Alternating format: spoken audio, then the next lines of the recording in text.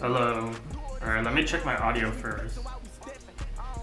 I haven't streamed in a minute, so I have no idea what my audio is like. Test, test.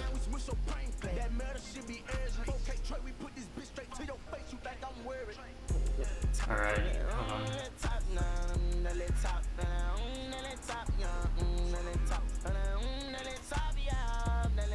Alright.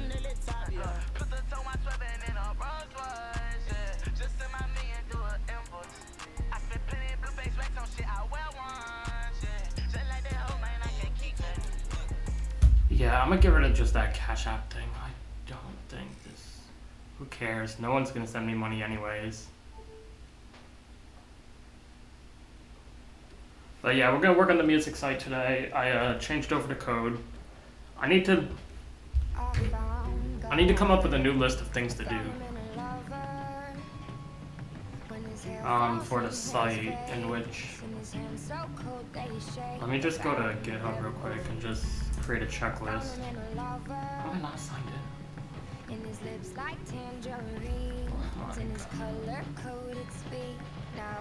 Dog, why did GitHub force me to get...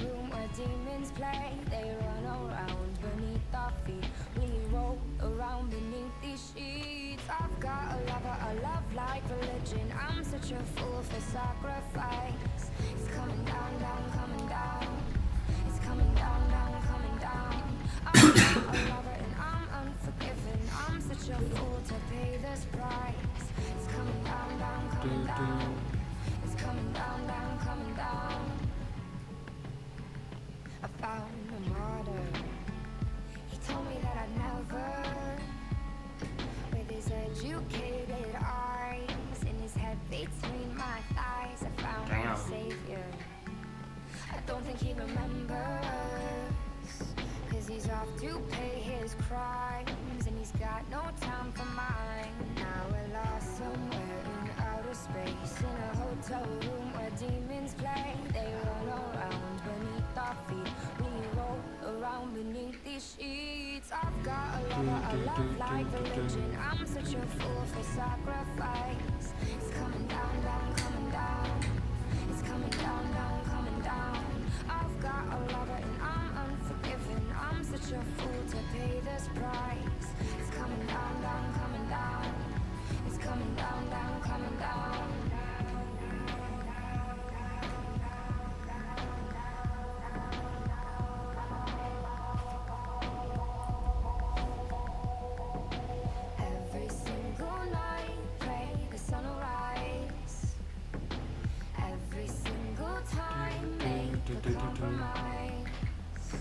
Dog, GitHub is so stupid. It says you only have one single verified email address. We recommend at least having more than one.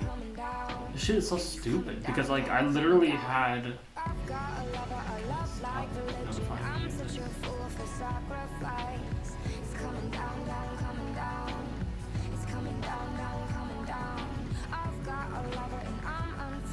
Alright, I need to,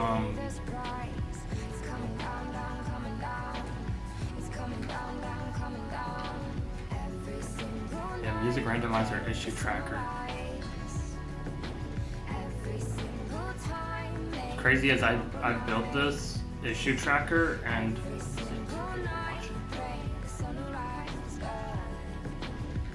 okay.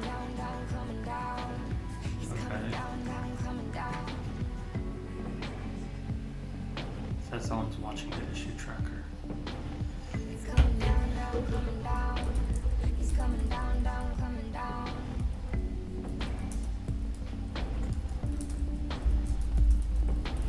It's coming down, down, coming down. It's coming down, down, coming down.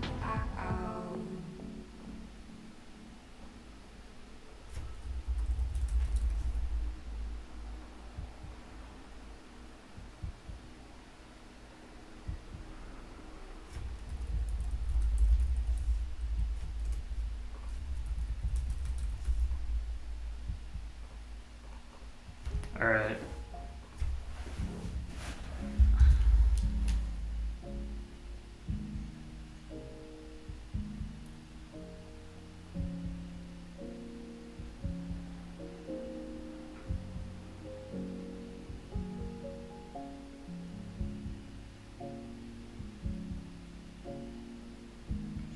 I doing next weekend? Yo, what's up? How you doing?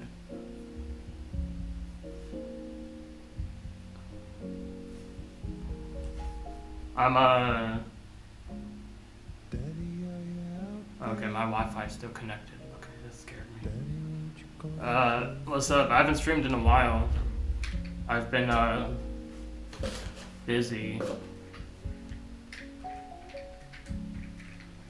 I sort of have a roommate. I don't know. She's Emily. She's stuck at home. It's unfortunate. Yeah, but Emily's sort of my roommate, but I don't know. She's not here. She's gonna be back flying in tomorrow, and then she's gonna be staying at some lake house for a week. But she's gonna be here tomorrow. Then I don't know. She doesn't like to stay still. I've come to realize. And hold on. But I've been good, sort of.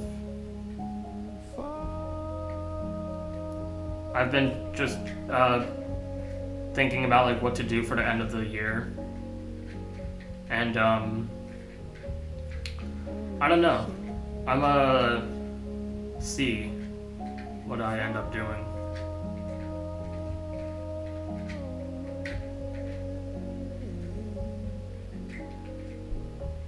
Broke your foot and had surgery? Damn. That sucks. I've never broken a bone, which is good. I don't know like how breaking bones works with recovery process. Can't bear my weight for like 2 more weeks. I guess.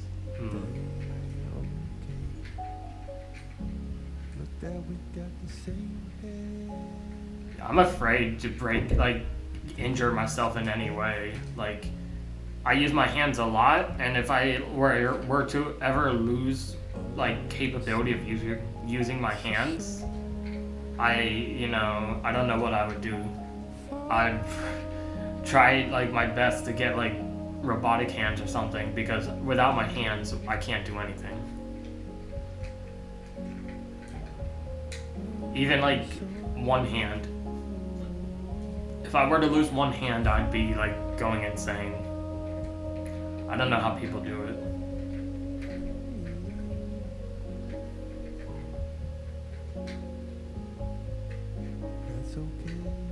So like if I were to ever get in a car crash, I'd be like hopefully protect my hands at all costs.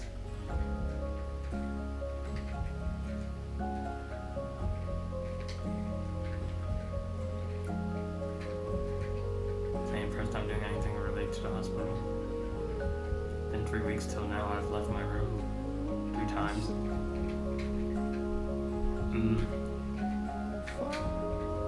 Wish I was like that.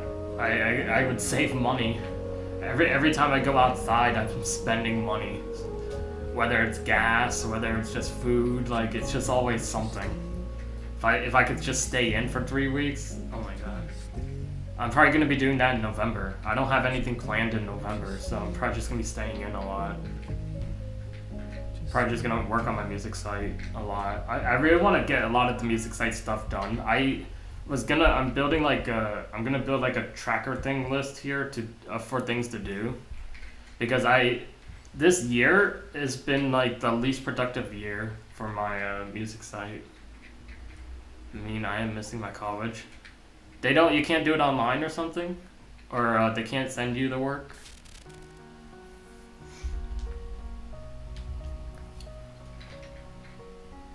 I have to cover down my own. That kind of sucks. Yeah, I want to go back to college. I am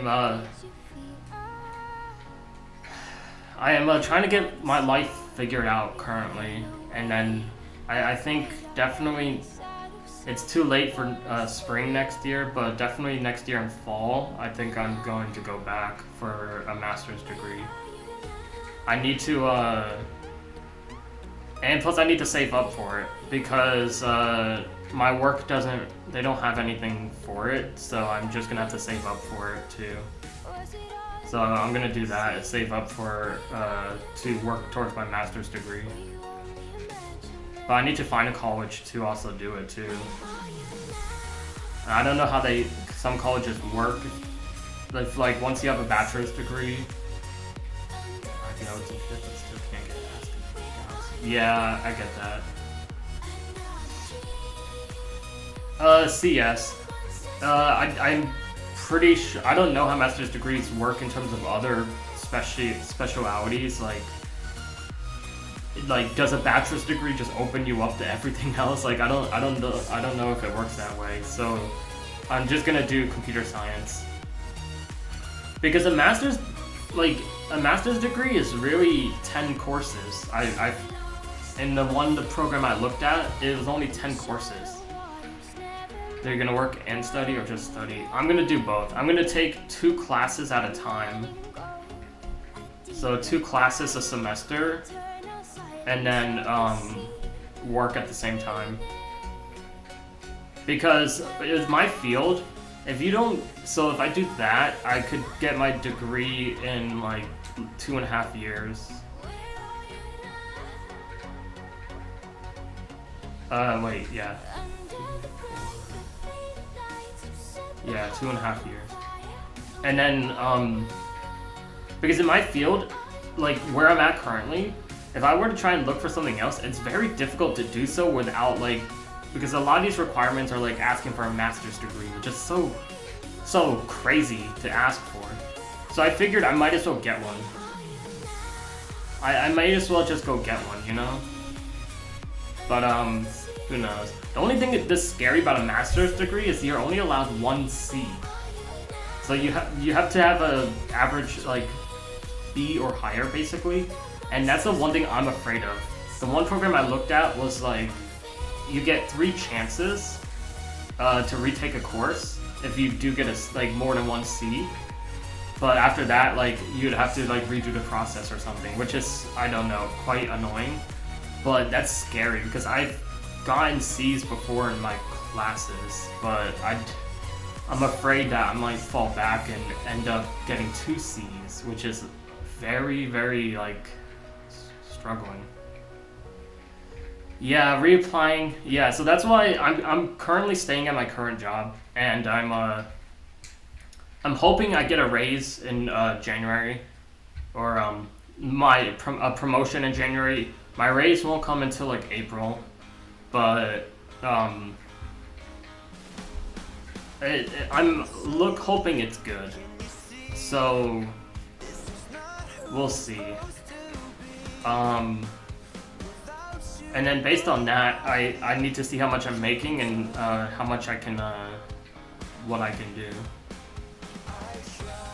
Because what's good about going to another company is if I can maintain the same pay, it's good because you refresh like being stupid. You can be like, oh, I don't know what I'm doing pretty much. I'm new here. I'm the new guy. This is my first day pretty much. And do that for like a month or 2. So it's good to have that sort of feeling that you're allowed to make mistakes.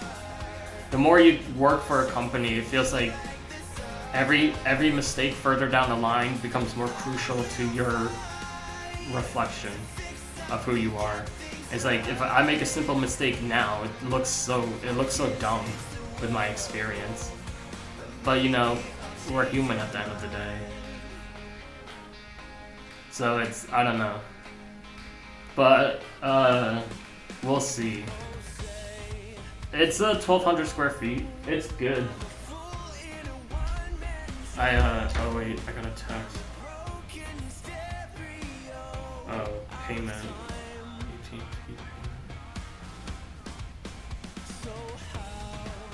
But yeah, my new apartment's nice. I have fish now. I have a beta fish.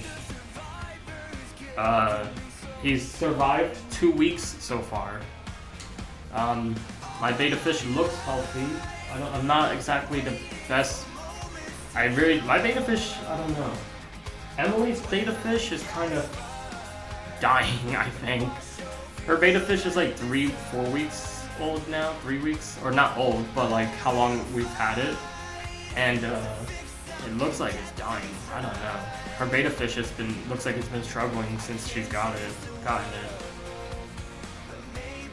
But it's kicking in there. Every now and then I have to tap on the glass to make sure. Yeah, she is.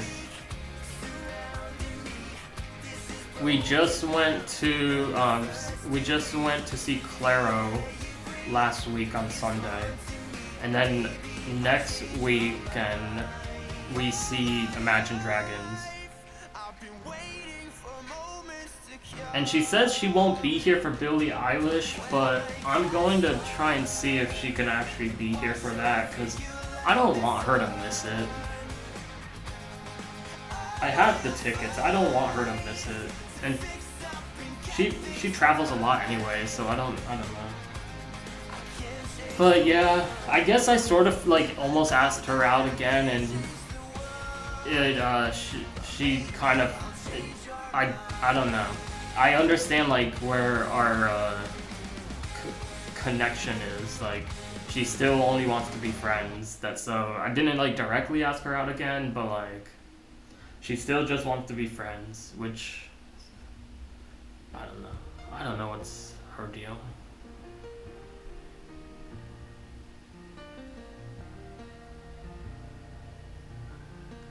She's there's a lot I can just talk about, but it's very, very annoying. But yeah.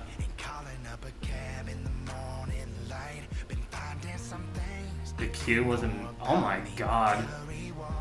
Coldplay. I heard, yeah. Because Coldplay dropped their last album, allegedly. And then they're going on tour. 1 million people, I believe it. Coldplay is very popular. Like, I don't personally hear a lot of news about Coldplay. $100. Jesus Christ. That's a crazy OG price. It's weird because Coldplay be playing a lot in Las Vegas. They play a lot at the Sphere in Las Vegas, so it's very odd that like the concerts are like for other areas are expensive. So I feel like if you wanted to see them, just book a trip to Las Vegas and go to the Sphere. They probably have a show going. I think they have some contract, or they did. I don't know if they still do. Maybe it expired. But yeah, and next year I'm going to see Dua Lipa. I got tickets for Dua Lipa for next year, so I'm excited for that. And then I don't really have any other concerts. I'm waiting for Ariana Grande to announce her tour.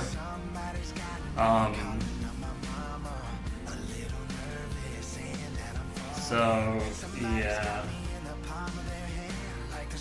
but when it comes to tour tickets now, I need to try and ask Emily like what her end goal, long-term thing is, because I want to know, like, when I buy tour tickets, should I get 2 or should I just get 1 for myself?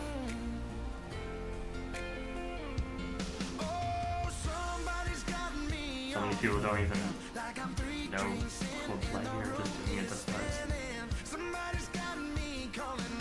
Yeah, I don't know. Oh, 10K, okay. Yeah, I can see 10K. Taylor Swift tickets were going for about that. Taylor Swift was gonna perform in Miami.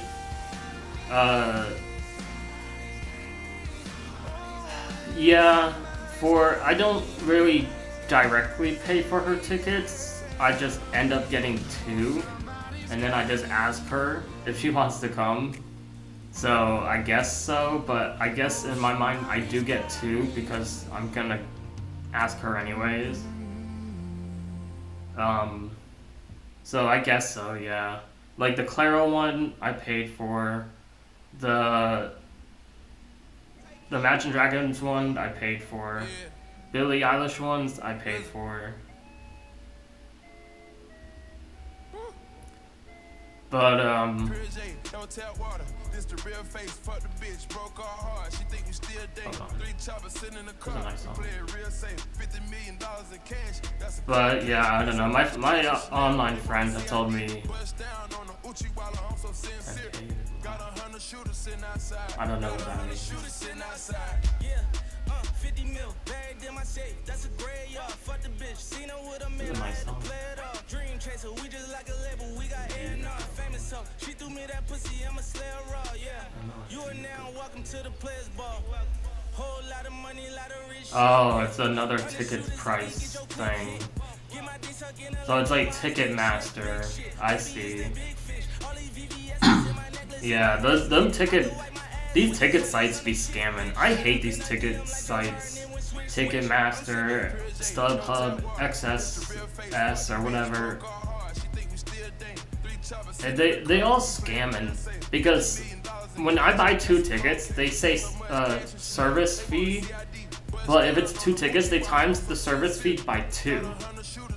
Like I'm purchasing them together. Why is the service fee multiplied? Like it's so stupid. It's such a my online friends tell me a lot about Emily. Like I've already heard everything. Everyone around me has told me about Emily. They told me a lot about her and that she's not a good friend and all that, and I don't know.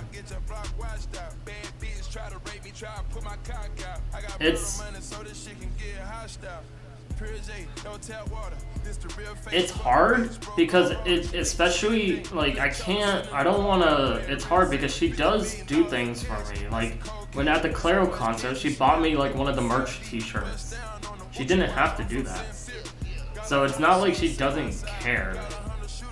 And it's like something I can't really just tell her about because she'll easily bring up examples like that. It's like I bought you that Claro t-shirt. If I didn't care about you, I wouldn't do that. Like she's like that's a good argument. Like so I can't say anything and I don't know.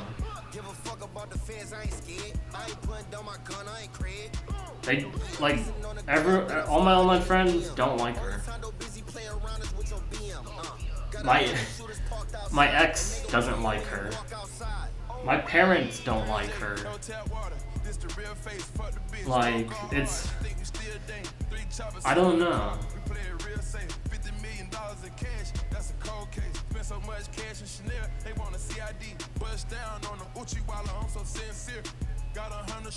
It's hard because, like...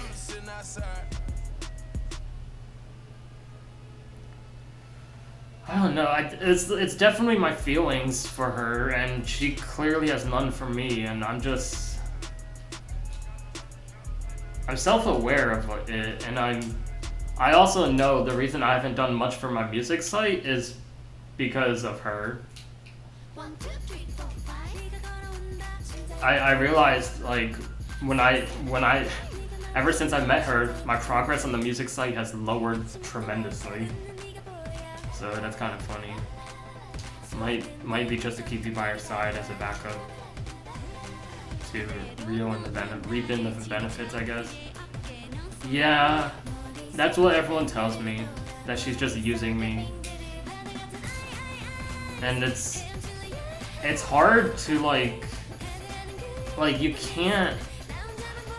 It's hard to even approach someone with that question or with that discussion, because as soon as they start like somewhat doing things for you as well, how do you fight against that? Like it's like those are valid arguments back, so it's not like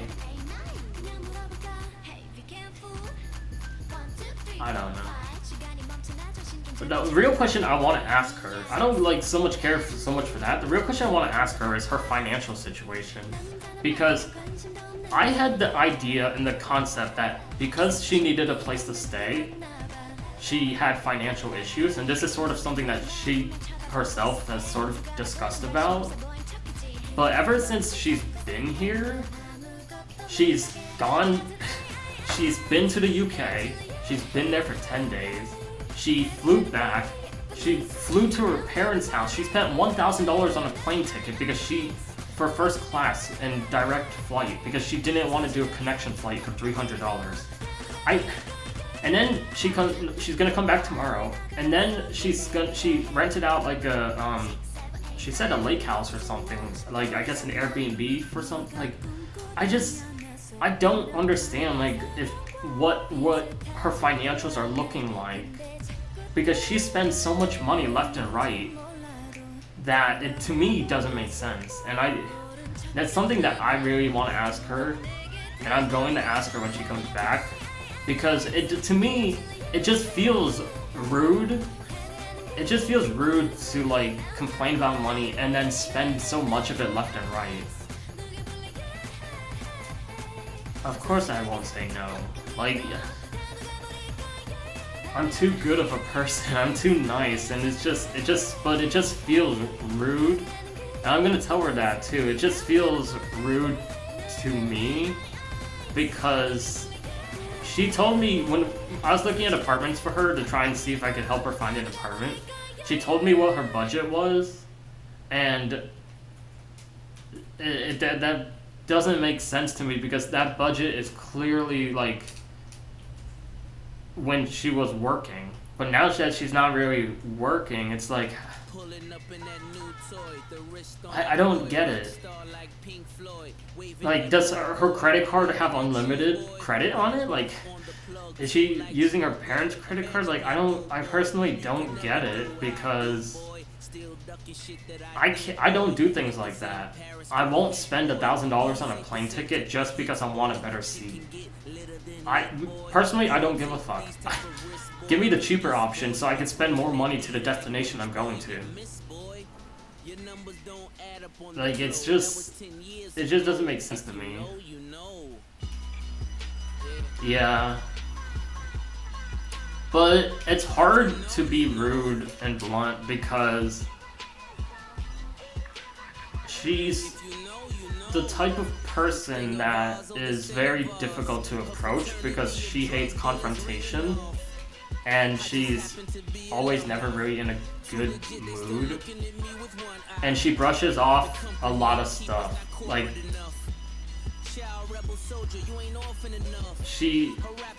there's many reasons to why she's still single. Let's just say that. And there's also many reasons to why she wants to stay single, because she's clearly does not want a relationship, like with just anyone, it seems like. Because I told my ex, even my ex thought she was crazy, because I told her she could literally stay here for free. Like, if she wants to, like if she still has issues with money, she could stay here for free. And she basically denied it. And my ex was like, who in their right mind would deny that? That's I have all the amenities here. Washer, dryer, air conditioning, TV, internet, like laundry unit, like pet friendly. I don't know. You think what she hates? Why are you afraid? Just do it with the Band-Aid. Because I'm the dumbass that keeps making events in the future to hang out with her. Because next week I'm going to see Imagine Dragons with her. So, like, I don't want to like ruin future events, and I keep putting myself in those positions where I plan things ahead of time because I want to have fun, and I hate to want to like ruin moments like that. And my ex hates when I kept telling her oh I'm seeing this like next month with Emily. My ex was like, Austin, you're doing it again. You keep planning things with her even though like she's torturing you. Yeah, I offered for her to stay for free.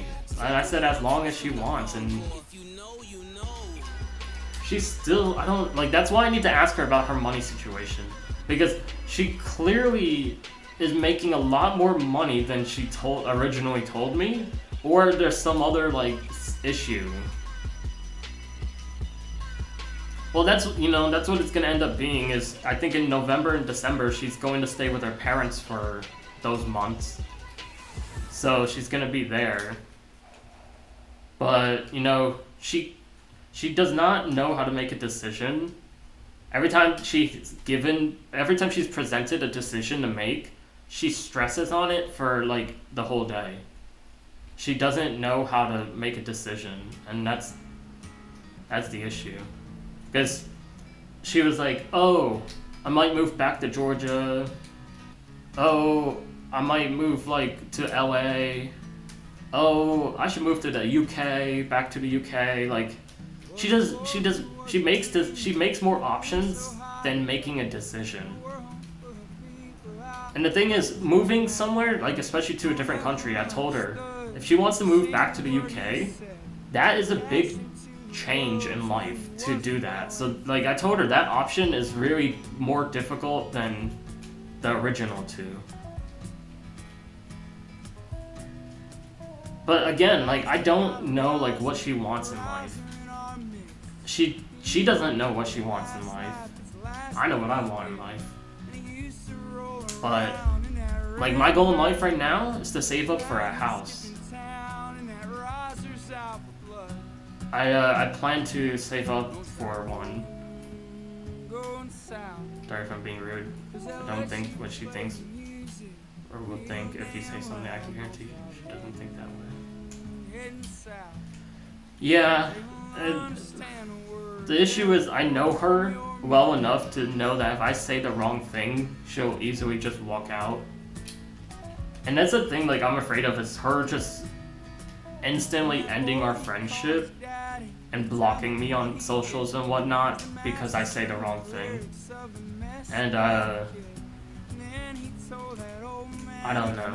And the stupid thing is, for the past few days, I've been thinking about what to get her for Christmas. And I'm stupid, like I don't know like what it is about me like that I think that way. And I think I will try and have a conversation with her when she comes back. I don't know though, like because there's a lot to discuss, and I just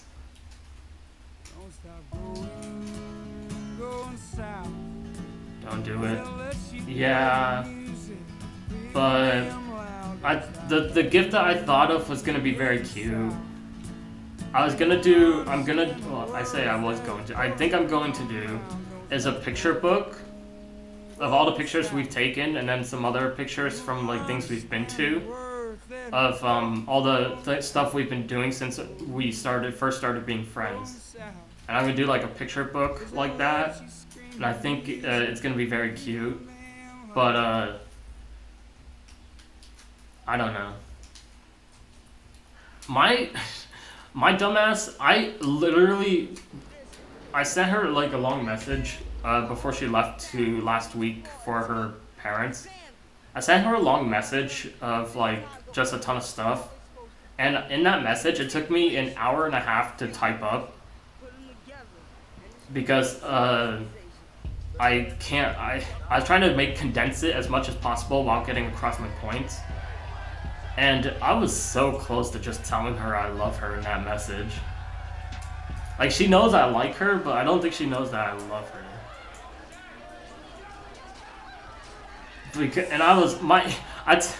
Yeah, that's why I didn't do it. I was like, that's crossing a major line, especially if she already put the stamp on, like, we're just friends. And my ex was like, Austin, my ex, if she was here, she would have punched me. She hates Emily because I treat her so well, and Emily doesn't treat me the same way back. But again, I do this to myself at the end of the day. But yeah, I knew it was too intimate, but I was so close. I was like, when I was typing it up, I was like, I'm in the moods. That's why it took me so long to type up, because I was just like thinking so many things and all that. And she responded very well to the message though. So when I sent that message, you know how it is sending someone a message. What do I love about my ex said like this is something that I like. It's like I like people who play hard to get.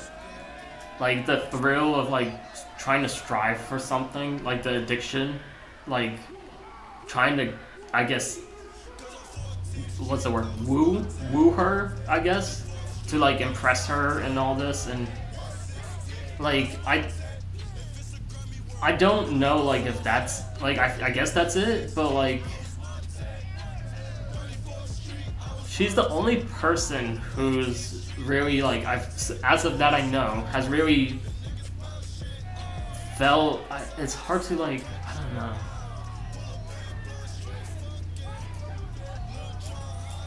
There's a lot that I like about her. She's responsible.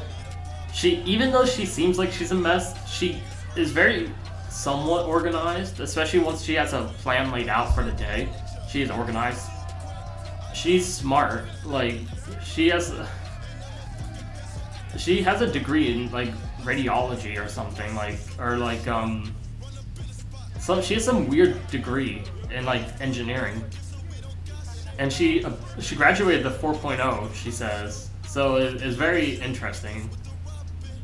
And I'm a mess. Like my life is a mess. I'm a mess, and so is she. So maybe like that, like I can pick up on.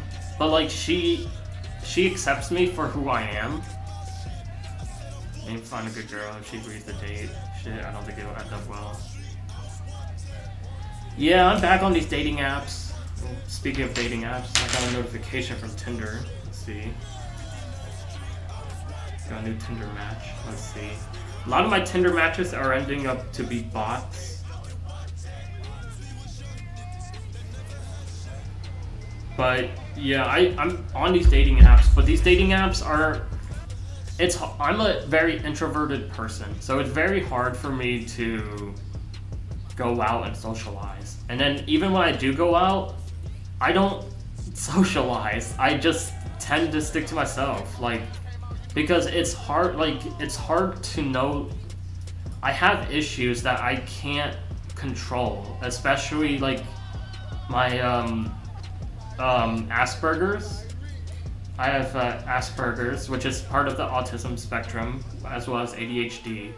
So it's hard for me to interpret emotions and understand the way people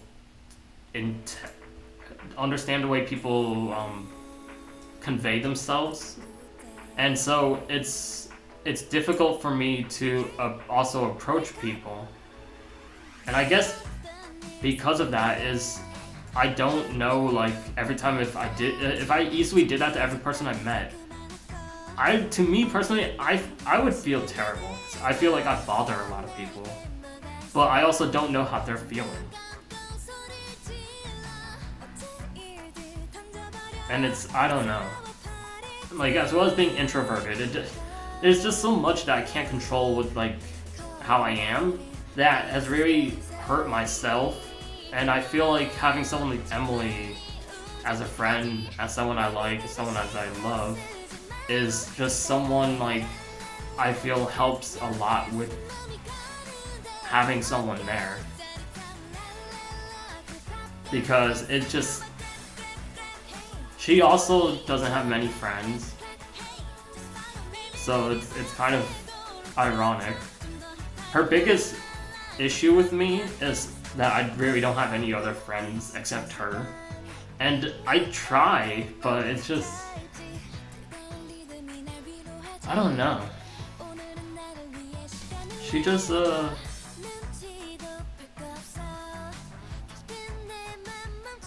yeah, that's true. But at the same time, like, when I talk to people, I hate talking to people with the intention of trying to get something out of it. Because if I have to force myself to talk to someone because I want them to be my friend, I don't know. Like, it's... Yeah, my online friends, everyone around me says the same thing. It's funny. But she's somewhat a social person. Like, she can easily put on like that customer service voice if she wanted to. Like, you know how like customer service is. Like, she can easily put that on and like talk to people and stuff. So I don't know, but you know, it's the also a reason. You know, and that's the thing is, you know, there's a reason to also why she doesn't have a boyfriend. I feel like since she's been in California, I'm the closest friend she's ever had. And there's some things that I haven't told my friends that she's done that they would kill me for. My online friends will like, they definitely, they're just, my online friends just want the best for me. Everyone just wants the best for me, and there are things that I hold back that she's done that I know if I mention, it will be hell. Yeah, trying to be friends is not. Yeah, but I also don't want to do it in terms of just making her happy, you know? Be like, oh look, now I got a friend. Like, I want it to be genuine. And the issue with me is I lose track of a lot of things. Like, literally a work week, in a week, I work 5 days. I work. And by the weekend, I want to do my own things. And it's hard to like do that in 2 days. And then by the time making Emily happy, because she doesn't really like that I don't have many friends except for her. And because of that, I tend to get sort of like addicted to like being her friend, I guess. Like, so like there are times where we've stopped talking for like a month because I would get sort of like the wrong idea, or she would sort of be tired of me for a bit. And that already isn't healthy. That isn't good.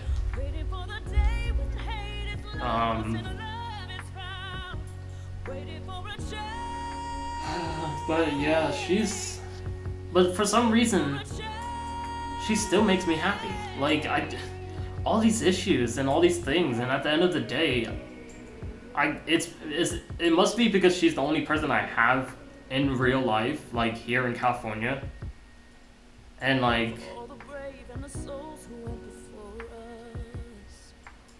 I guess her, like, and the thing is, she knows if she goes back to her parents for 2 months, she knows I'm gonna be forced to just figure things out on my own here.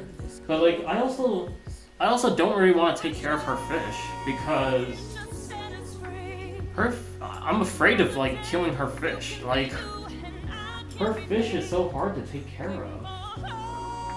My fish is doing nothing. I'm afraid of killing her fish on accident. Like, if her fish were to die, I would literally cry. An open wound heals better. Yeah, I thought about that, and it's hard to do that. I need to do that in person. Every time I've tried to text her something serious, I fuck things up tremendously. So I need to, and the issue is whenever I want to do it in person, I always try and just wait for the best moment to do it, and it never comes. And so it's something that I need to work on to try and just force myself to say things. I asked, because I did this last week. I asked her something. She's asked me to review a video she's going to post on YouTube, and I reviewed it. And she was saying something like, oh, don't give like the person that you just like met on a date like your address or something. And then I asked her,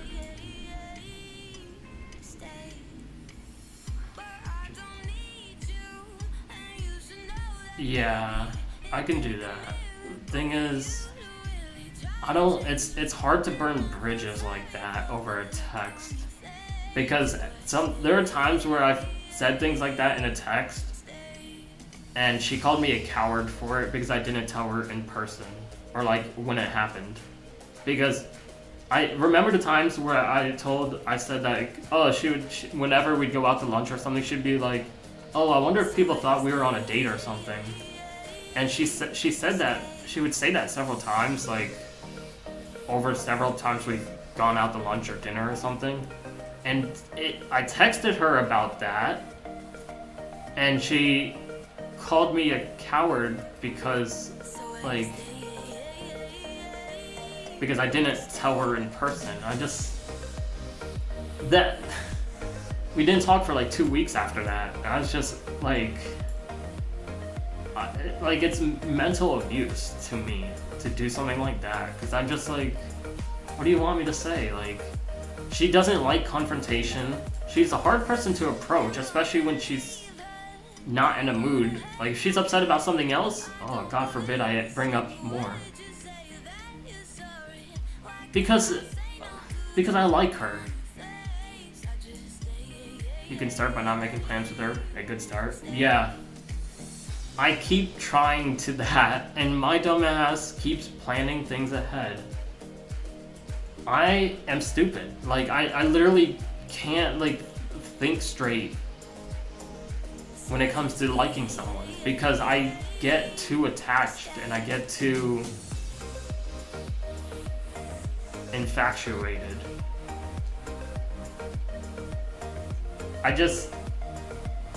I think more of the enjoyment I'll get out of those plans rather than the intention. Because with the Claro concert, she, at first, before with the Claro concert last week, she was like, oh, I don't know if I'm gonna like Claro that much. And then she had like a bit of a mood, like, while we were going there and stuff. And then towards the end of the night, she loved it. We had a good night. Like, she loved it. We went, after it was over, we left early. We left one song early to beat the traffic. We went and got in and out. We came back to my apartment, watched an episode of House, and we had a good night. Like, that's like to me, that's a very good night. And it's things like that I'm just like, it's gonna be a good day. Like, so like, it's hard for things like that. And it's not like, I don't know.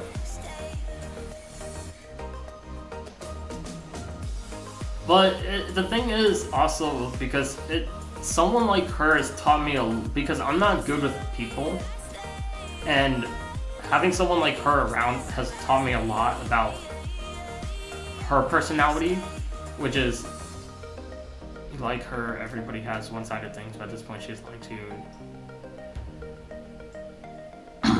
Yeah, I don't know. I do think she's lying to some degree. Only because I think she's lying to me about her money situation, because something's not adding up with how much she spends money. Like, if I were to guess, in the past month she spent more than $3,000. Like, how?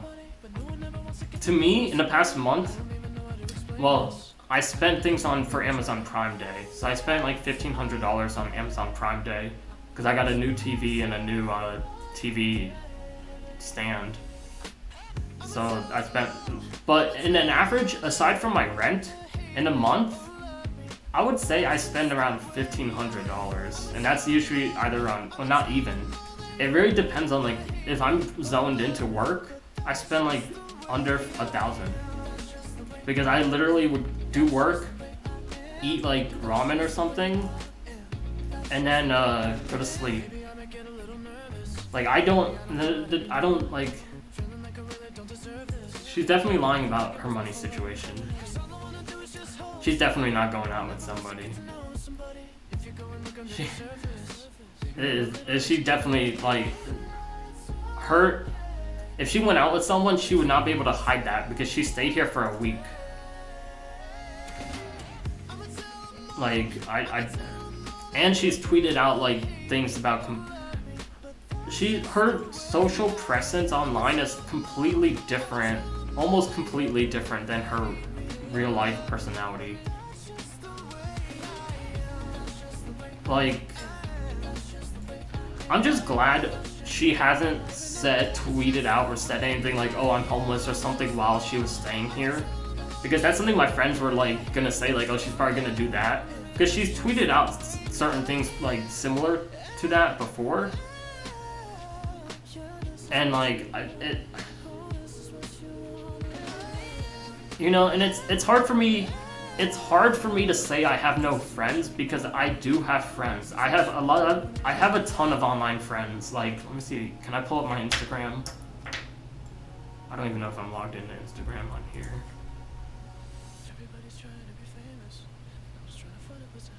All right, yeah. Oh my god.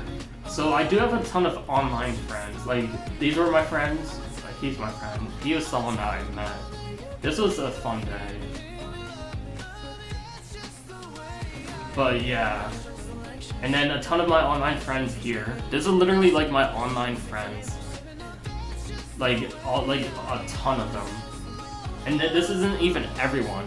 I got like, let's see, do I have another group photo with them?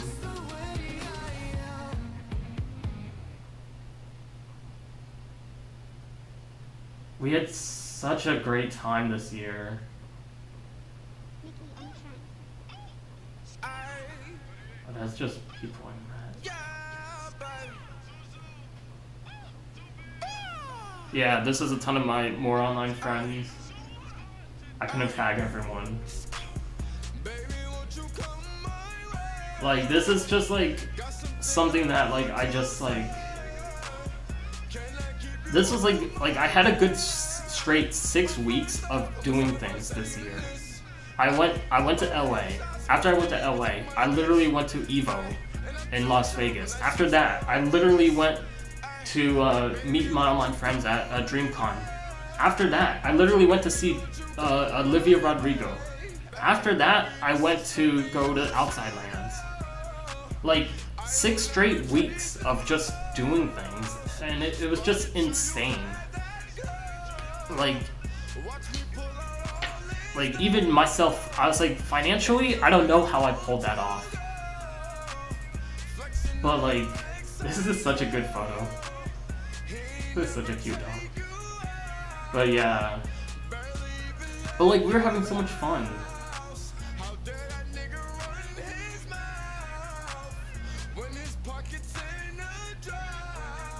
For a dance. That was a fake Roger's face. I'm complaining about Emily again.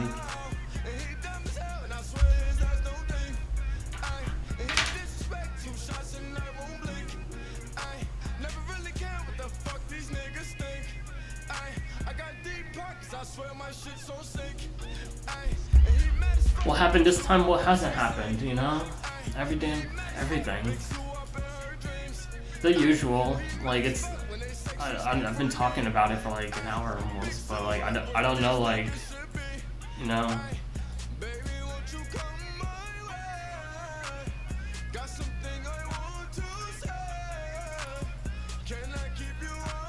But yeah, the viewer or an online, I guess online friend. But I haven't met fake Roger's face in person.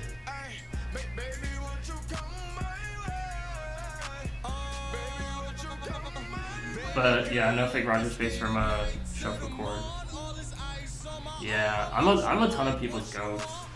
Like I was saying, like I have a ton of online friends. Like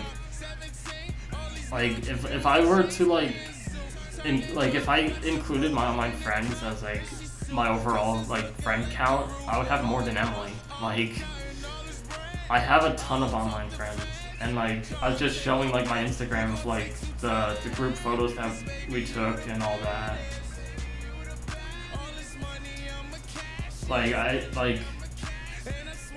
This was fun. Like this was like insane time. I want to relive this moment. Like this, like I just, oh my god. Like if I look at what I did this year, it is so much fun. Was this year? Yeah, that was this year. I went to. What year was this? March.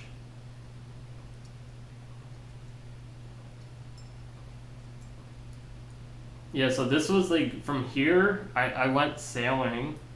What was this? We went to the Nicki Minaj concert. I went for a walk. We went bike riding. I went to see Danny Brown.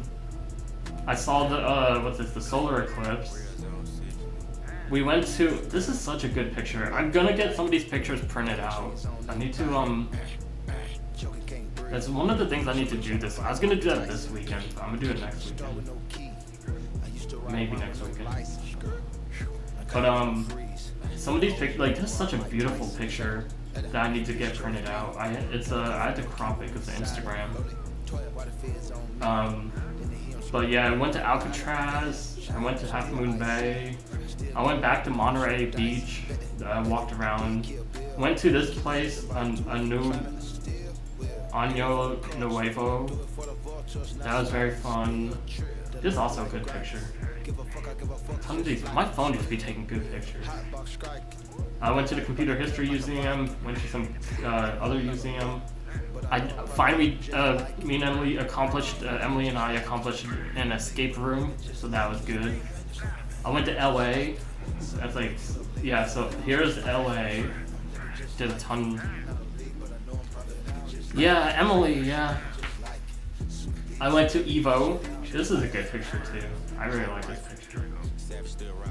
This is a good picture. I need to print that out. I finally met Shofu, the big dog. I don't like my haircut in this, like, I feel like, oh my god, I don't know. I feel like I need to do this, a better picture with Shofu.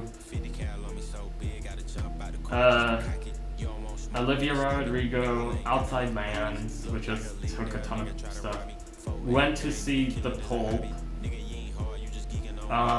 This is just a selfie. Then I went to see Claro. And then seeing Imagine Dragons next week. Have you been working out? You're looking nice. I guess. I mean, I've been lifting a little bit, but I've been trying to lose weight.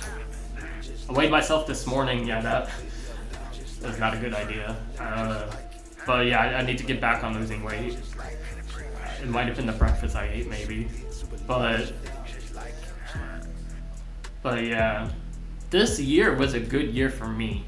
Like, event-wise, it was a good year. Mentally, I don't know.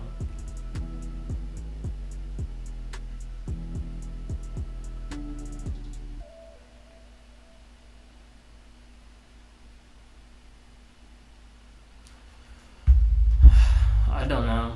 Like, is it all Emily? For mental this year, I would say yeah. I'm trying to think, what other mental things did I have go on this year that I had issues with? I didn't really have any work issues this year. A lot of my work issues cleared up very fast. And with work, I don't really stress about it too much because I've realized, like, with work, I can't do anything. Like, any issues that I have, like, with the work environment, I can't do anything. So I've given up with caring so much about, like, the work environment. Because I can't do anything. They're not going to change it, so it's whatever. So I've not bothered with that. And with stressing over things at, like, Five Guys when I worked there, I realized, like, stressing over the work environment at IBM is, like, should be the least of my worries. Like, I should not be caring about that. So I've been past that. So and I don't, for some reason, like, even, like, if I don't really have a lot of, like, in real life friends, I'm not bugging over not having them. Like, I don't know. For some reason, maybe this is Emily's fault, is because I don't feel like I need a lot of in real life friends. I do social, like, I go to work, I go to the office, and so I do. It's not like I stay in all day. but like I don't know.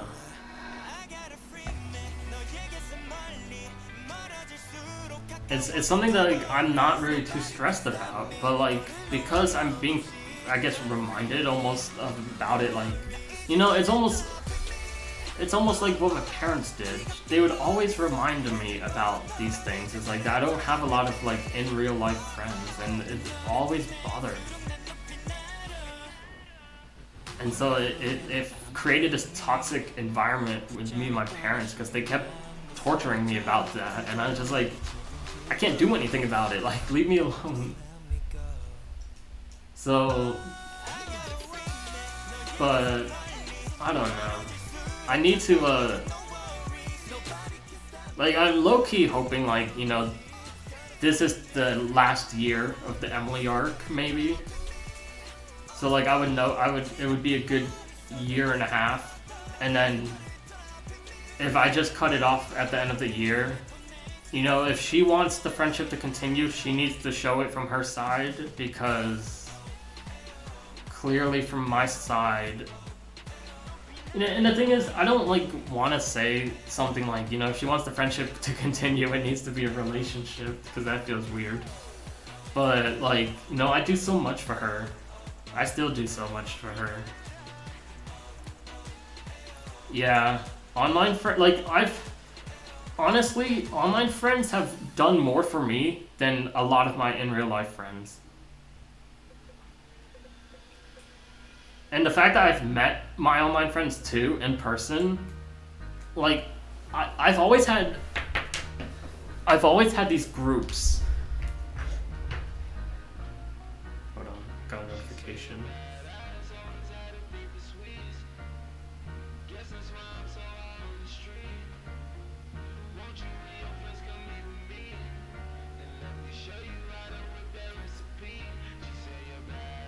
Someone followed me on Oh, you followed me on Instagram. Here, I'll follow you back.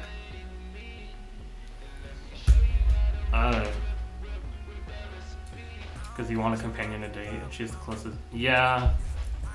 I mean, there's a lot of reasons to why. I mean, you missed it earlier. I literally said I love her, and I do, but I've not told her that. And I will keep that to myself. Yeah, I have issues. I almost told her I love her. How do I know that I love her? It's because no matter how much I want to stay away or how much I want to try and distance myself, I keep coming back. And to me, that's more than just liking someone. I like her, and I've always liked her, but it's gotten to the point where like I've come to realize it's no longer like. I love her. And has anyone ever made you feel like this before?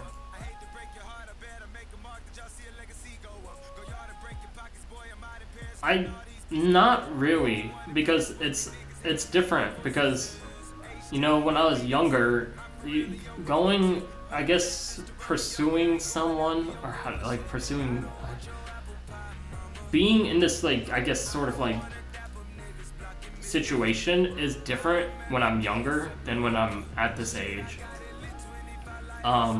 So it's hard to really say. And she's been the only person that's made me feel this way, you know, until the next one. But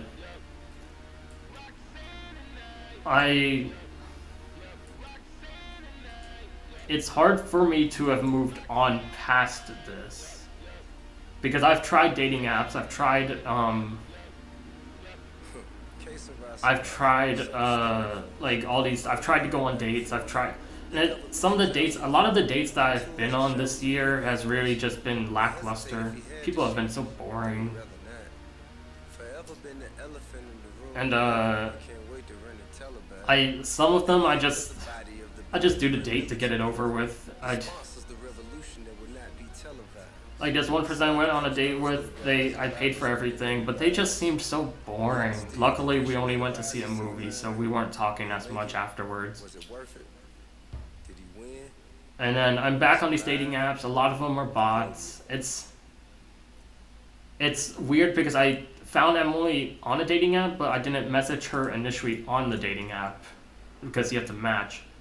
She put her social media handles on the dating app, so I followed her on the social media. And I messaged her last year in January, and she kind of brushed me off, and so I was like, okay.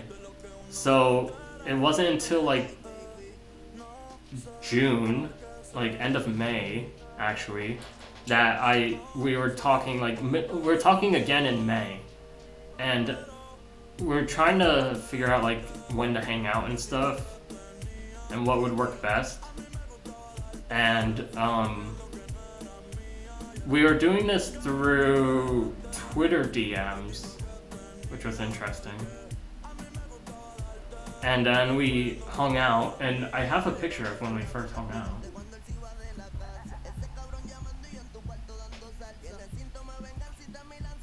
Well, I have a picture, but it's not posted. But this was like we hung out.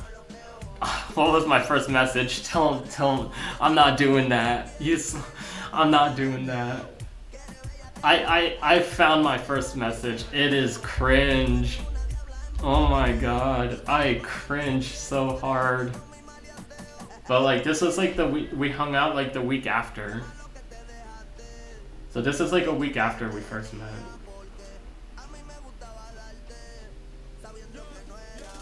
And it was good. And one of these, I posted a picture of her twice. I didn't realize. I posted, I think... Oh, this was the first picture we took. So this was the first picture that we took together. She seems so happy.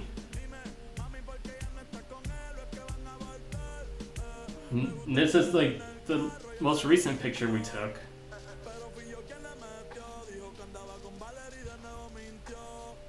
So she has cool eyes now. I see what's happening. Oh my god. But yeah, I cringe at our first messages, or my first messages.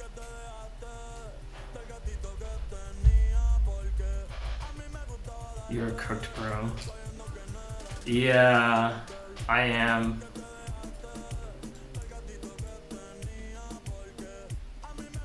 Yeah, I know. But the thing is, though, we've been very good friends for the past year and a half. So, like, for someone like, maybe it's because I tolerate her shit.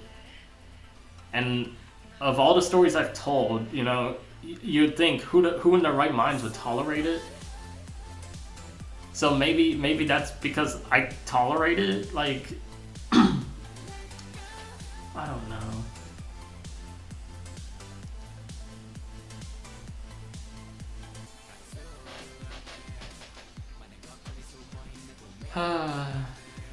But you won't believe me. Say what you want. I've probably heard it before. All my online friends, everyone's told me it.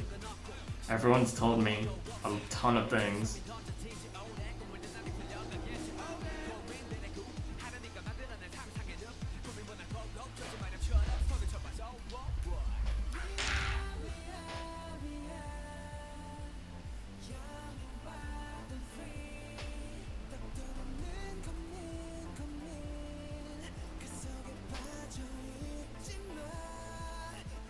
She probably thinks she can get away with anything with you. Yeah.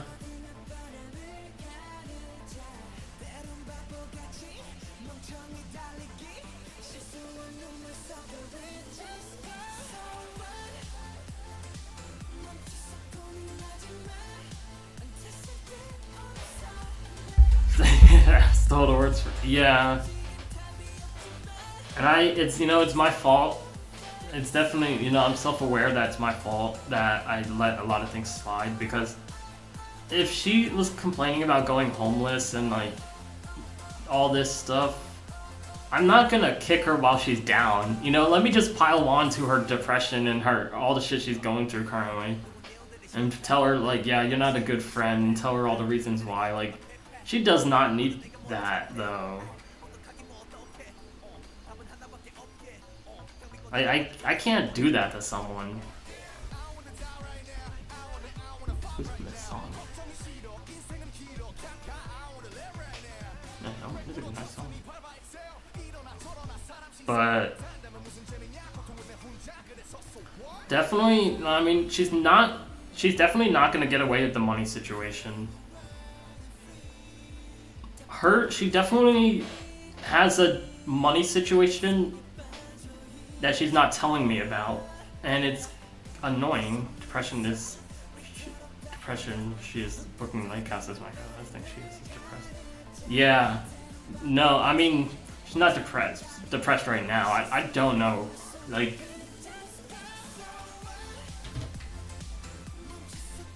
she booked it, like, yeah, that's what she told me. That's what I'm saying, with whose money? Like, she's clearly lying to me about something with the money situation, like, and I asked her last week, I subtly asked her, like, what do your parents do for work? And she basically told me, well, she's like, well, my mom doesn't really work, and my dad's going through having cancer. And I'm just like, okay, like, I'm not gonna go deeper than that, because I was like, how do I? No, she's not asking me. She's not asking me for money. Granted, though, you know, I've paid for these concerts. Though the concerts are not like a necessity. She probably doesn't care for them, but I've paid for these concerts. She's been staying here for free, so I haven't asked her for any money. But you know, when we sort of, she's it's a weird timeline. So about a month ago, I kept track of it in my calendar actually. Hold on.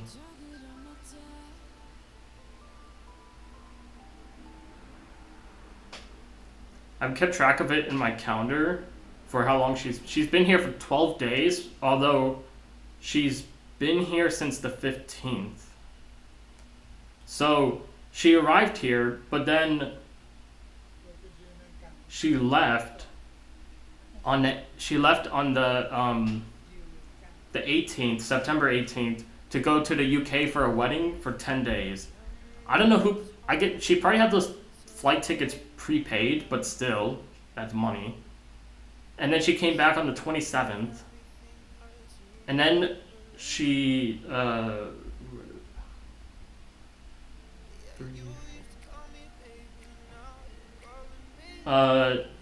she left on October 7th, and she spent $1,000 on a plane ticket. I even asked her, I was like, why do you, she's looking at flight tickets, and like I was like looking at them too, for like, because she wanted to go to her parents for a week. And I was looking at the flight tickets, and they were expensive, and she was like, oh, I'm gonna just go with this one. And I'm like, that's $1,000. She's like, yeah, but I want like first class. Ever since I had first class, you know, I can't live without it now. It's like, oh my God. And then she was like, I've never really done a connection flight, so I don't really want to do that. There was a connection flight for $300. I was like, why didn't she just take that one? Connection flight. She would have, even like the other connection flights were like $500. And the reason they were so expensive is because she was looking for like next day flights. So, because if she looked for flights like 2 weeks in advance, they would have been very cheap. But I don't know. So she spent $1,000 there, and then she texted me the other day, And she's like, no, she texted me yesterday. She's like, oh yeah, I need a place to stay for Monday. Can I stay there? And I was like, of course. Like, you're already staying here. And then she was like, yeah, I booked like a lake house like for Tuesday through Saturday. And I was like, oh, okay, cool. I don't like. I don't know. I don't know what her plans is. I don't know what her plans are for like after she like after that lake house thing, but like she does plan to she does plan to, I think, go back to Georgia for all of November and all of December to stay with her parents, but like I think she's gonna spend the last week here, but like I'm gonna ask her when she comes back, like, where are you getting all this money from? Like, I thought she had money issues, and I just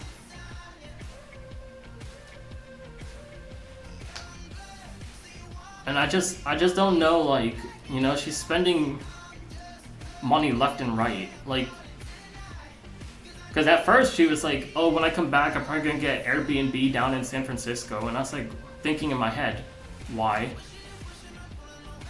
If I ask, will she start a fight? I don't know. That's the thing.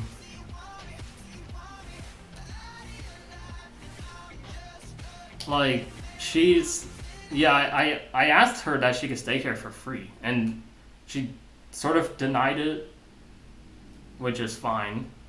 But my ex was like, who in their right mind would deny staying at a place for free? She's right though, like, you know. I have all the amenities. So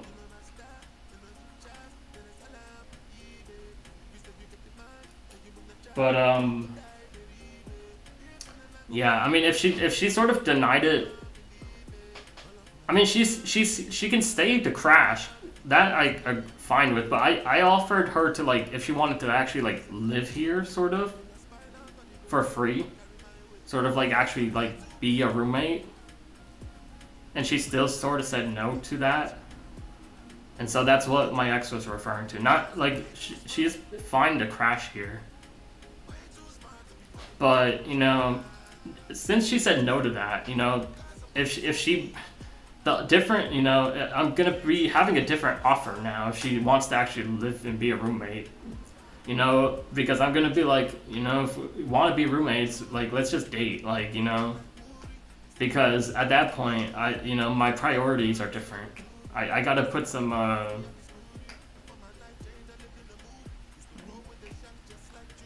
get rid of thinking. Yeah, I'm head over heels. I'm in love. Should I text her, like, I should text her, like, asking if we could have like a serious conversation, but I have a feeling like she might not respond to it well, because I feel like it's easier to it's harder to like bring up a random topic like about her money situation unless we're already talking about serious things, because it just feels like it's out of nowhere. Especially, you know, it's hard for her to pivot her thinking process to something serious, especially if she's in a good mood. And I don't want to just, you know, throw a brick wall in her face, even though I should, but if I pre-announce, like, we should have, like, a serious discussion, maybe then it'll be easier to get things off my chest. But... And plus, I also have to know what time she arrives back tomorrow. And I don't know what her flight time is.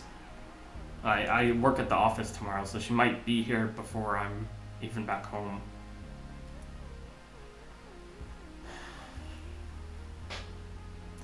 Yeah.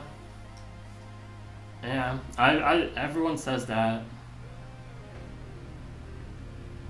The issue the issue with that, Kyo, is that it's hard to also want to like toss aside my only in real life friend. So it's kind of hard to do that, especially when we've pretty much bonded so well. One thing I'm curious about is why you want a difficult woman. I don't know. I brought this up earlier, like, I feel like maybe it's like the hard to get type, and the thrill of like having to keep trying, or something. Like maybe like I'm just stupid and think like eventually she'll fall for me or something. Like maybe, I don't know. You know, there's so many things that I can think of that I'm not sure if that's like my intention, but it's also that, like, you know, there's things about her that I really do like, but like the main issue with her is being able to actually talk to her about like talk to her about serious things. And the thing is, and it's hard to explain because it's something like, it's more conversational based, where I have to sort of work around like how I talk to her. Like you have to, like, it's almost like a learning experience, like talking to her. And every time I feel like I have her figured out, something new pops up with her that she throws me off. I'm just like, I don't know. And it's interesting.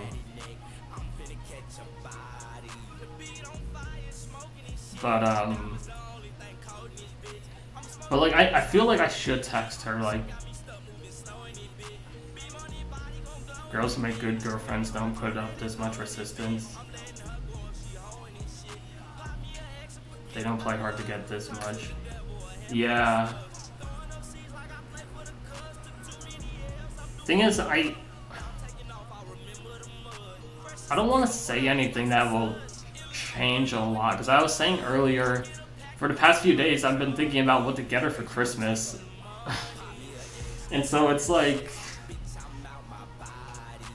so what I'm going to probably do for Christmas, her Christmas gift, is I'm gonna print out pictures, and I'm gonna make the pictures of like our, like, all the times we've hung out and all the like pictures we've taken and all. I'm gonna sort of like make like a scrapbook almost, but like less arts and crafts, but more of just the pictures. Even if you start dating, communication would be a huge fucking problem. Yeah, I mean that will be the first discussion we probably have, though, is if we ever started dating, was like try and discuss how we can communicate better. But you know, I don't know. She's not clear on what her intentions are. In terms of like, I guess, I know her intentions, but like in terms of like her overall intentions in life, like when it comes to a relationship, like does she want a relationship just to have someone there? Does she want one just, you know, for the money? In which thing is, clearly she doesn't want one just for the money, because, you know, I make the money, but you know,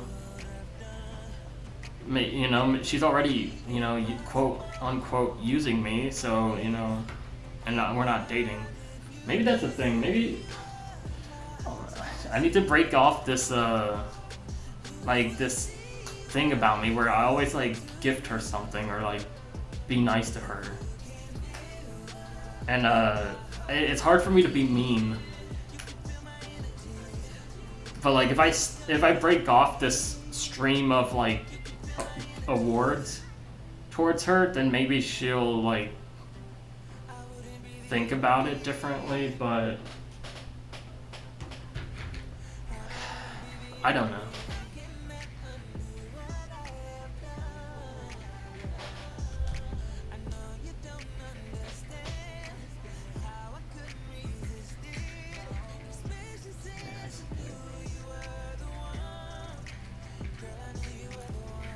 I mean, even before the wedding, you were a slave of your wife. They say that they say that in our country too. But they say that pretty much before. They say that even after the wedding. They say that, you know, all the time with your significant other, you're pretty much a slave to them. In our country, at least. People be cracking jokes about their significant others.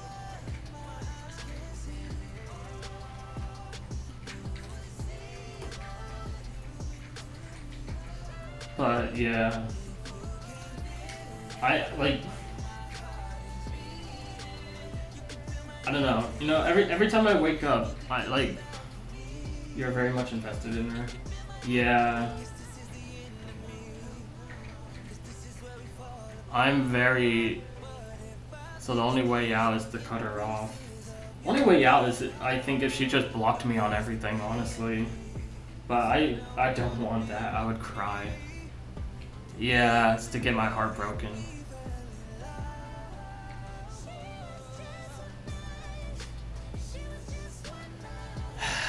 Yeah. Thing is, that can happen so easily, and the thing is, I don't want her to block me or anything. Like how do you get your heart broken smoothly without like so much, like with the least amount of damage, at least, you know? And the issue is, you know, with me actually loving her, now it's gonna hurt way more.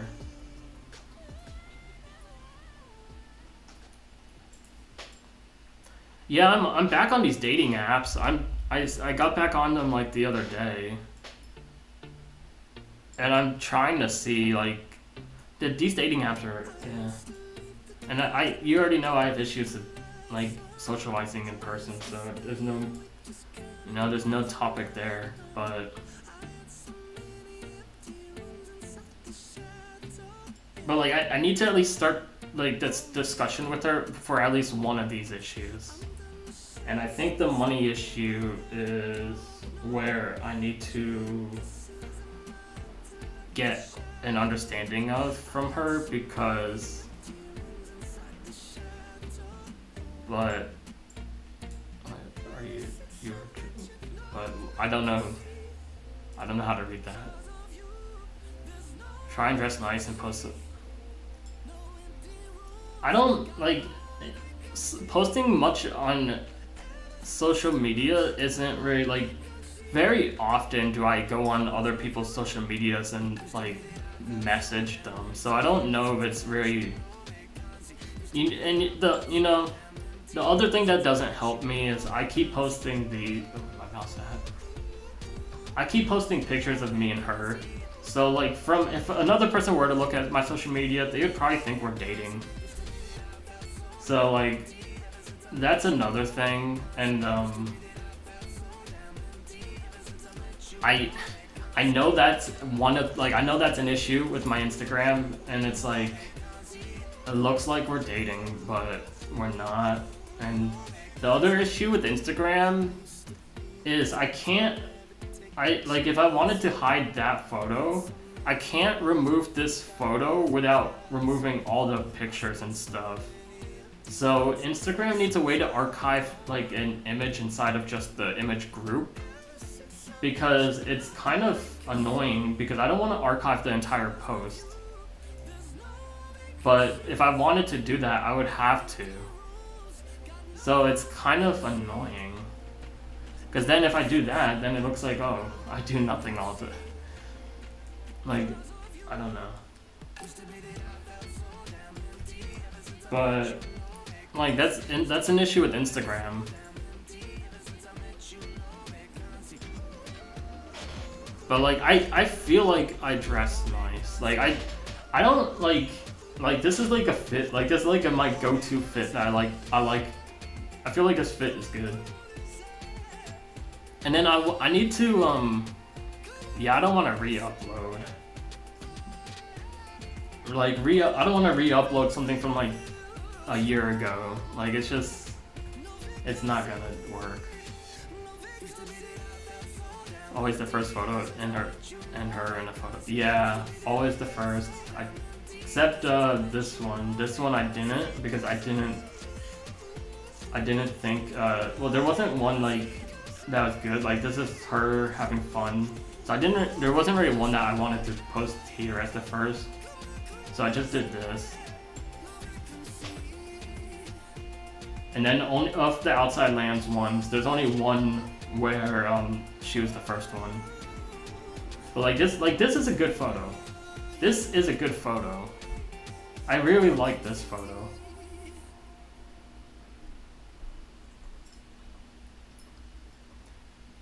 I have like the Olivia Rodrigo ones. I have so many good pictures. That's a good picture. My camera did crazy. Like this was good.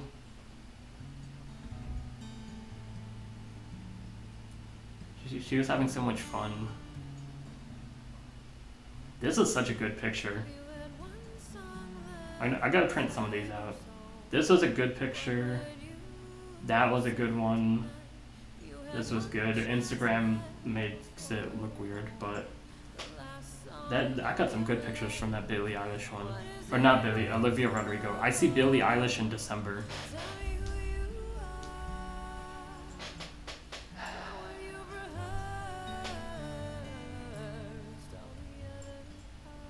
But yeah. Yeah, it's going to be fun. I'm excited. My mom saw Billie Eilish, I think, yesterday. I have to ask her how it went.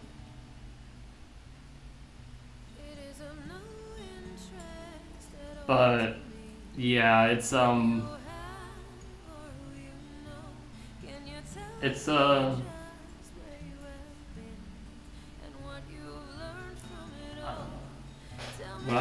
I really want to text her. I have a reason to text her, which is to find out what time she comes in tomorrow. So, but I feel like when I ask that, I also want to ask her like, can we have a serious talk? Like, or can we have a serious discussion or something? Because I need to like try and I need to try and like premeditate these discussions so that way she doesn't come off unaware, like randomly where he's coming from.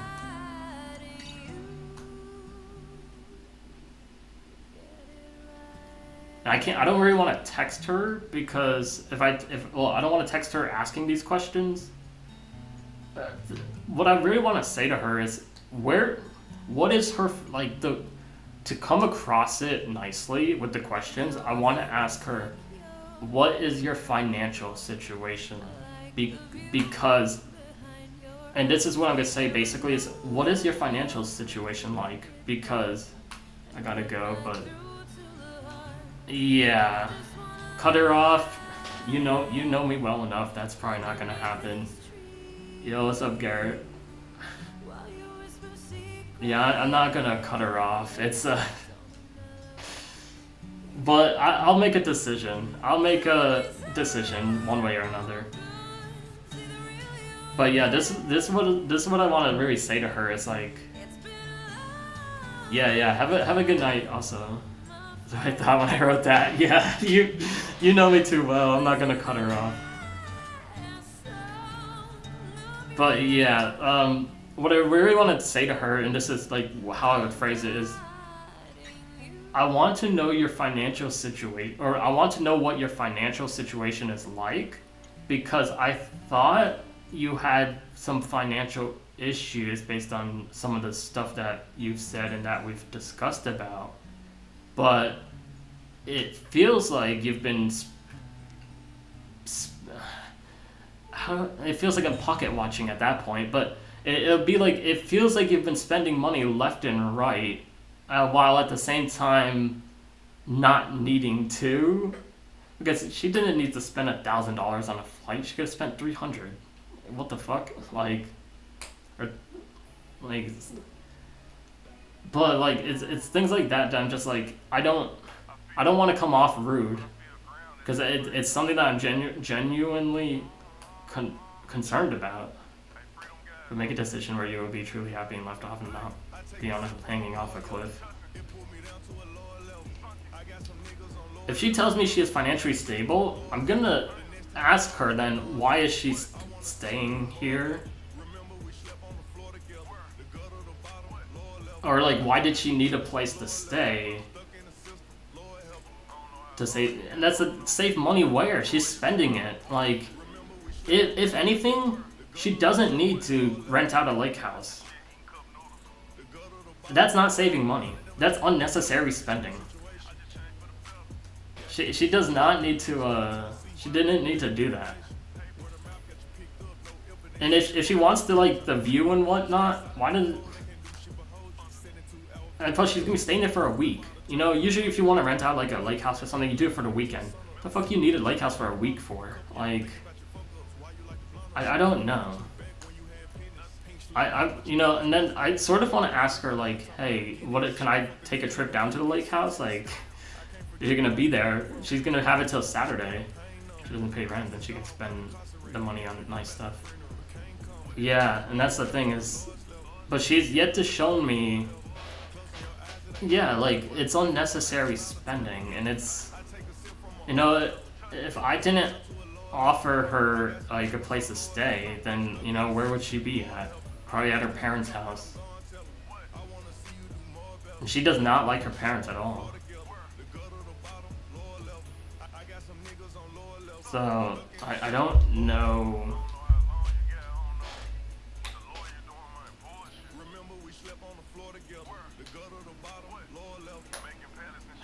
But yeah, I mean, if it's clear to me that she's, and the thing is, she's,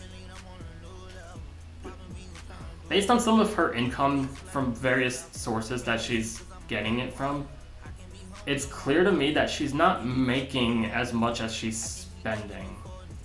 In which, that's what you want with your financials, is you're making more than you spend for the most part, or you break even. And for me, I definitely make more than I spend. Like, for me, I've made sure that my rent, I can afford rent with one paycheck and not needing two.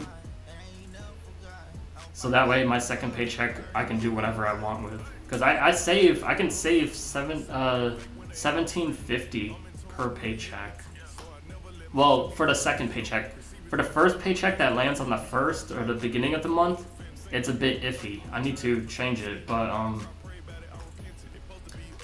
that's why I'm, like, excited for these promotions and raise for next year, is because I'm hoping right now I make 170K. I'm hoping to push almost the 250K or 240K next year. I don't know, like, I'm hoping if I get the promotion first, then the raise will be better. If I get the raise first and then the promotion after, it won't be good. But I need to ask my manager when they announce the raise or the promotions, because I don't know if they're gonna do it in the beginning of the month. They should. But December is usually like a dead month. So I don't know if they're gonna do much in January. So, and I'm pretty much guaranteed a promotion. They just need to wait for the quarter. But yeah, like, I'm financially doing well. I don't know where she's getting these financials from, and maybe I'm misunderstanding her sources of income. You had to come back. I saw my stories. Oh my god.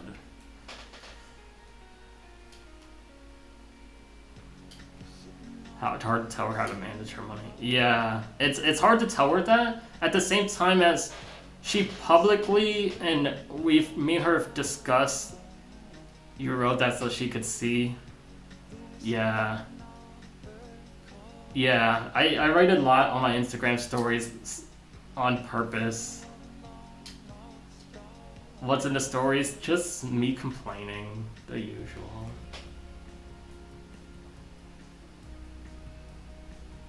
This, so hard trying on these dating apps, just like I genuinely. Oh, whoops. It's hard, like, it's hard to, again, on these dating apps, because if I have someone else in mind that's clear in my mind, it's hard for me to like focus on someone else, like on a date. Like, how can I focus on a date when I care about someone else? Like, and then this one, I don't like. Why is it not pause? The dates are boring. Yeah. Well, it's not even just the dates; it's the people. I agree to these dates because, you know, I might as well. I don't get many to begin with, so it's like I should. It's good to socialize to begin with. But I go there just for the sake of going, not so much to find someone, because I don't know, these apps are just... It doesn't help, especially when they put a lot in their bio. When they're like, oh, I like music, and then they start listing the genres, they're like, oh, I like this shows, these shows. It's like, now you've taken out like some questions I can like I can't ask you what music you like because it's already in your bio. But I still do it anyways. But it's just, I hate when people do that. But like I'm thinking of like updating my Tinder bio to just put like I need to like, maybe I do need to stroke my ego a bit. And I keep thinking, like, that was one of the things that Emily did like about me, like as a friend, was like I'm different than most guys in San Jose and the California, because I don't stroke my ego pretty much, and I don't brag about a lot of things, and I don't do a lot of things like typically males do in the city and all that.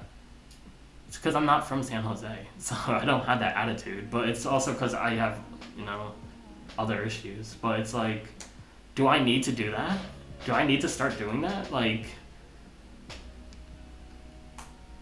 I don't know what it is, but, you know, like I said, it's hard to be yourself when people don't want you yourself, but someone who you aren't nowadays. What would I brag about? What would I brag about? I make money. I'm over 6 foot.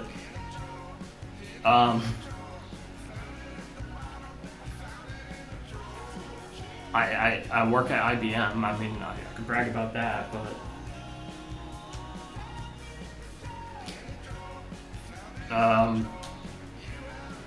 I got a car. I got my own apartment. Like, you know, the typical like things people I think want from someone.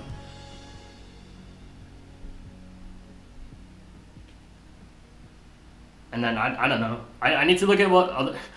Maybe I should switch it to guys so I can see guys and then see what their bios are and then switch it back. So then I could see like what are these guys putting in their bios and then steal from them. Adventure, yeah. Adventure, tall, IBM. Good money. If I put good money, I'll put how much I make. Because, you know, people, it's a big difference between 100K and 200K. So, especially in San Jose. But yeah, I need to start stroking my ego a little bit. But it's the thing, it's like a lot of these people don't give me a chance. Do not do that. You know, who knows though? Maybe, you know, what if I got better results?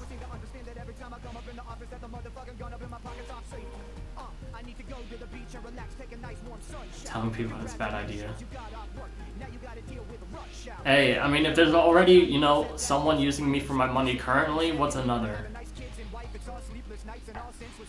You will get robbed.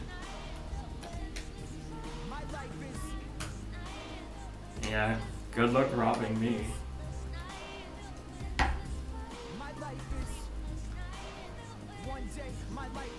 The funny thing is, even if they tried to rob me, I still got barely any money in my accounts. So like, because I spend a lot of money I make.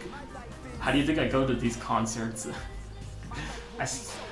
Right now in savings, I got 2,000. No, I haven't checked my bank account since I've been doing something. I've been doing something better with my my banking. Is I used to last year and earlier this year. I used to check my bank account a lot, like every other day.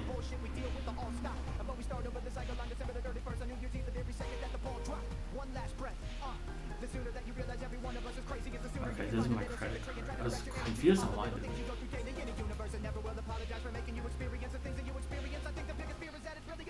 I used to check my bank account a lot, and I've resisted on doing that because it was not healthy. And one thing I hate is getting paid early. My paycheck came through for the 15th, even though the 15th is on a Tuesday. They paid me early for some reason. Got paid on Friday.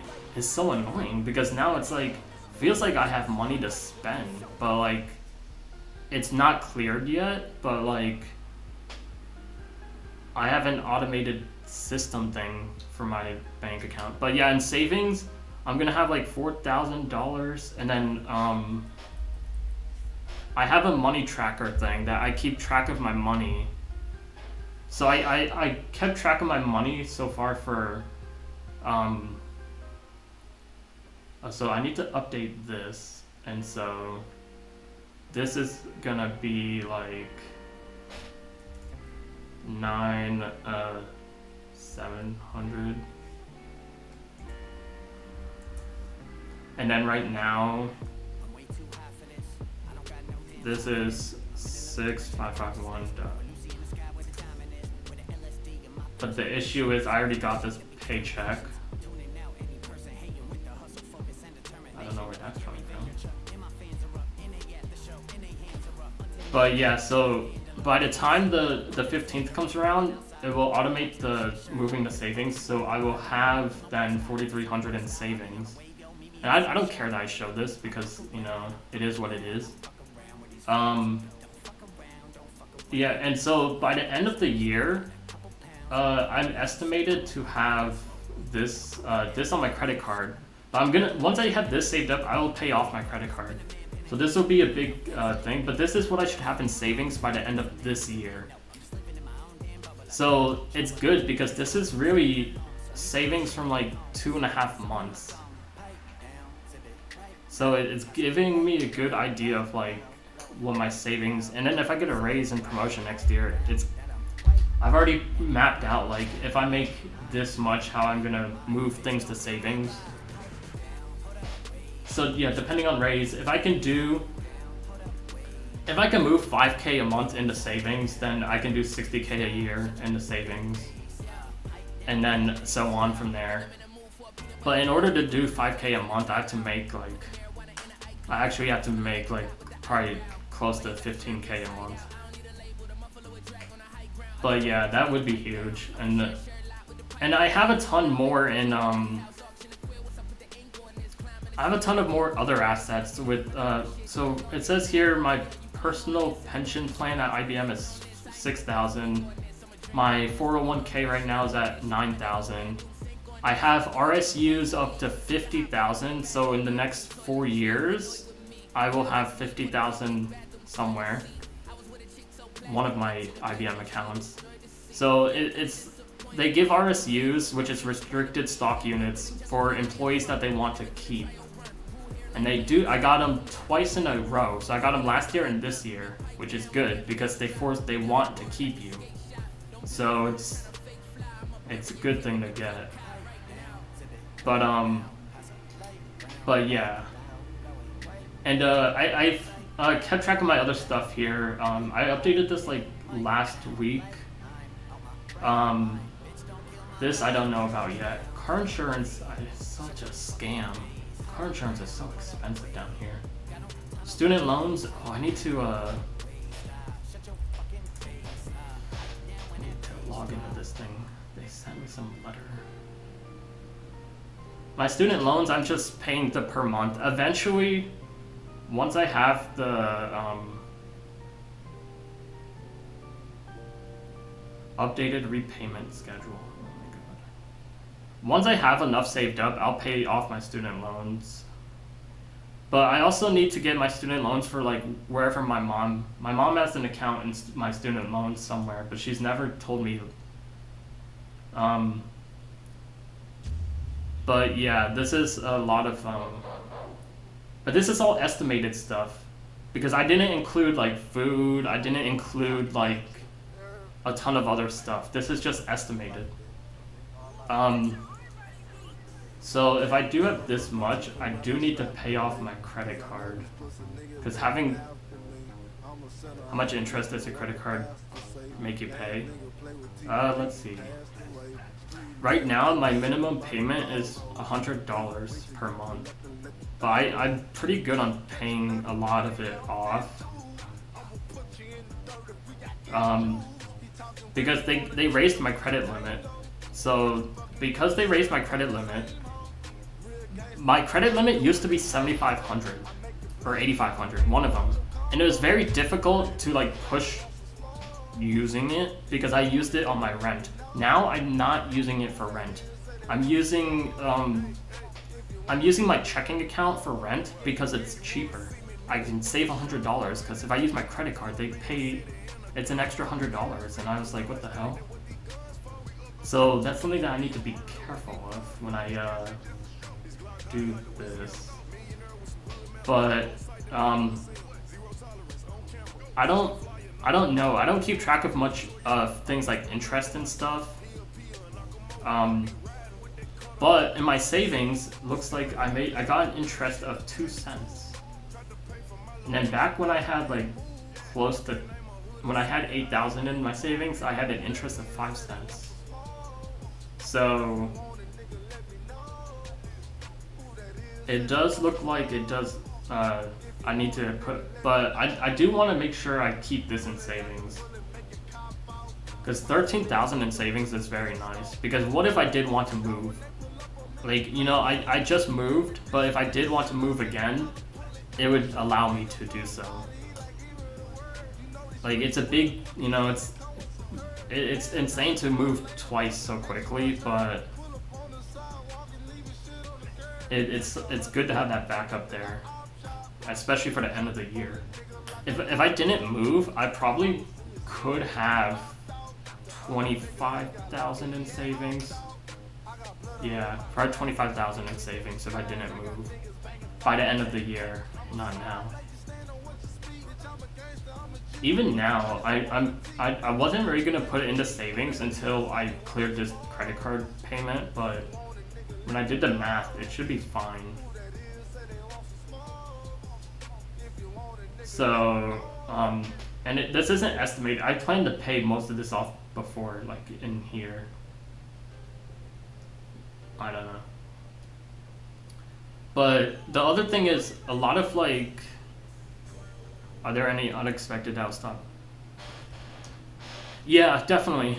Like, I mean, you know, something in my car. You know, I have to get my car oil change done. That costs $200. You know, that, like, oil changes are a scam. And the reason I do it from the manufacturer is because I don't, like, so much trust some of these other ones. Because I tried to do it from, like, a long time ago. I went to, like, some oil at a gas station, oil changing place, and they put the wrong oil in there. Like, I don't know. So, but yeah, so I go to the manufacturer, do the oil change, $200 instantly. It's probably more now. And they'll probably make up something to ask me to rotate tires and whatnot. Who knows? What else? Random payments. Hopefully I don't go to the hospital, you know? God forbid I need to go to the hospital.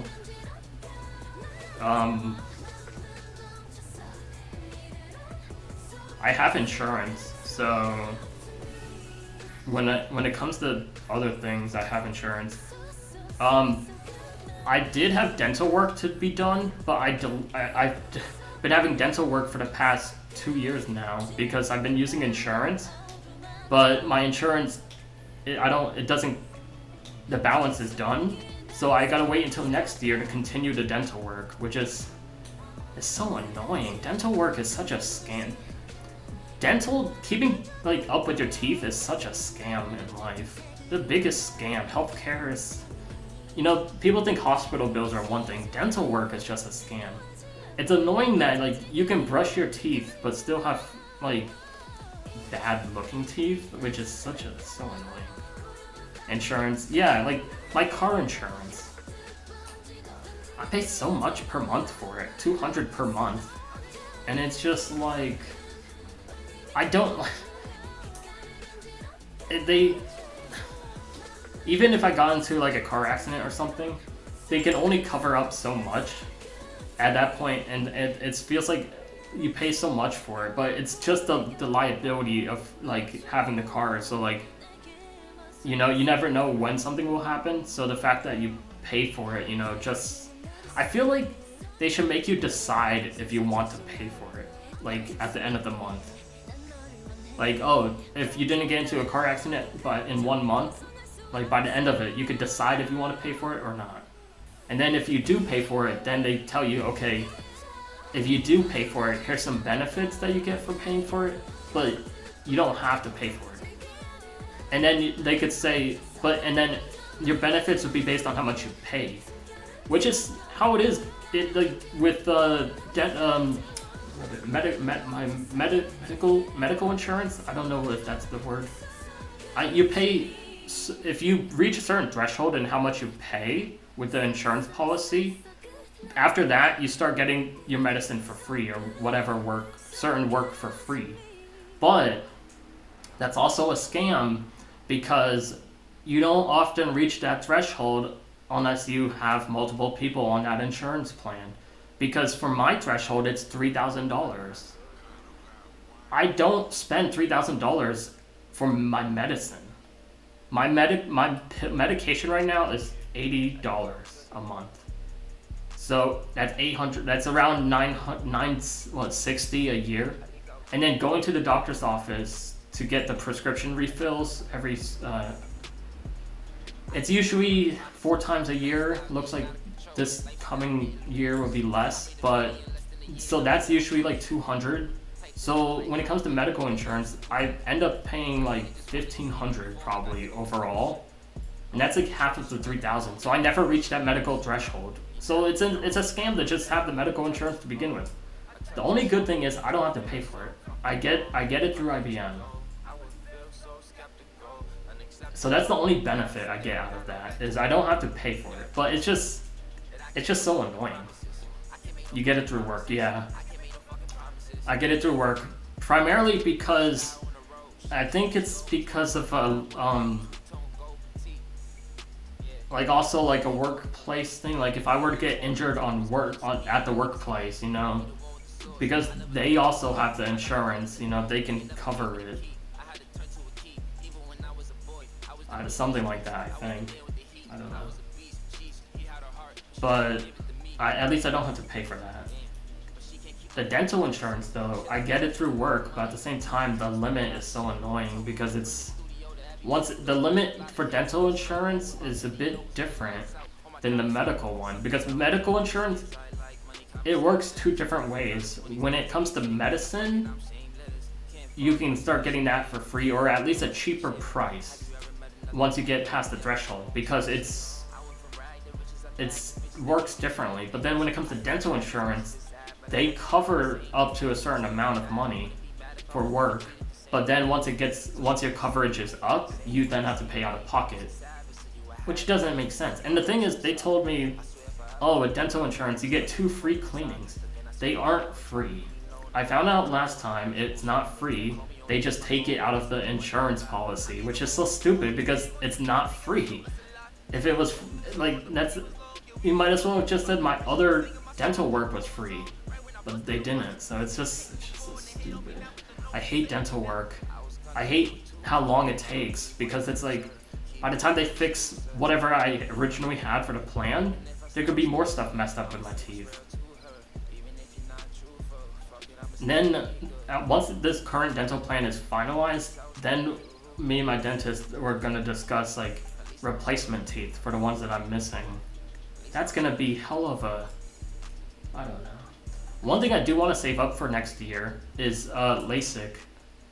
I want to get LASIK surgery so I don't have to wear glasses, because I think I look much better without glasses, but I don't know. You have hypodontia. I don't know what that means.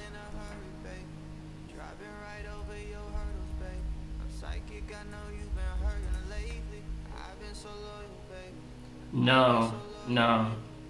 I've had to have some teeth taken out just because of the teeth was bad. The tooth was bad. Like cavities, basically. Or there's something I had an issue with. Some tooth pain that they had to remove 2 teeth. That like teeth pain is the worst. I had like extractions, yeah, extractions. I had a root canal done, and before the root canal, when I got it done, the tooth was hurting so much that it, because of like the way that I think it's connected to like your body, it drained so much energy out of me that literally I would just be like, the pain just hurt so much that I'd just be tired. Literally tired just because of the pain. Because it drains so much energy out of me. So I once they took it out, like I was so glad. I was like, oh my god, the pain, it's gone. So, but yeah, I finally paid that dental. That dental insurance was like, that dental plan was 5 years ago, back when I was in college. That dental plan was a scam too. But I finally paid that off because I paid that one per month, whereas the dental plan I'm doing now is a lot better. I'm doing it more smart. Having a dental plan per month is so stupid. I have so many things on monthly payment. The only way to avoid is never eat sugar without brushing. Yeah, thing is, I brush my teeth, so I used to not brush my teeth a lot. I'm not gonna lie. I used to just skip it a lot. Since I've moved to, for the most part, since I've like been on my own, since like I've been in college, I've brushed my teeth a lot more. And I still have teeth issues. Like I just can't get away from them. I keep a toothbrush in my shower because I'm already in a shower. I might as well brush my teeth. So that's the one way like I remember to brush my teeth, is because every time I take a shower, it's right there. So that's the best way I've kept myself to remembering to brush my teeth. But there are days where I forget. Or like days like I skip a shower, like,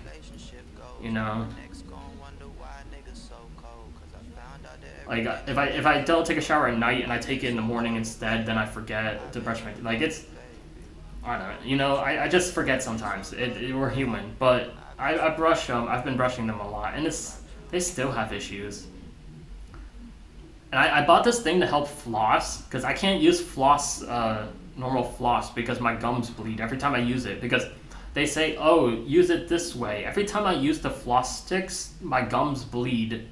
And I'm just like, I'm not trying to slice my mouth open around just to clear up some gunk. So I tried to get this floss shooter thing because they recommended I get something, and I don't know if it works. It's very weird. So I don't floss as much.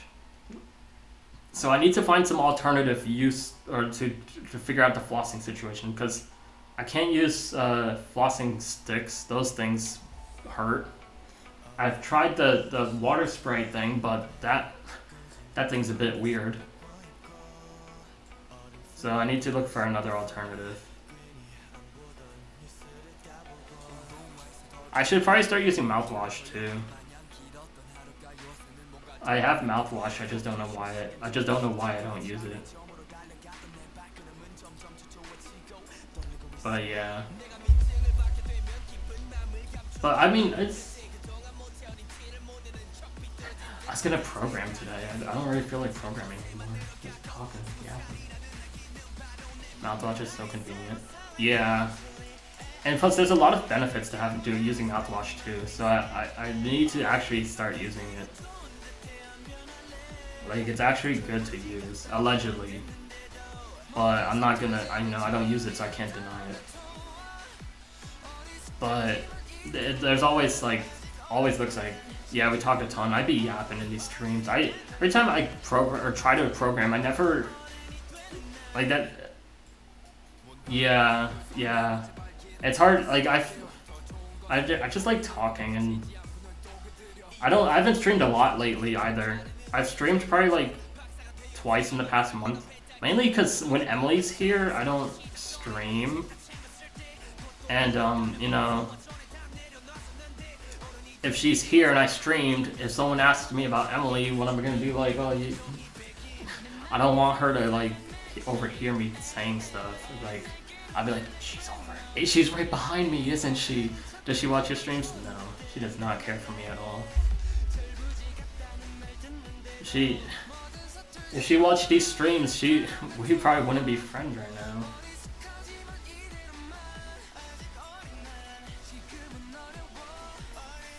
But yeah, she doesn't watch my streams. She watched my Instagram stories though.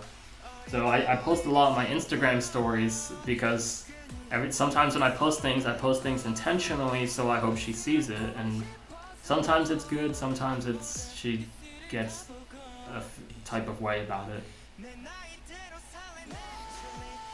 But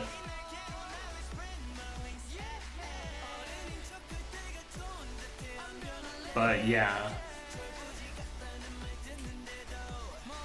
But yeah, she's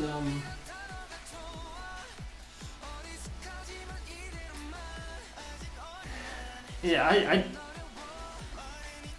yeah. My work has been very good. You know the right thing to do? No, I don't. I never know the right thing to do. If I did, I wouldn't have a lot of these issues. Yeah, my heart is telling me something else. Thing is, because I don't know the best way to convey things to people sometimes. And not sometimes, it's a lot of times. But it's hard to communicate with someone, like, with topics that they're uncomfortable probably to talk about. And like, the issue with some of these conversations is I want to have the conversation, but I don't want it to be shut down by like her. Like, I don't want her to just shut down and block out the conversation if I'm wanting to talk about it. And that's the thing that's hard to do, because I feel like she tends to do that about certain things. And I don't want that to happen when it's something serious, and then it's like, well, I don't know. And I don't want to give her like any ultimatums, be like, thing is, I say a lot of things to her that, I can't, it's hard to like back out now, because then I feel stupid, but, I'm the one paying rent here, so. But yeah, I think I'm going to text her. I'm going to type out the text, and then I'm going to... So many people are streaming this. I'm going to type out the text, and then not send it yet, but I'm going to, like, spend a while, sit on it for a minute. Yeah, I'm going to sit on it. Literally, when I asked her... So, I asked her... I was at the mall yesterday, and I asked her...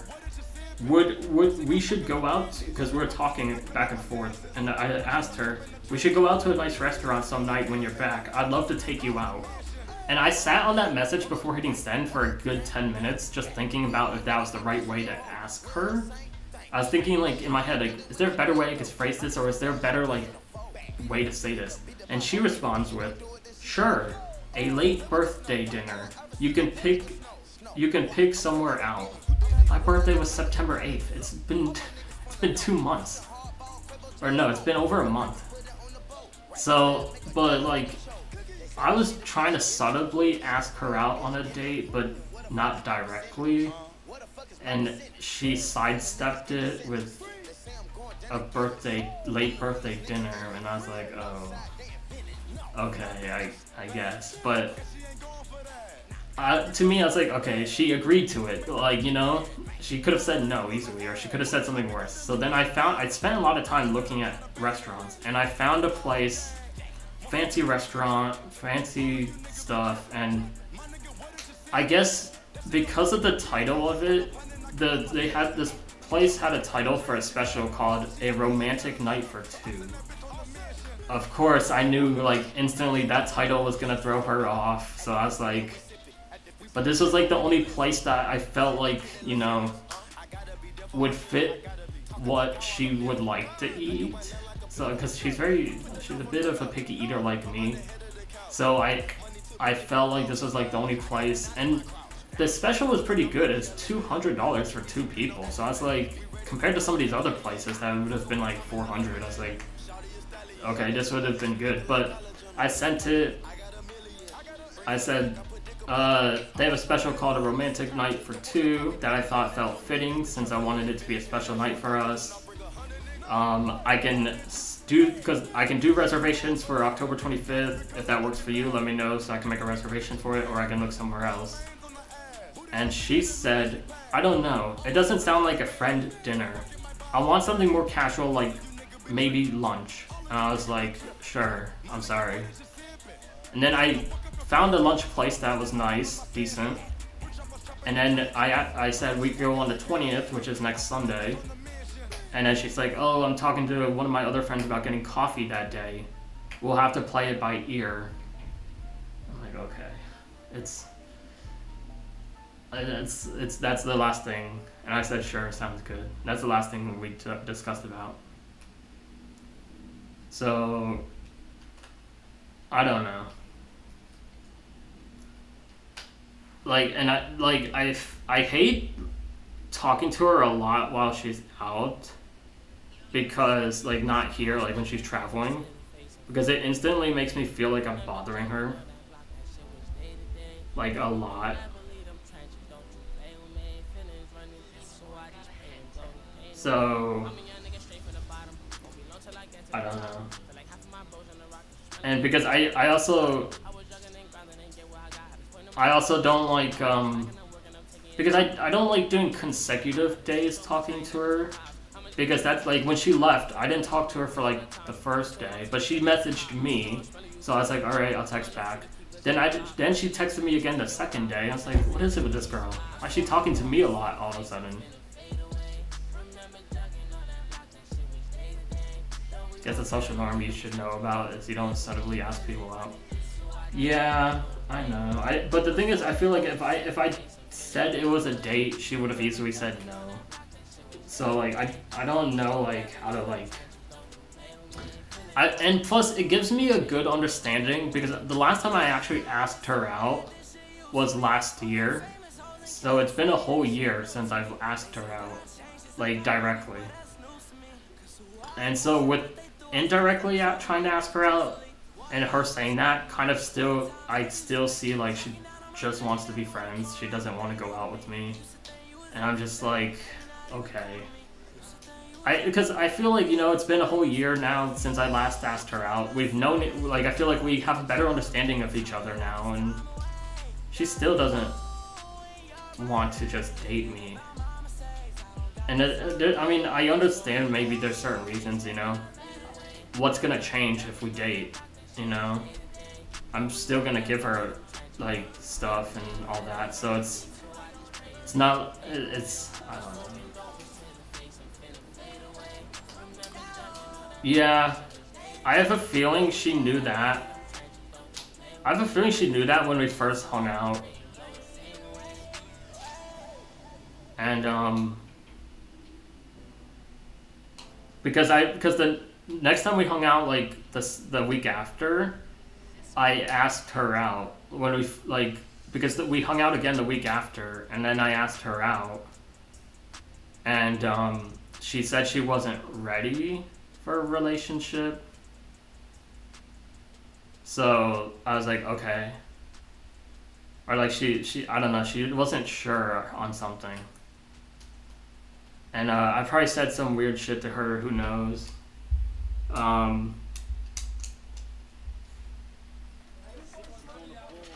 Got a text. I have to say Google spam. Someone said, "How are you doing?" I'll respond back. Who is this?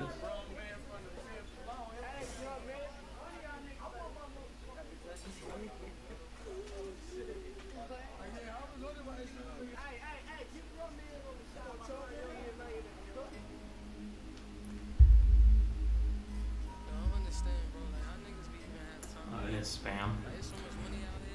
All your energy, money, and time could be going toward a girl who is excited to date you. Yeah, I mean that happened for like a while when that one girl, Brittany, she liked Pokemon. The only issue with her though is she had a kid, and at the time I didn't care, but now I don't want to have someone like have a kid because it takes a lot, unless like I don't know, unless I feel ready for it, that's something else. But having a kid takes a lot of time away from your social life, and that's something that I was like not ready for. So I'm kind of glad that one didn't work out that much because I was like, we went on a few dates, and it was very hard to schedule dates because of her kid, and it's just sort of bothering me because I was just like, get a babysitter. Like, there's a lot of solutions, but you know, I'm not involved in that family, so it's not like I can make decisions like that. But I don't know. That one looked like a potential good relationship, and because she liked Pokemon, like it was just it looked fun, and she kept pushing back a lot of stuff before she finally told me, like, it's not, she has to go back, she moved. I don't think she moved, though. I think she just, lived out of state for a while, but I'm pretty sure she moved back because she posted something on Facebook that indicated something different to me, so... And so I don't know why she wouldn't try and hit me up when she came back, which I'm just like, I don't know.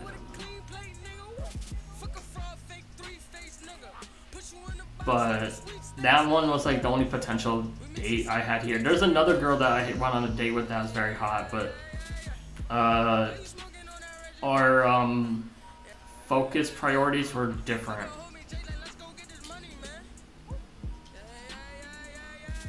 Yeah, I don't know though. Like it's hard for me to I don't live in LA. Had a girl for you. I live in San Jose, North San Jose.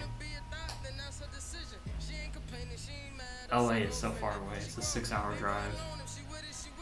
I might go to LA again this year. I have to think about it. I have to think about what I'm gonna do in December. Because December, I'm not really going to go to my family for the holidays this year. Because I don't know, I don't really want to travel. I have this issue with my mom and the credit card situation I've been having.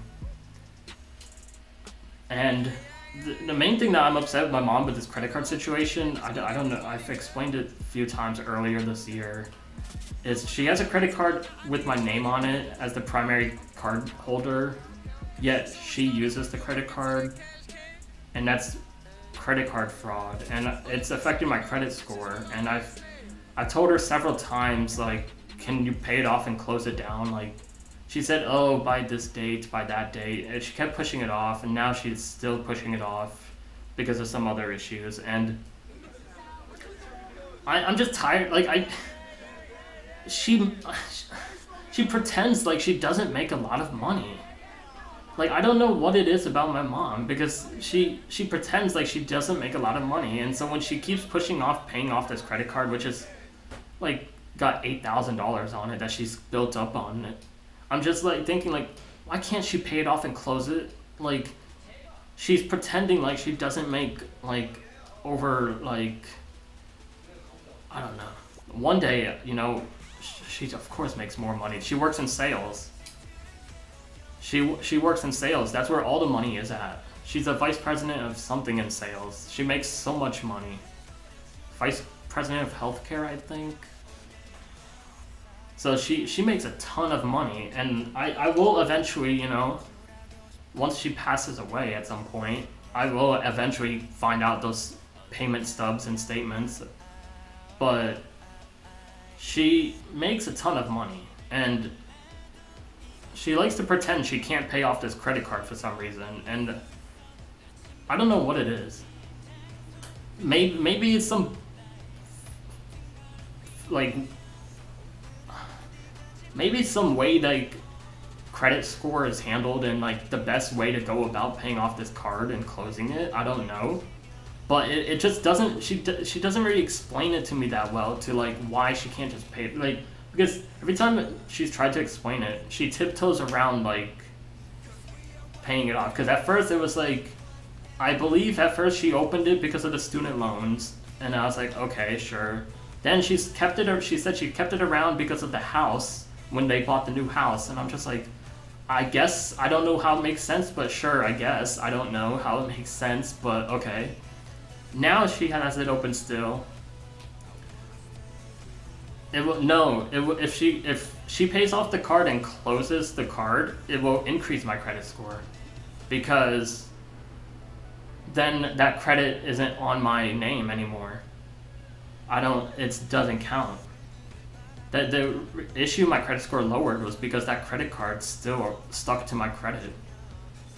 My credit score increased recently because my credit card got an increase. My personal credit card got an increase on credit limit, but eventually, I think the next step for my credit card is just unlimited, or like close to 50,000. I don't know. My credit card limit's almost 20,000 now. Once I get my promotion and raise, I'm gonna try and apply for another credit raise on it. But paying it off, yeah, I don't know. She wants to keep it around. Her recent issue was she had her credit card accounts stolen. She left her credit card at the bar or something, like at a place, and she got hacked pretty much, and she called me to explain all these issues she's been having with the money, moving money around and all this, because all her credit cards, basically, she had to close them and get new ones. And you know, dealing with banks is not the best thing. They're annoying. So she gave me all this thing, so she's like, I have to use that credit card for now. I'm like, whatever. But it's bothered me, and that's one of the main reasons why I don't really want to visit them, is because it's excuse after excuse with that credit card, and I can easily claim it as credit card fraud. But the longer that I hold off on it, the more that it's hard to like dispute that, because then they'll be like, why didn't you report it immediately? But then I could just say, well, I had good faith. But I can easily report this for credit card fraud and get my name taken off of it and charge her for it, like if I really wanted to go down that route. But it's my own mom, you know? I can't do that. So the only way I can really punish her for it is to just start like not having to go there. So I didn't tell her like that's the reason I'm not going, but I told her that I don't really want to travel much anymore this year. So I said I'll probably see her in 4th of July next year. We'll see. That I will probably do go down and see her on 4th of July next year, but again, it's something like, it's so frustrating that she pretends like she can't pay off this credit card. I have 2 moms, yeah. My other mom doesn't work. She's like 80s. She just had a birthday 3 days ago. She's at the house. I don't know, she does something where she takes care of the dogs and whatnot. Yeah, she's nice. She's very nice. I mean, both my parents are nice. It's just Jennifer, the one that works at IBM, she's not telling me a lot of stuff. And the one thing I never understood in life is when your parents die, how does it work when it comes to getting information that you need that they have like accounts for online. Because of course, when it comes to like inheritance, it's the bank that you deal with, and the bank transfers the money and all that. But when it comes to things like the student loans, she has that account information. How would I ever get that? Like I don't know how things like that work.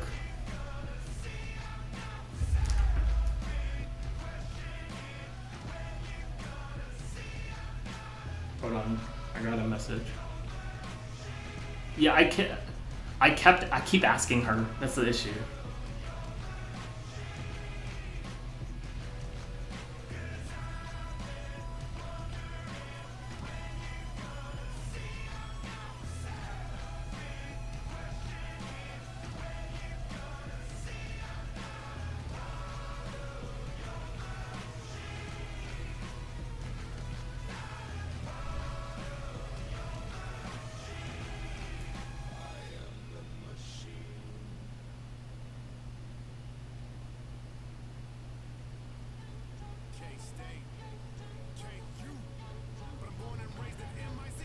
Yeah. Hold on, let me see if I can find this ticket that I got.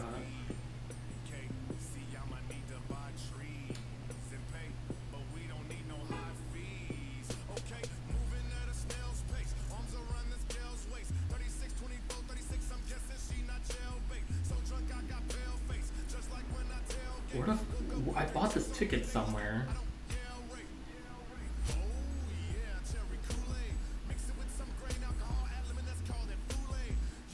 I got tickets to see Ice Cube. I don't know where where it is.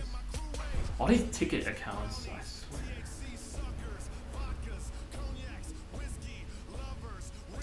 These apps suck because I always have to sign in. I can't remember passwords.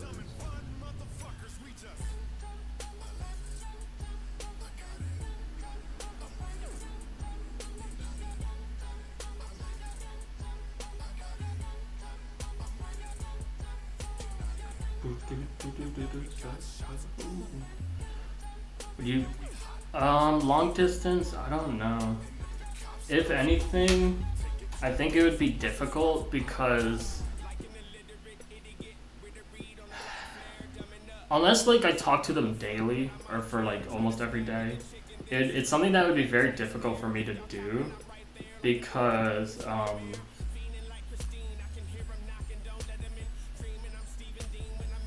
I don't know where where did I have these tickets on? I think these are on Ticketmaster. I think it's unless like it would have to be like in state or like there would have to be a plan for them to like eventually come here. Oh my god. Because I don't think I can do long distance like for a long time. Like it would have to be sort of like almost like a how we are in Discord basically, where we talk for almost every day in there, in which is what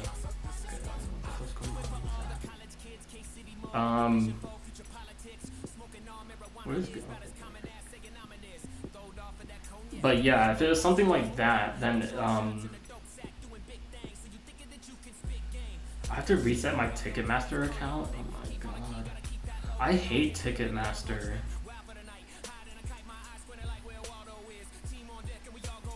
I have to periodically change my password. Now I have to think of a password I didn't use.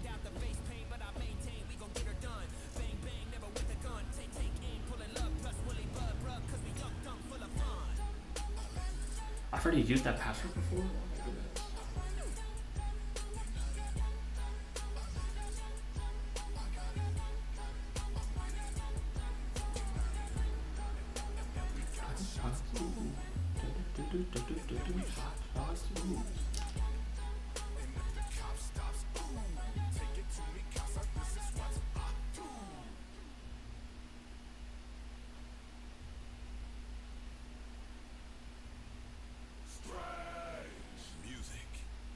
Yeah, I have a concert on November 1st.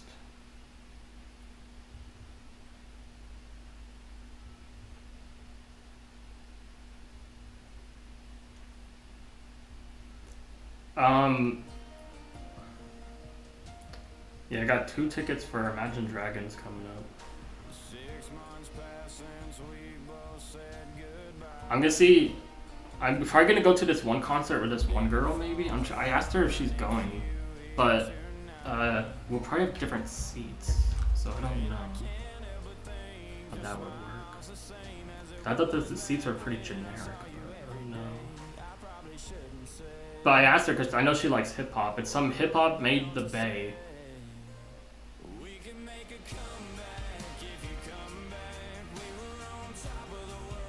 So I'm seeing if she will go, because she likes a ton of hip hop stuff, and I need to ask if she wants to hang out. In 2 weeks, November 1st. So it's on a Friday. Where is it at? I think the Chase Center? The SAP Center. But let me write this text to Emily. So I'm be like, hey, what time are you coming back? Go for it if she's nice. I mean, I'm going anyways. I just asked if she was going because I know she likes hip hop, and I know she likes a lot of West Coast hip hop. And Ice Cube is West Coast, so I was wondering if she was going. It's hard. I keep forgetting to ask her if she wants to hang out, but because she does seem nice, and me and her have been sort of been mutuals. I mean, we don't really talk much anymore, but yeah, she seemed like a good potential friend, but I just keep forgetting to pursue it. So let me ask this so this is a text to Emily. Hey, what time are you coming back tomorrow? So I know I'm not coming back tomorrow. And then I should say also, do you think, what should I say? Also, do you think we can have a serious, should I say serious discussion? That seems, how do I go? How do I ask Emily if I want to ask a serious topic? I gotta use the restroom. Hold on. I'm itching.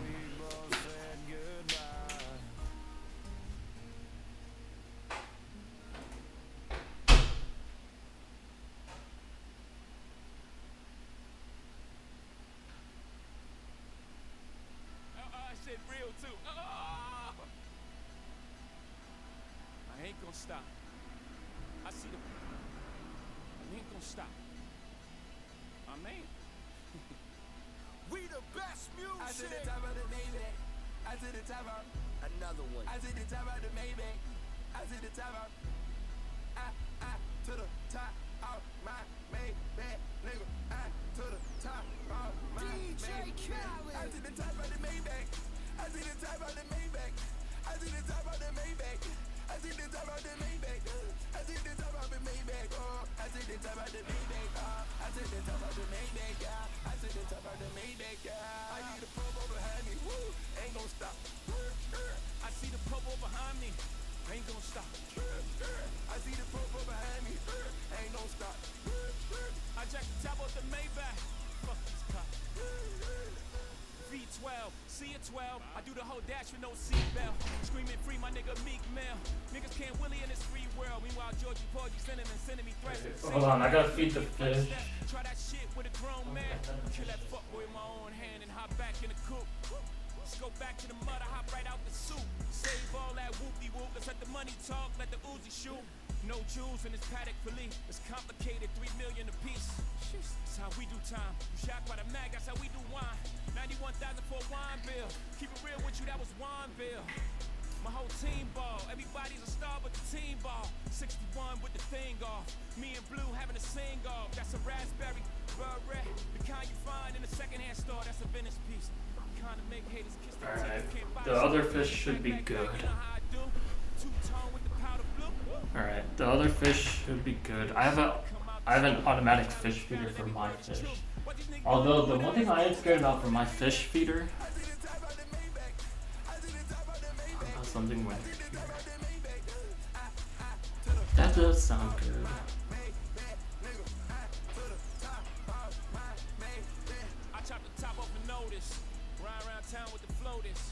1.5 for the land delay. B, put the fuck boy on notice. I'm the only lady here, still the realest nigga in the room. I break the internet top 2 and I ain't number 2.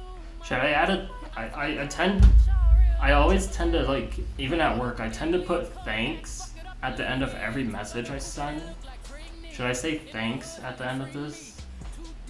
Or would thanks sort of take away how serious? No need? Alright. Hey, what time are you coming back tomorrow? Also, I want to talk about something when you're here.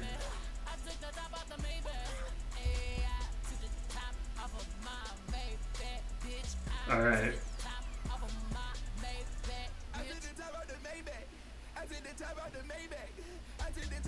I took the top of the Maybach.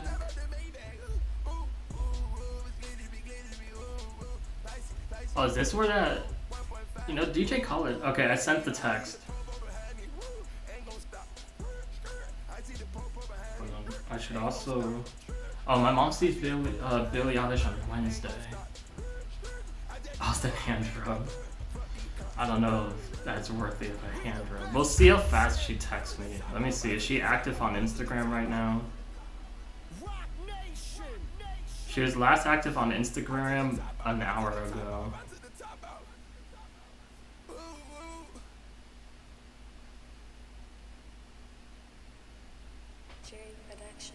So, and she's in Georgia right now, so she's 3 hours ahead. So it's 5 p.m. for her right now.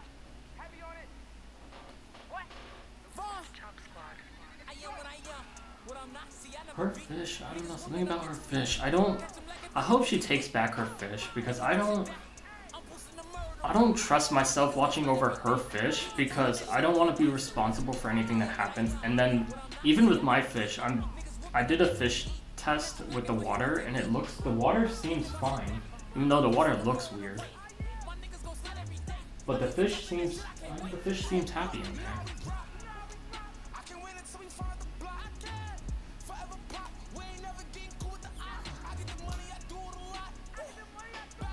But yeah, Emily... Hold on, let me open up Instagram on my computer. Wait, do I have...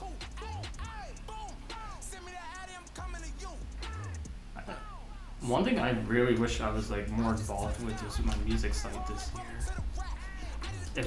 If I didn't have Emily, maybe there's a good reason my music site has been lacking this year is because of Emily.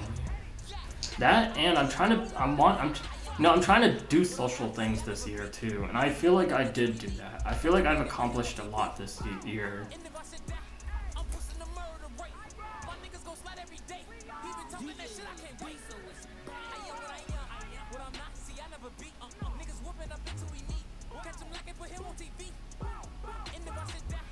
But we'll see.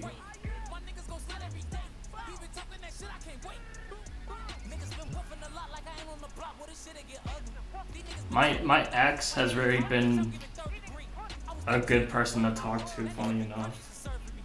She tells me everything that, you know, everyone around me hates Emily. And that's one thing, like, I feel like it's hard to, like, I want to approach Emily with, but I know she doesn't care what other people think of her. So I know as soon as I say, like, you know, everyone, like, all my friends don't like you, she's gonna be like, what do I care? Like, she's gonna be like, who cares? I don't know them.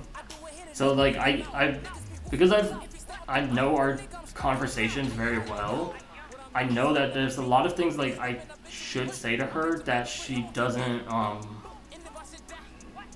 care for. And I think that's the issue is maybe it's like she fake cares about me and like she pretends like she cares, but like she doesn't. And the thing is, the issue is with her is she cares a lot about what is currently happening rather than like what's been done and gone in the past. So it's very hard for her to it's very hard for me to talk about something like in the past if she doesn't care. Bro, all these bots on Tinder. Oh my god.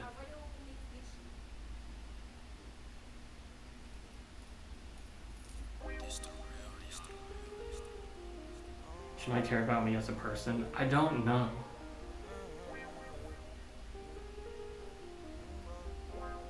Looks like a bot. This is a bot. Bro, Tinder needs to do better bot protection. Bot. I don't like, it's so hard to like know if she cares about me as a person. Because I feel like in her life, I could be taken out of her life and she probably would not care. I think I'm gonna try and see if I can ask her. I want to try and ask her that at some point. Like, it's something that I want to like try and figure out from her is, if I was not in her life, would I have made a difference, or would it have made a difference? And then, you know, she might say, well, I wouldn't have seen Billie Eilish or Olivia Rodrigo.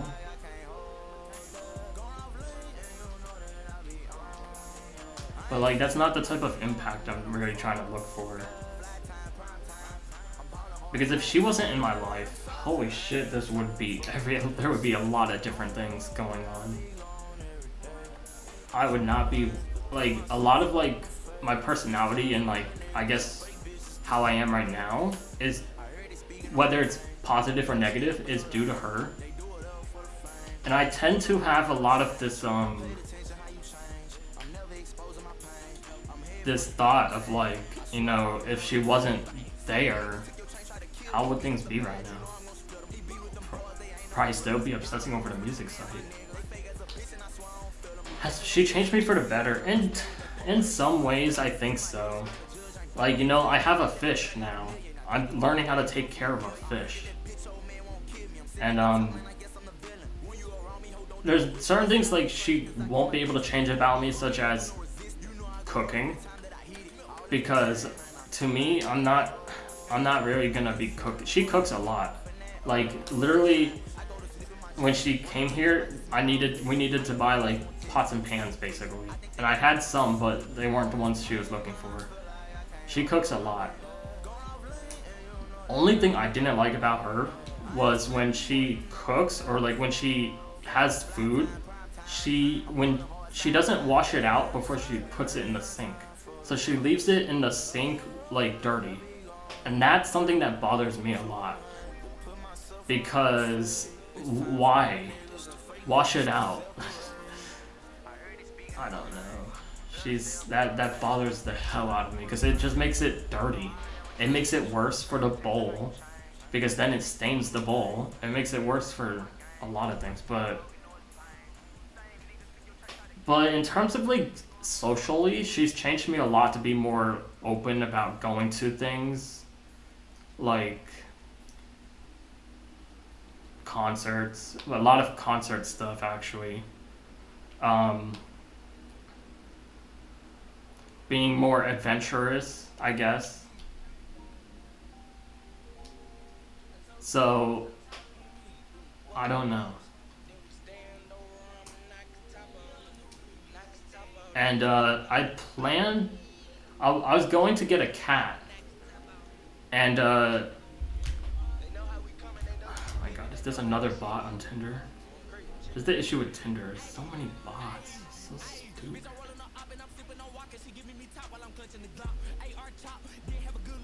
But the second I put my Instagram and my Tinder, they delist my profile for that day. So there was someone that personally, is there anything you want to change about yourself or improve? Oh, definitely. There's a ton of things. Like, I manage my, so currently I manage my work and life balance, work and personal life balance pretty well. I used to not manage it well, now I do. Though I do wish we did have 3-day weekends. It's hard to do what I want in 2 days, but it is what it is. So I balance that pretty well. Things that I want to change about myself is if this whole Emily situation ever ends, I want to be able to change myself to never trap myself or get into this again. Like, you know, oh, I got a text. So she said what? She said what? Question mark. And then she texted me back. Now, me, I take this what as sort of like a condescending way. She said what? Space question mark. She always does this issue with, I don't know what it is, with her punctuation. She always puts a space before it. Like every time she uses an exclamation point, there's always a space before it. This what could, it feels like maybe I said this this was a bad moment to tell her or to ask her. Yes, that is all she said. She said what? Question mark. I don't know how to respond. Because now I basically just have to ask her. And the thing is, is there a way to say, like, ask her, like, I don't want to do this over text? But then she might just end up calling me. I don't want that.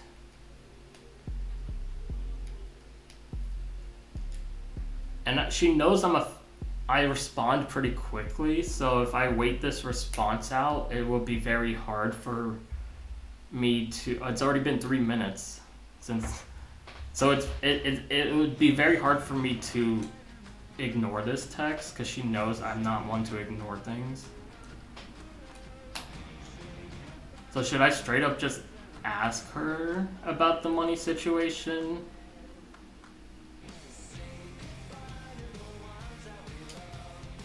Lol, just wait if you want to stall. Just wait till you have too much to text. I mean, I could. But then it's like, I feel like she might come up and straight up say, if you felt this way, then why didn't you say anything? And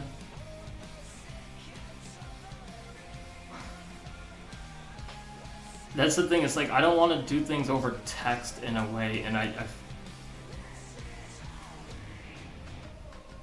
I can say it's a bit much to text, but even though it actually isn't, I think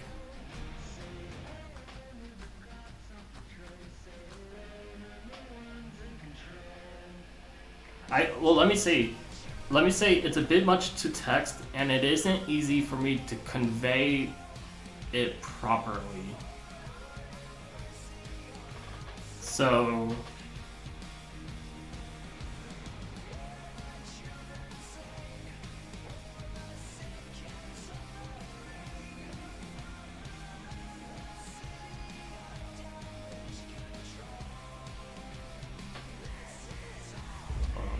it's a good song. Damn, they put out the song in 2016, Green Day. Then she'll either have to call or wait. That is true. And I feel like she might want to she might call. If she calls, I won't mute it. I won't mute the stream. So that way we can all hear it. So I'm gonna say it's a bit much to text, and it isn't easy for me to convey it properly. It would be better for the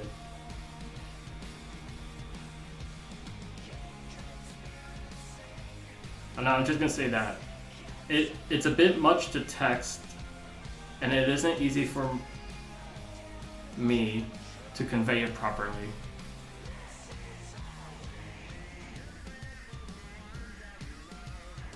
Is that the right way to convey it properly? Yeah, that works. Okay.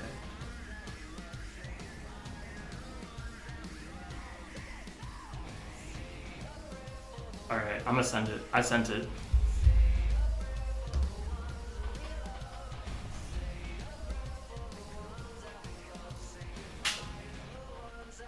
Yeah, she'll respond.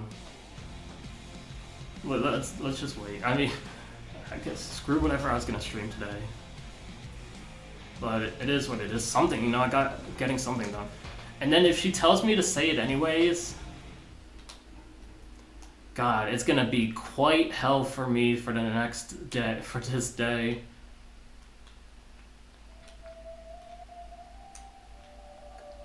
Kid Cudi. Here, let me at least put something interesting on the stream.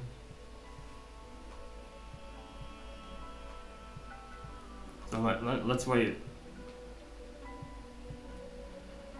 She said, okay, here's what she said. Well, not to be rude, but when you say things like that, it doesn't make me want to come back at all. How the fuck do I respond to this? See, this is like this is the reason why I can't talk to her right, because she just jumps into something like this, and I just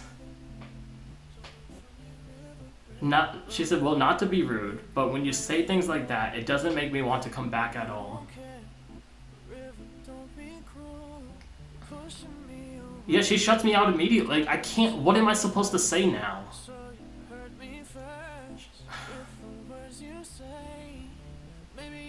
Like,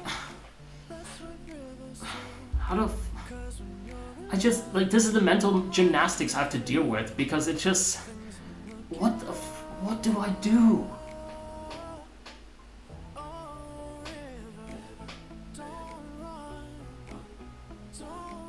I could just, is there a way I could play this off?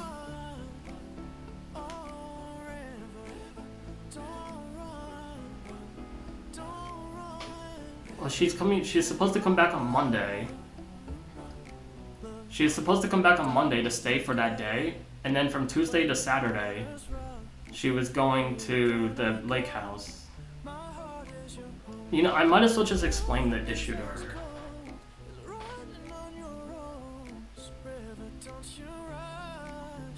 Hold on, let me text it out, and then I'm just gonna have to read it before I send it.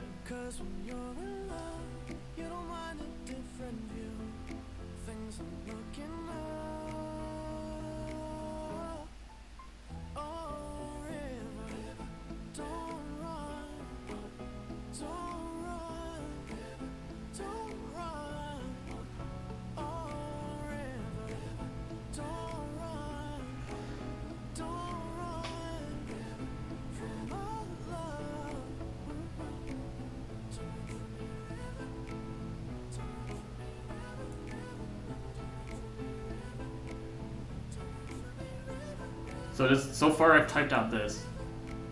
I'll text it out, but I'm sure it will sound a type of way, and this is why I'd like to have the discussion in person. Okay, so that's the first part.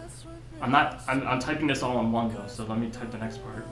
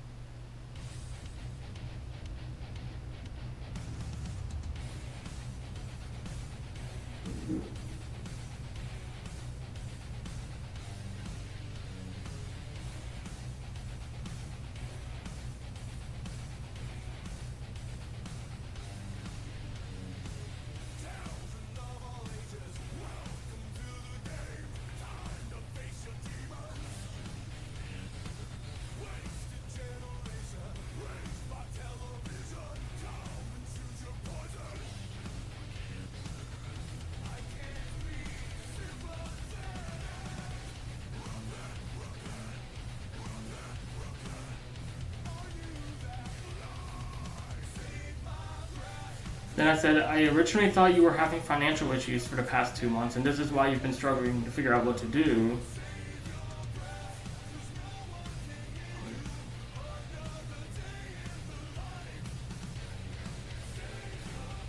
So then you figure out what to do, which is why I offered you to crash at my place.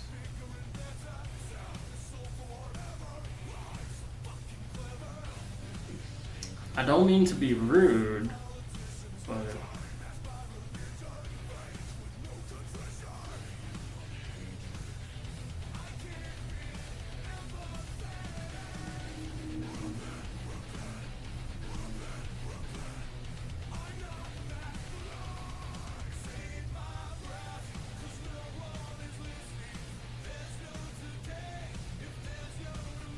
don't mean to be rude.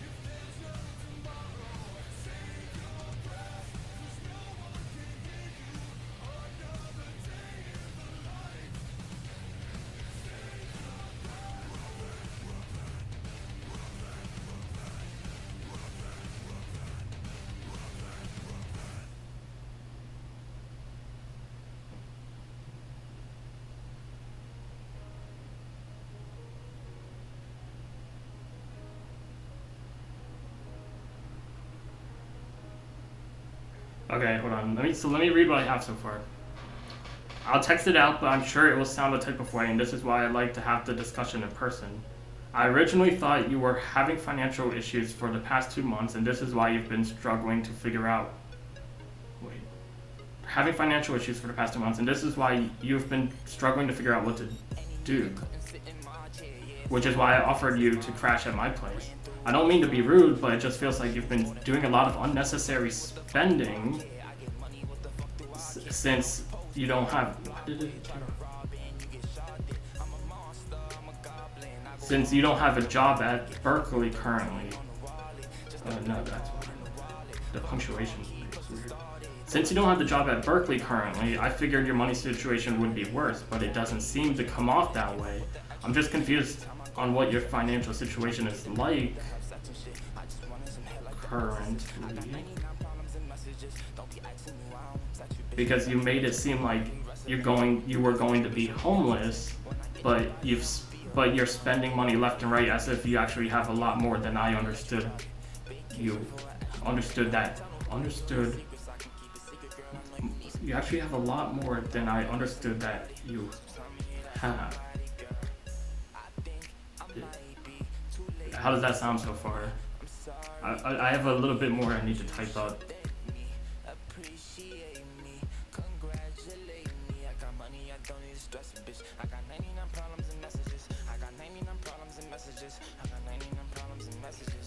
Alright. I need to, I'm trying to type this up. It's been almost 10 minutes since she said that.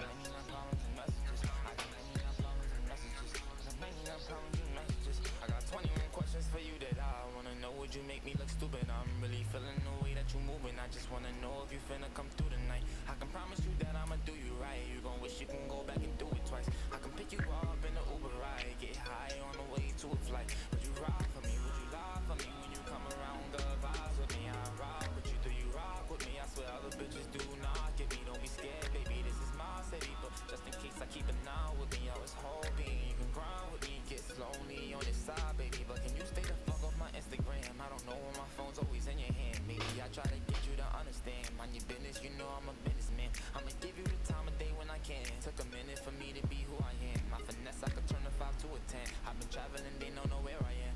But I think I might be too late, but I'm sorry, baby. But you should thank me, appreciate me, congratulate me. I got money, I don't need to stress a bitch. I got 99 problems and messages. I got 99 problems and messages. I got 99 problems and messages. I got 99 problems and messages. I got 99 problems and messages. I got 99 problems and messages. I got 99 problems and messages. I got 99 problems and messages.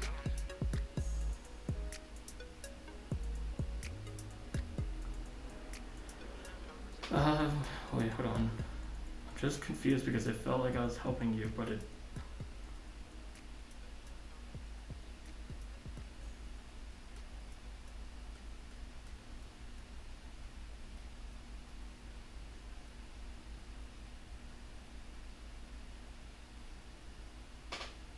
So I hear all the thoughts you. Yeah, I'm just trying to like sort of like finalize it to like. I'm just confused because it felt like I was helping you to try to sort of like almost victimize myself so she sort of feels bad. I guess, I don't know. So that I could like ease like the reading because she might be angry, but then I want to make it sound like I feel hurt, which I sort of am. Help me remember what the feeling was like when we were all alone. Watch your late night TV, your hand in mine. What I would do to get back to you. 'Cause every time we touch, it cuts the deepest, but I don't All right, yeah. know if it's not enough. Oh, you stop my heart like you're in my blood. You were to die for. All I ever needed. You're the kind of high that gives me wanting more. Oh, I can't let go. I'm forever yours. You were to die for.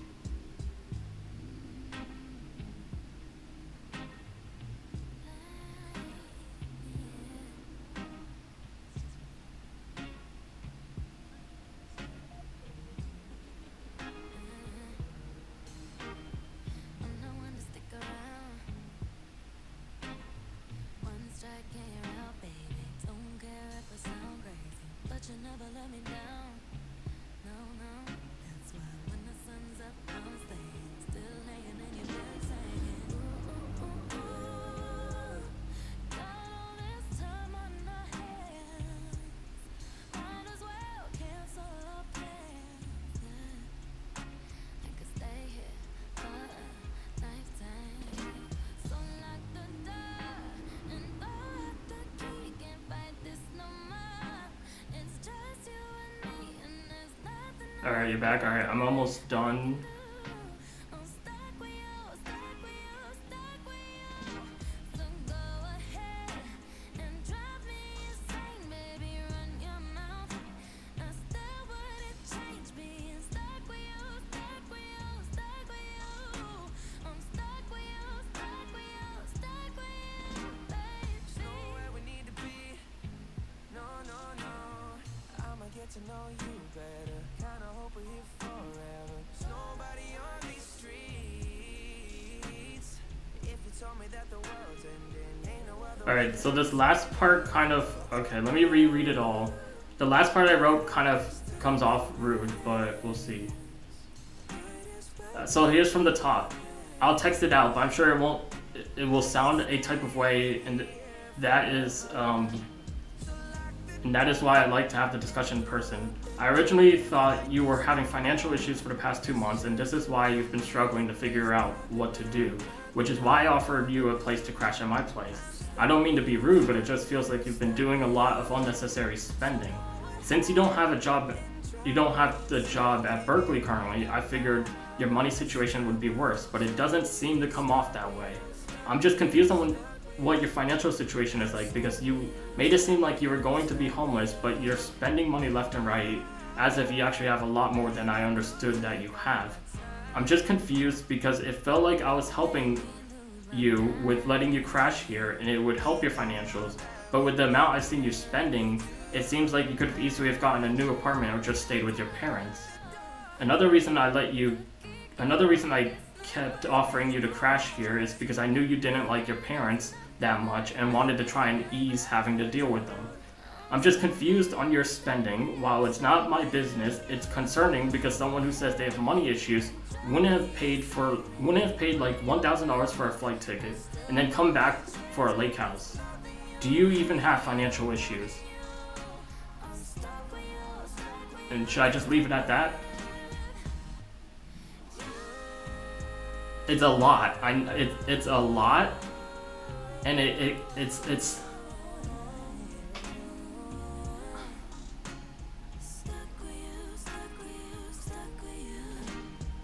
Like, if I don't text her like the actual question for the reason for the discussion,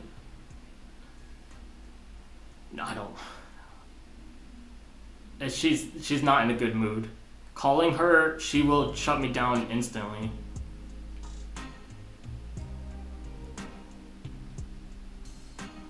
She does not like phone calls.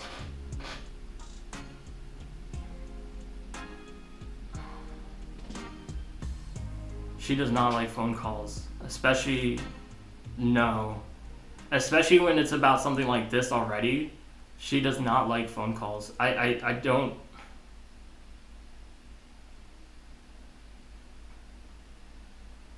I feel like the only, because we started with a text. If I wanted to do a phone call, I should have just called her. That's something that she would say.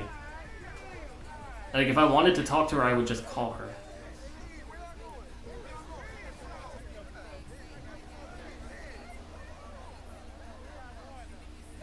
Maybe should I say in here? I could copy this and paste it somewhere else, and then should I tell her? Should I text back? Should I just text it out, or could we do a phone call? If I do that, then I can figure out.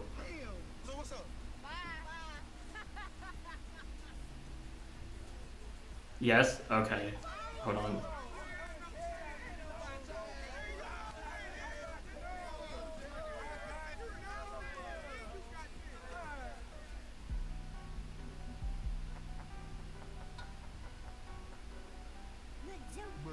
Ay, never let a broke nigga sex me, never let no hoe text me, never been scared of the money, never let her take nothing from me, ay, never, ever, a nigga get red like a letter, she thinks she bad but I'm better, these bitches tryna play catch up, never let a broke nigga sex me, never let no hoe text me, never been scared of the money, never let them take nothing from me, never, ever, a nigga get red like a letter, she thinks she bad but I'm better, these bitches tryna play catch up, shut the fuck up when I'm talking, little bitch. Alright, I sent that. Should I just text it out, or can we do a phone call?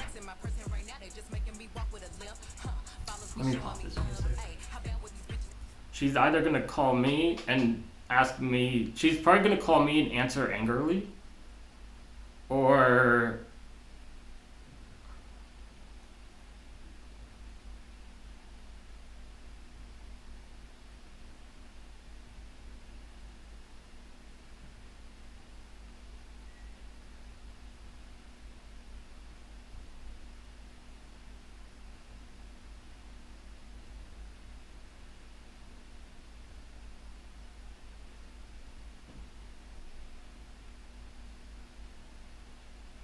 well, the one match I got on Tinder finally responded back. So we'll see how that goes. How far away does it switch? 50 miles, but it says she's 50 miles away. Oh my god. Yeah, but it says she's 50 miles away.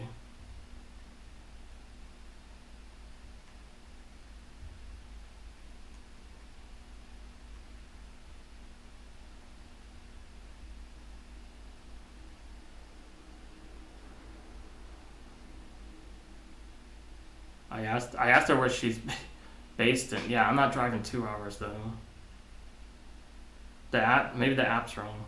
I have a feeling that Emily's gonna shut this down instantly. I have a feeling she's gonna shut this down instantly. And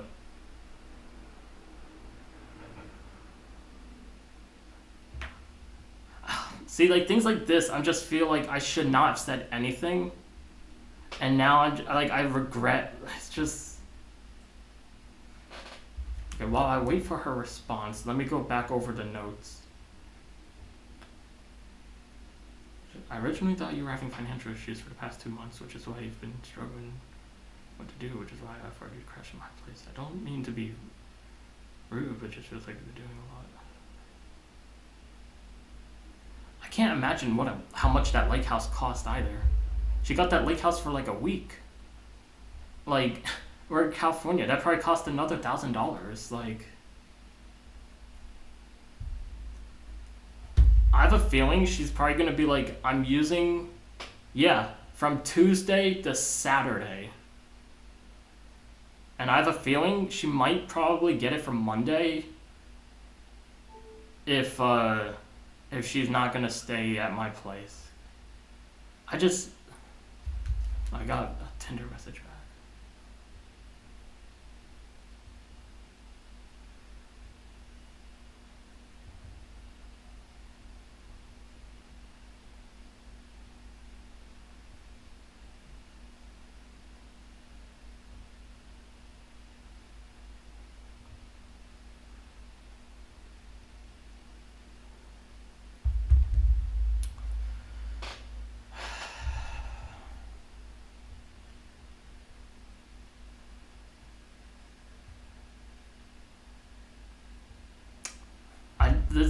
I just don't know, like, that's the thing too, is I can't remember. I can't remember if I told my friends, if I told them in Discord about this.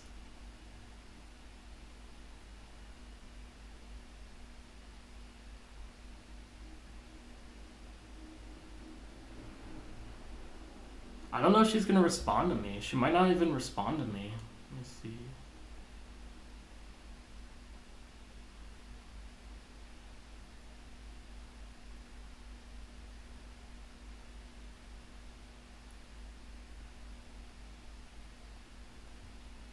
I'm not blocked on Instagram, so it might take her a while to respond, because I did respond like 20 minutes later.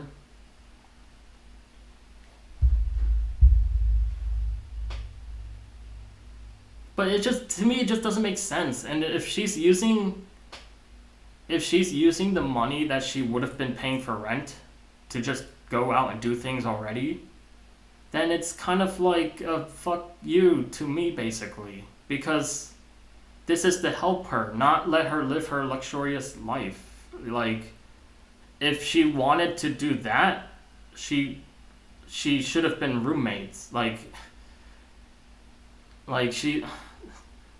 That's the thing. Like, if she wanted to use the money she was like making to just go out and do what she wants, then we should just be roommates. Like, I literally told her like that. Like, if we were to be roommates, then you could do whatever, basically. But it made it seem like, because she's crashing here, that it was to help her because she had, like, you know, nowhere else to stay. She clearly has places to stay. She's got her parents' house. She's got, like, she's got this lake house. Like, she clearly, and she's, first night she came back,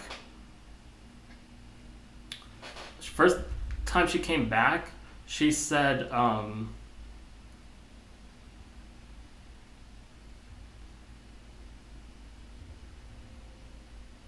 on.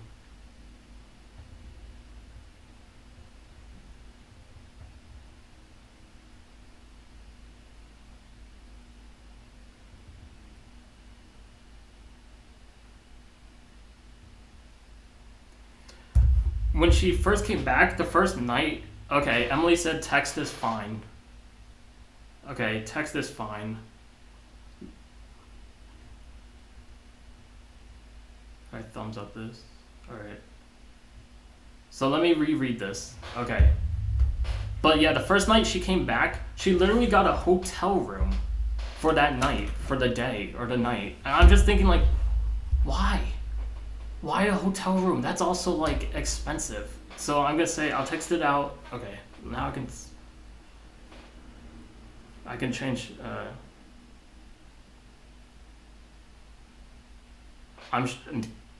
Okay. I'm tripping over my words. While of course that Tinder person is also wanting to have a conversation at the same time. I'm sure it will sound a type of way, and this is why I like to have.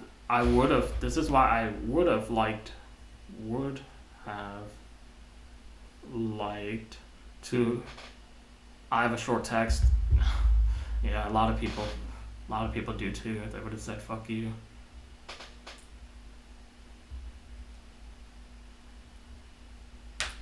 But, you know, I don't want to be too mean. But let me know what, like, the short text is. But this is why I would have liked to have the discussion in person. I originally thought you were having financial issues for the past 2 months.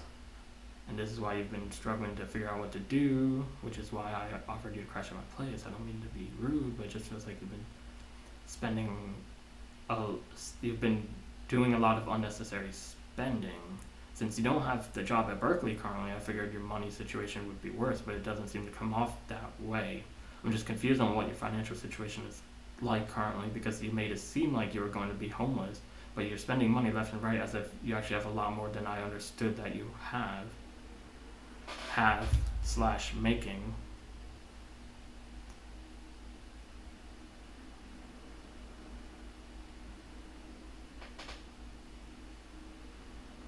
I could say that, but then it's... Yeah, I can say that. Should have you write these texts on. Because then she might say, why do you ask? And then I can explain, okay.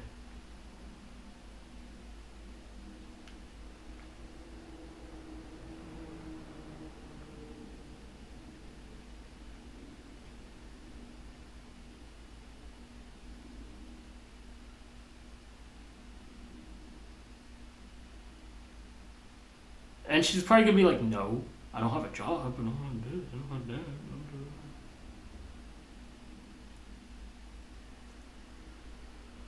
Because then she'll be like, why? And then, I mean, it's a yes or no question, but she'll find a way to dodge it. And then we'll see what happens from there.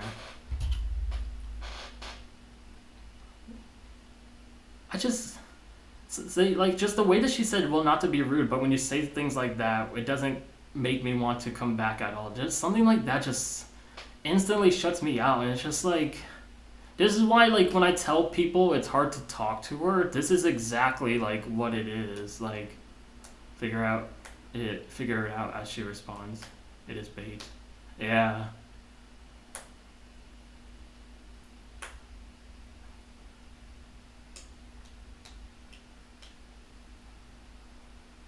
But, like, I don't know, like,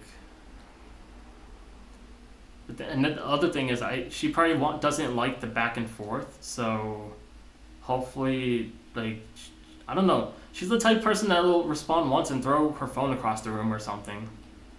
Like, she doesn't like a lot of back and forth text. But like, I guess this is a good precursor question to like explaining a lot of. It is a good way to dismantle productive conversation. Exactly. She's done this several times to me too. This like in person as well. She does this in person, and it shuts me down completely because I'm just like, you've left me she leaves you no option to respond without it then becoming an argument. And it's just like, this wasn't meant to be an argument. This wasn't meant to be. Well, I could put the music back on since she doesn't wanna. But like it just I thought my social skills were bad, but I think hers are just worse. And she's told me her biggest issue is confrontation. She hates confrontation, and that's the issue, is she doesn't like confrontation. She said, bruh, no offense, but like, I'm trying to enjoy my last night. Is this really necessary? She said, bruh, no offense, but like, I'm trying to enjoy my last night with my cat and my parents. Is this really necessary? Question mark. Again, it's another shutdown. How do, like, so then should I just tell her then we should discuss in person, right? Like, if this is not necessary at this moment, then we should just discuss. Why does she do this to me? Because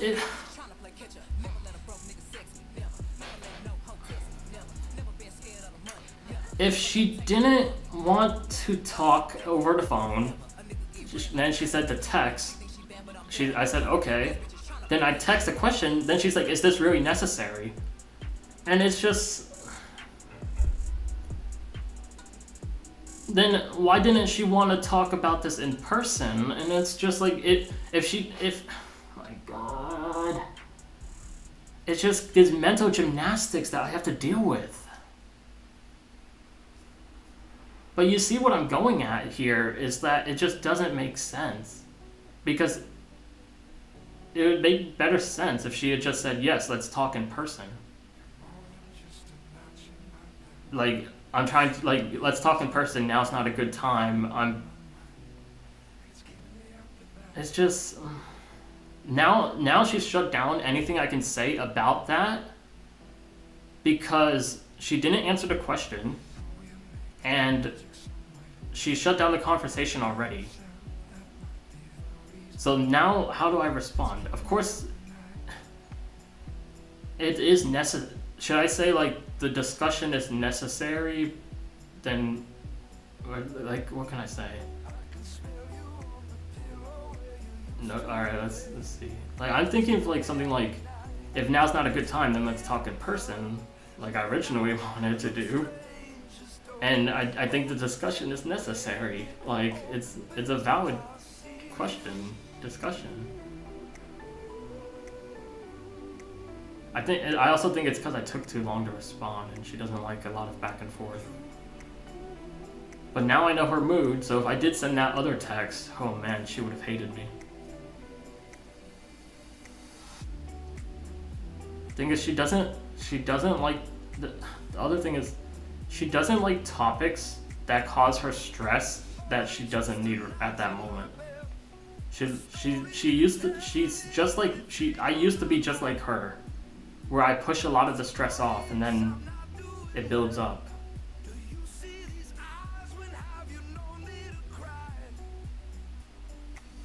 I think I could say something like, if now's not I think the discussion is necessary, but if now's not a good time, then we can wait.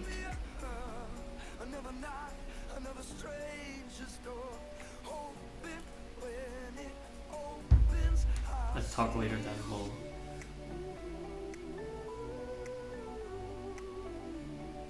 I don't know, like, adding...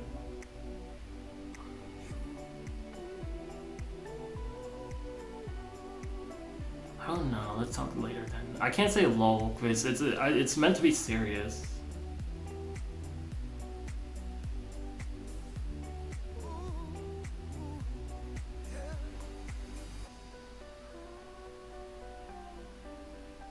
Take out the lol.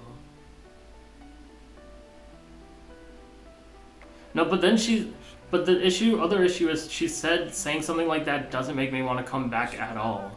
So now it's like, am I ever gonna talk to her later then? I have a feeling, and this will probably become true, is she's gonna text me tomorrow that she got a hotel and she's gonna stay at the hotel rather than come to my apartment tomorrow night.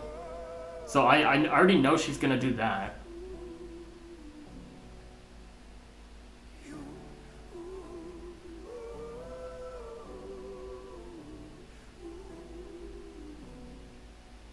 But like, I feel like I should correct her.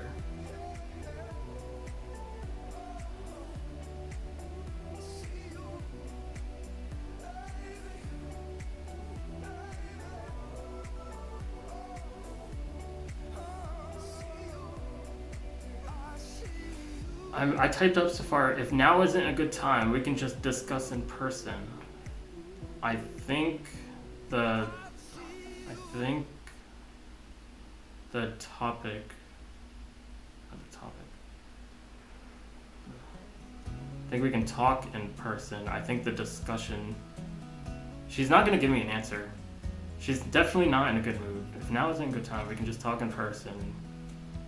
I think the discussion.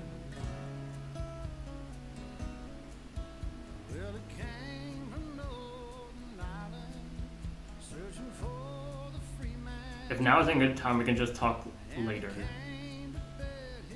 Later. I think the discussion is important. So I put, if now isn't a good time, we can just talk later. I think the discussion is important.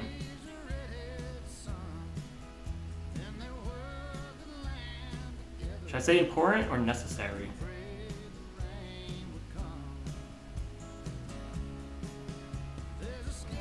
Because she used the word necessary. Alright, this gotta be like the last text, because we've done back and forth for a while now, and she probably, you know, like she said, this is not a good time. So this gotta be like the last text. Like, so we gotta make this one right.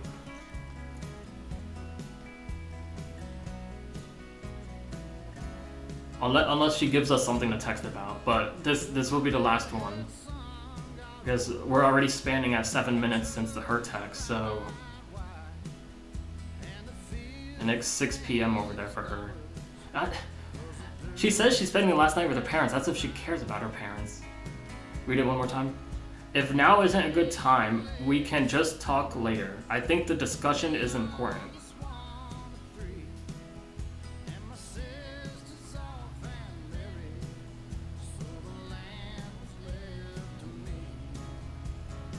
Maybe I should just take the last part out, the last sentence.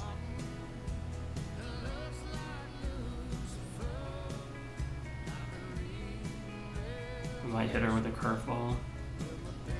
Not respond at all.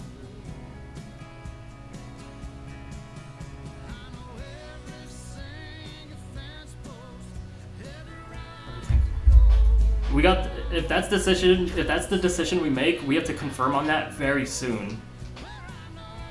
No, she's not gonna call. She's not going to call. She's not that type of person. She will not call. If I don't respond, she will not call. She does not give a fuck.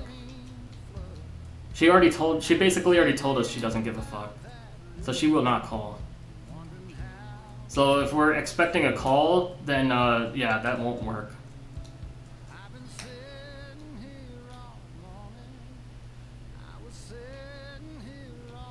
Yeah, I think I should just say, if now isn't a good time, we can just talk later. But I have a feeling she will shut that down too. But I think, like, you know. But the thing is, I even asked her if we could talk. Like, I feel like I've already asked her if we could just talk later, which is tomorrow. Like, it's just like we've gone in circles at this point. I really like something I really want to say is if now isn't a good time, we can just talk tomorrow like I originally planned. Like, it's just this is why I hate doing things through text. It's because we just run in circles.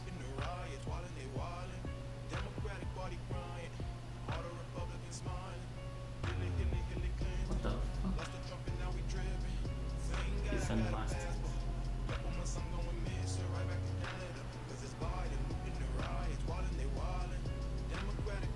She will respond. She will respond to it. If not, she will see it.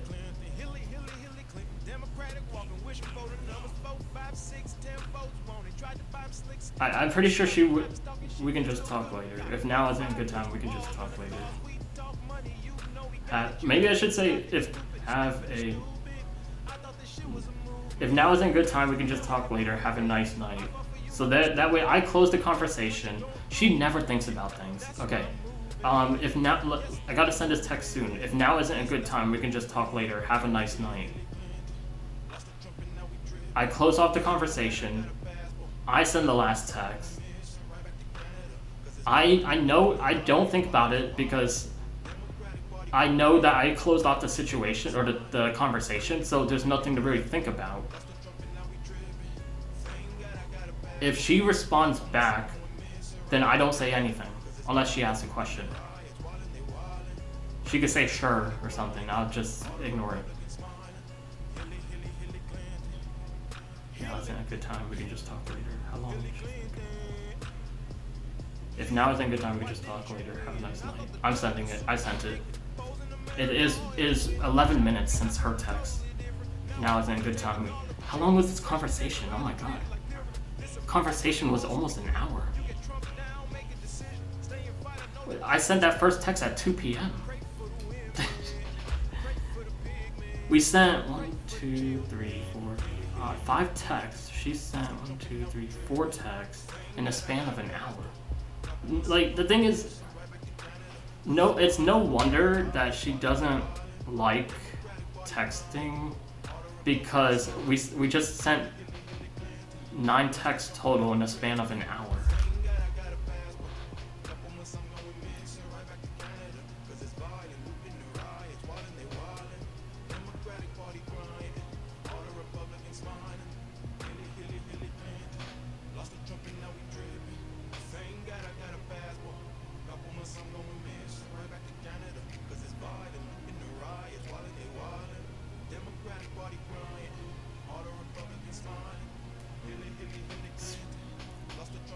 It really was. It was mental warfare. Like, this is like the type of things I have to go through. And it like, if you think this was bad, like, text, like, and I know why she reacted that way.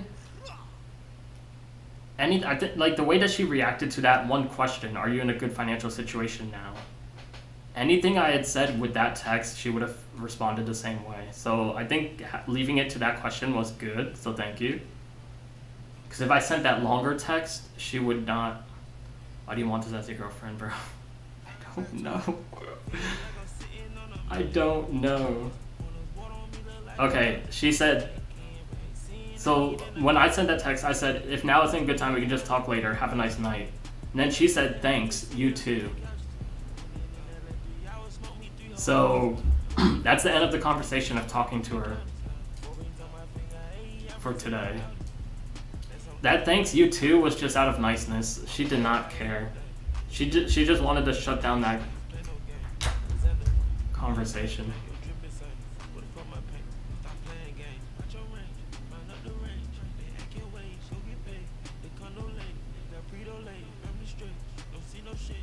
We got out of there, bro. We barely got out of there.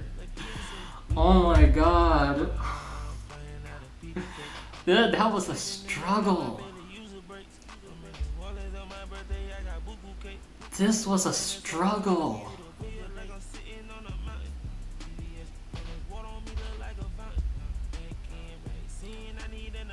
You didn't nuke her with that big text. I feel like I nuked her with that one question. Because I think she knew instantly. I think she knew instantly how I was gonna follow up with that. She clearly saw that, and like it took her 3 minutes to respond. And I think she knew how like I was gonna follow up with that, and did not want to stress about that. She doesn't have evidence though. That's true. She doesn't know I was gonna send that long text. But like she should.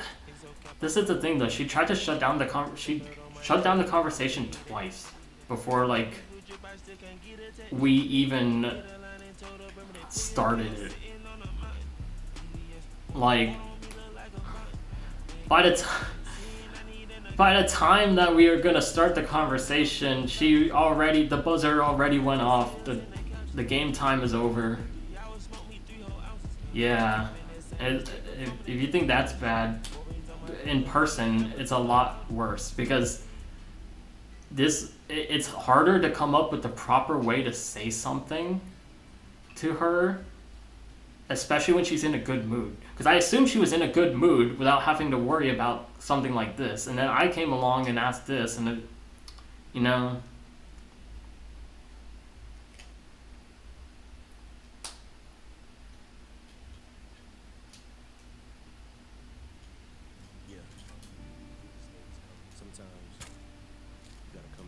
Is to say less. Yeah, my mom says the same thing. Saying less is saying more. And let people talk more. Yeah, it's just hard sometimes because I can't properly convey something without like over explaining it because I don't know how people will read into it. Because me, when she sent that what with a question mark, I read into that so many different ways.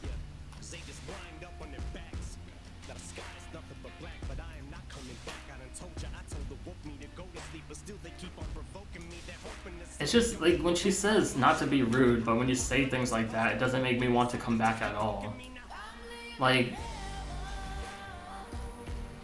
at that point, I didn't even, what did I say? Like, it wasn't,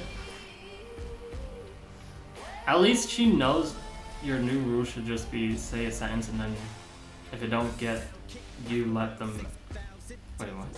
Your new rule should be to just say a sentence, and then if they don't get you, let them ask for clarity. Yeah, but she's not.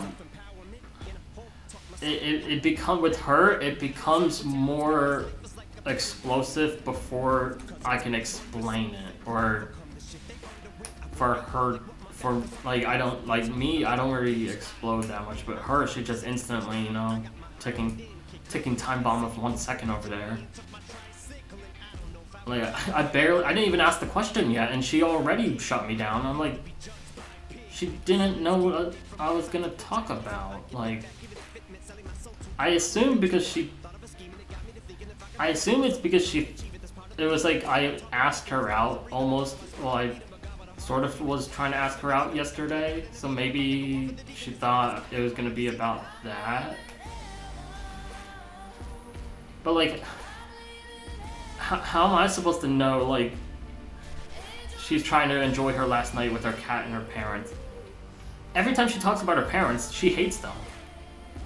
Like, it's like, now all of a sudden she wants to enjoy the last night with them. Like, the crazy thing is she's gonna be seeing her parents in 2 weeks anyways. What does she care? Like, her cat, I understand, but her parents, I don't know. Preemptively combative, yeah.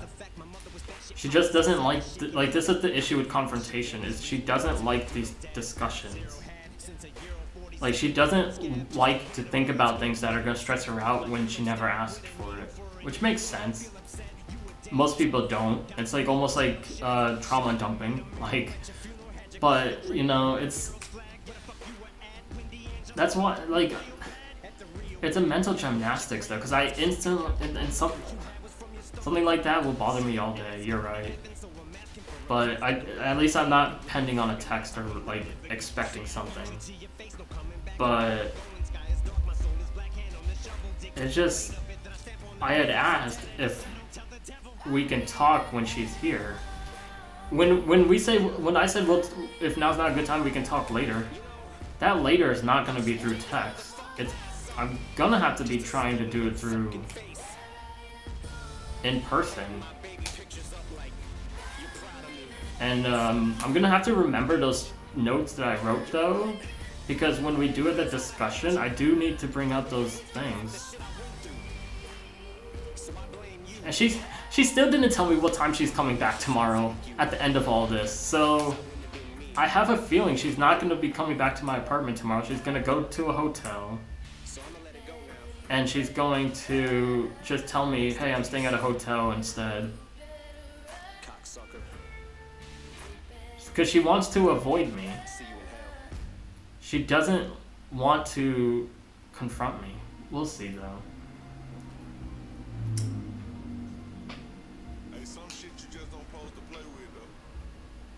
If she says that. She's going to say that. It won't be the first time. She's not gonna want to stay here, especially if as soon as she gets here, you know what it is. People hate like pending doom. Basically, she's gonna be waiting for me to ask. It's cool. Wish I could have seen you though. Yeah, that's true. But then she'll be like, "You're gonna see me next week. You saw me last week." Like it's only been a week since I've last seen her, so it's not. And I think that comes off a little attachy, like a bit of attachment. I mean, I do have attachment issues.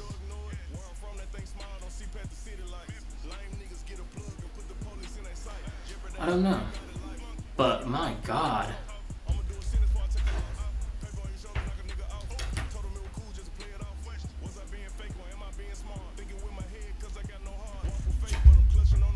Like, this is like the type of shit I have to go through, and it's just, it is, especially, I asked her something, so I think I started saying this, but I don't think I finished the story. She asked me to watch one of her videos to review it before she posted it on YouTube, and so I watched it, and she was telling a story about a date she went on, and she was saying something like, reminder, don't give, it wasn't about the date, but she was just saying a general reminder. Don't give your address to people on the first date or whatever. And then she said something along those lines, and I thought it was very interesting. And I asked her, I was like, "This is very interesting because like the second time we hung out, you gave me your address." And she was like, "So did you not want me to give it to you?" I was like, "No, I just thought it was interesting." And she's like, "I probably had you pick me up or something, right?" I was like, "Yeah," but she's like, "So?" I was like, it's like, why did I, in my mind, I'm like, why the fuck did I even ask? I thought because it was, I wanted to try and see like what she was going for, like in terms of like, I wanted her to say like, it's because she trusted me or something, like she had some sense, something about me like that was different than, but it did not go that way. It instantly, and as soon as she started getting upset, I was like, I kept trying to shut it down, and it just kept getting worse. I was like, oh my God. But like those type of conversations, they just come and go. Like to her, those don't mean anything, but to me, that sticks in my mind because I'm just like, what the fuck? What did I do wrong?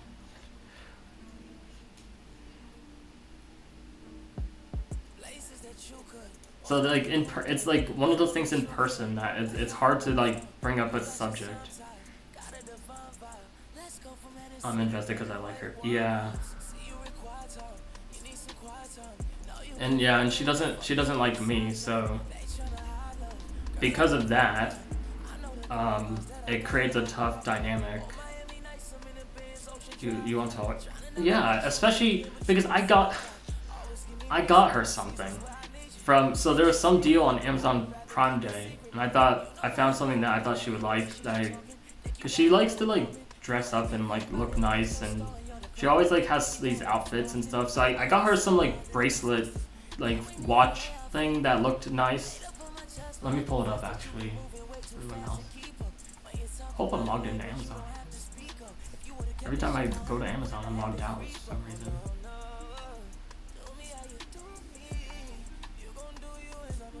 Alright, where's my orders? The other thing about this though is I don't know how to tell her like I found this on Amazon. Like this is what I got her. I got her this. Because I thought this would look good with like one of her outfits, even though she doesn't really she has an Apple Watch. But you know, it's just, I thought it would be nice. Now, I'm just like, ugh, now it's awkward.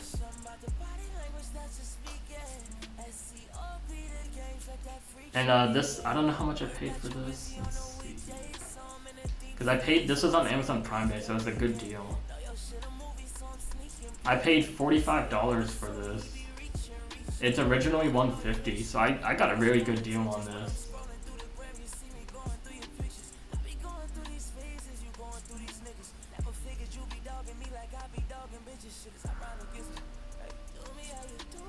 So, yeah. Which is, oh wait, what? This TV? Oh wait, no. Is this... What's the invoice on this TV? Ah, yeah, shit. Oh, it's the same price. This TV was not on sale for Amazon Prime Day. But yeah, I got her this, and I don't know how she's gonna react to it, and especially if she's not here. If she doesn't come here for it. You know what I should have ended that text with... I should have ended that text with what time no, never mind. I was gonna say, I should have ended that text with, like, what time are you coming back? Or like, what time is your flight? But then I feel like she would have said, you know, I'm gonna change it or something. So it's whatever. It's fine. I don't need to know what time she comes back at.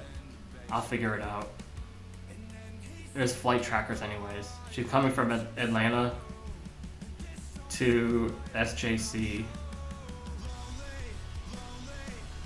The flight tracker won't be ready yet tomorrow.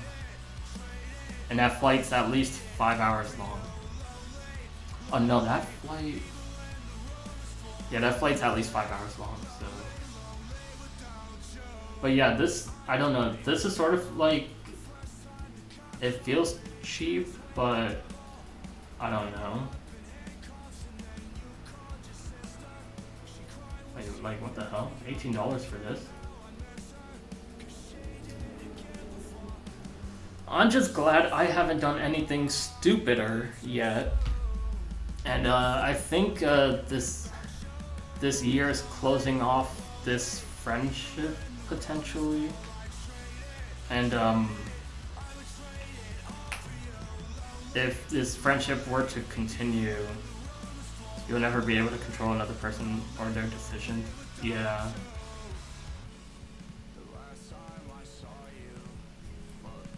I feel like I treat her nice though. Like, again, it's not my job to know how much she's spending, but at the same time, I'm given the impression that I'm helping her, but it doesn't reciprocate back that she even had money issues to begin with.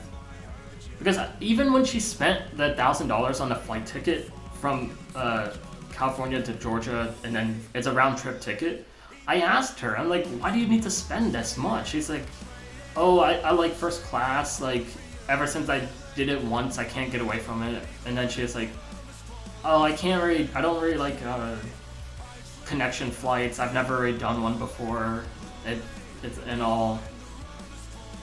It's just, there was a $300 flight, or $350 flight, that was a connection flight that I would have taken instantly. Like what? She's clearly like the way she spends money. I suspect that she's not. I suspect that she's not using her own credit card. Of course, she's not starving or going homeless. She's been staying here for 12 days, 14 days, or whatever it is.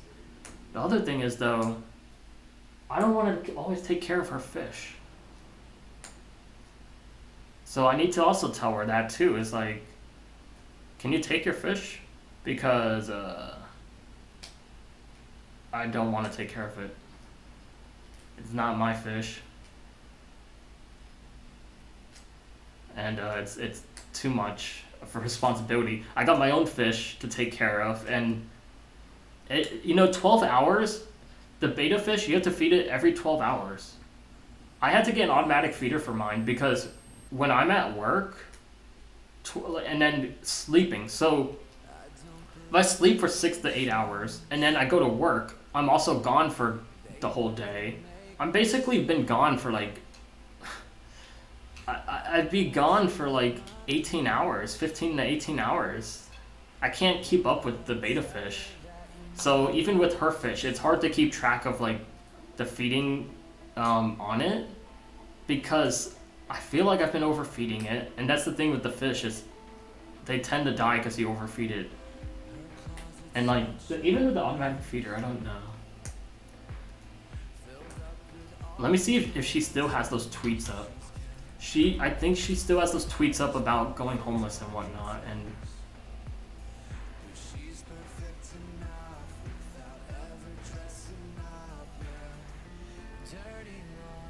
skill points in the tender person you matched with.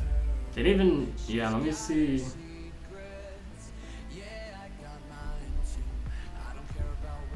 She said, when I asked where you based in, the app says you're 50 miles away. She said, I roam a bit. And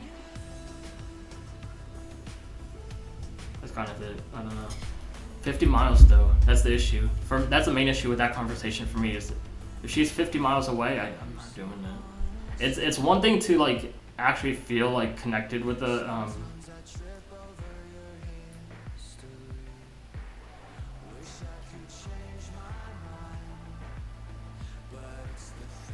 on, I gotta respond to someone.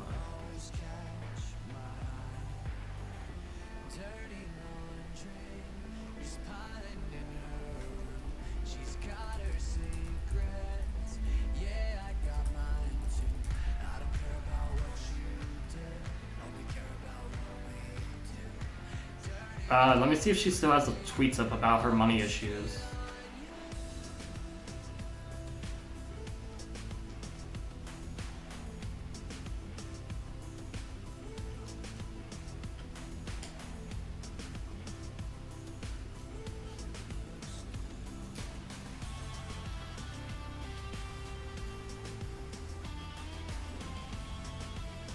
Look, this something like this. I mean, like, look at this. She says something like this. At least someone wants. Like, the thing is, I stick to this. At least someone wants me. Who the fuck am I? Do I not want her? Like, thing is, I just don't.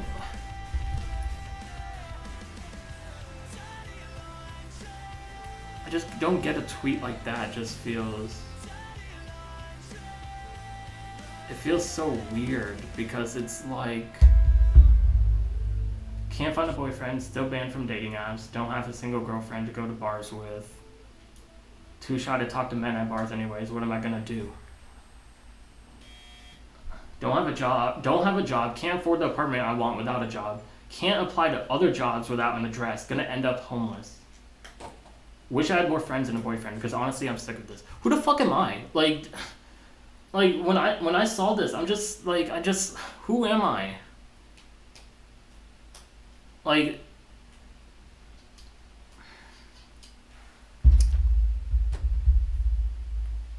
It is not that simple.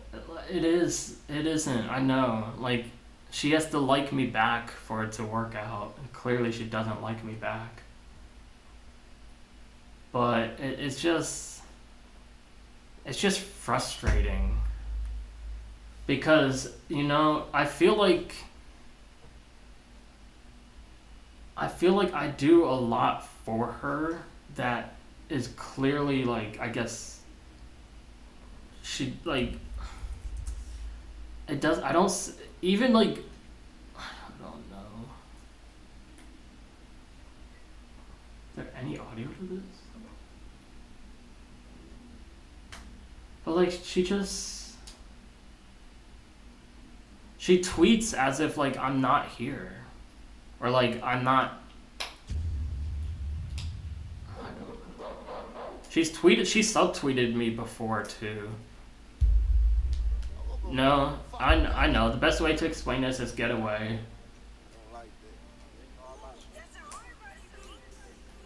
Woke up, brush my teeth and grab my strap today. Cause I know these pussy niggas, they be after me. I'm a sinner, I ain't listening to what She subtweeted about me too. See if we can find it. passed away. Street nigga can't get set up by no dog hoes. Wait till you pull up and let the thing go. Catch another body, yeah, I'm fin too. I'ma put you in the dirt if we got issues. He talking wreck, he wanna dance and we can tango. That bitch you fucking get you set up by that same hoe. Real gangsta, I be thuggin' where they can't go.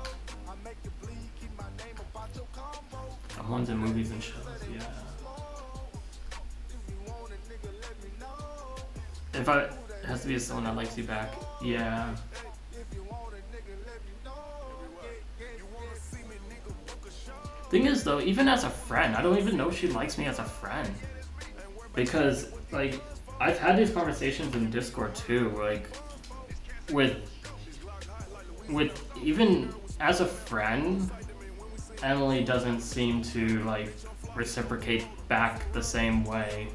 Like, every time, like, it seems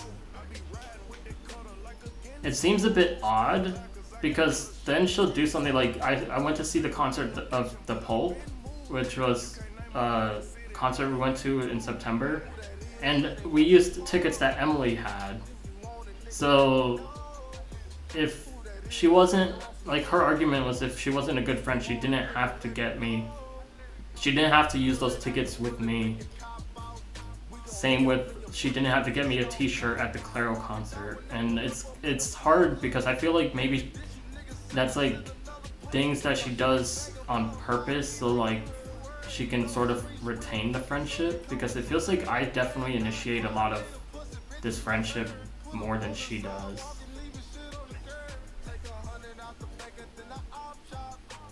And so I feel like,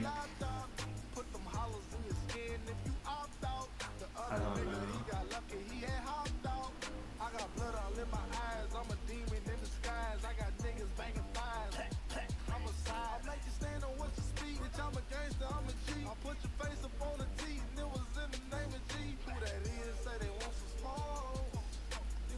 So smitten by her looks and company that you're letting her get away with murder, pretty much.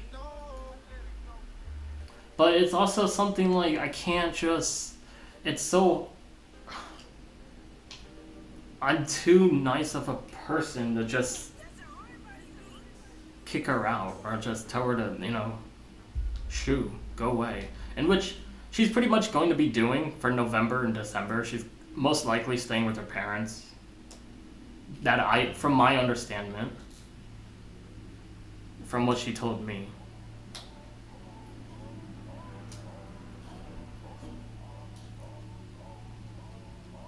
Just ghost her. As soon, yeah. But if I do that, she's gonna post about it. Which I know it is what it is, but ghost her if she comes up. I tried that. I do that with a lot of people, actually. But it's hard to do something like that, especially when I guess I could ghost her until December if she goes away for November. But thing is, I want to ghost her in a way, maybe I could block her from my Instagram stories. maybe I can change my Instagram. I don't want her to like see, like I don't want her to see my posts. I don't want to block her, but I want her to not see, like, if I'm posting, then I must be okay, so that she doesn't have to reach out to me, you know? I want her to reach out to me genuinely to see how things are, not just see my posts online and then assume things are good, because then she'll never care, never text me. But it's things like that I'm just like, I don't know. But the thing is, if I'm taking care of her fish for when she's gone, she's gonna have to text me to see how her fish are. Then you'd have to go full ghost.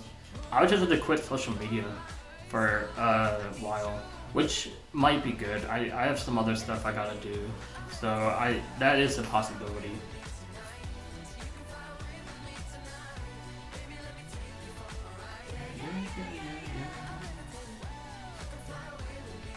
Yeah, that is a possibility, but I'll have to see how this week goes, because now I made it awkward, more awkward than it already was, because I'm going to see Imagine Dragons next week, and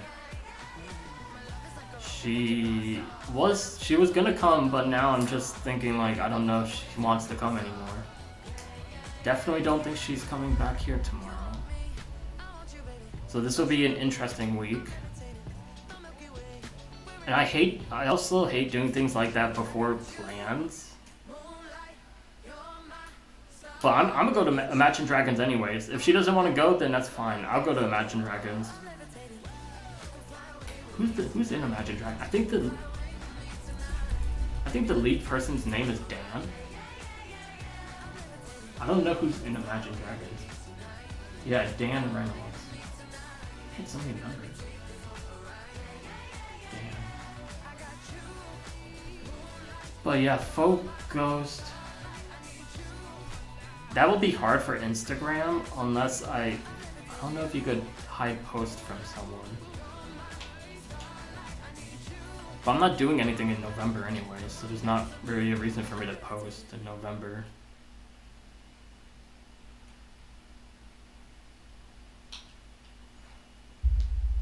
I was going to literally, so I matched with someone on Tinder, and the conversation was good, and then I got distracted and busy, and then I tried to revisit the conversation like a few days later, and they unmatched. I don't blame them, because I didn't do anything with the conversation, because they were into Imagine Dragons, and I was literally gonna ask them if they wanted to go, because Emily didn't seem interested. So I was like, gonna ask them, but then they unmatched. I was like, damn, that sucks.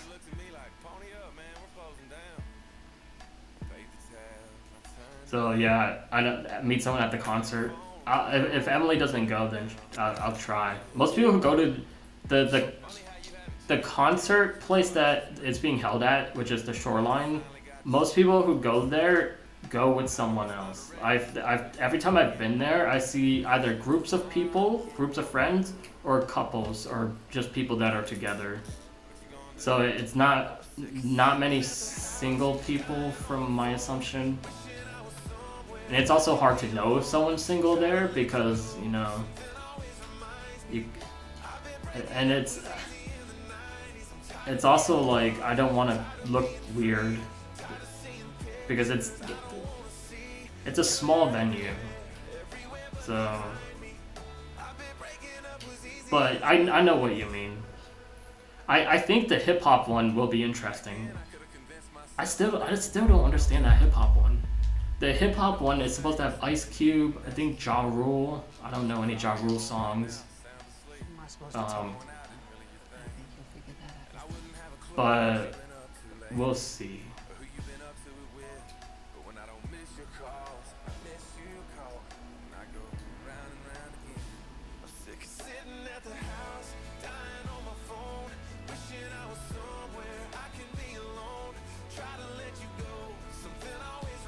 I thought I had Instagram still open. The one girl that I was talking to about the concert, she never got back to me.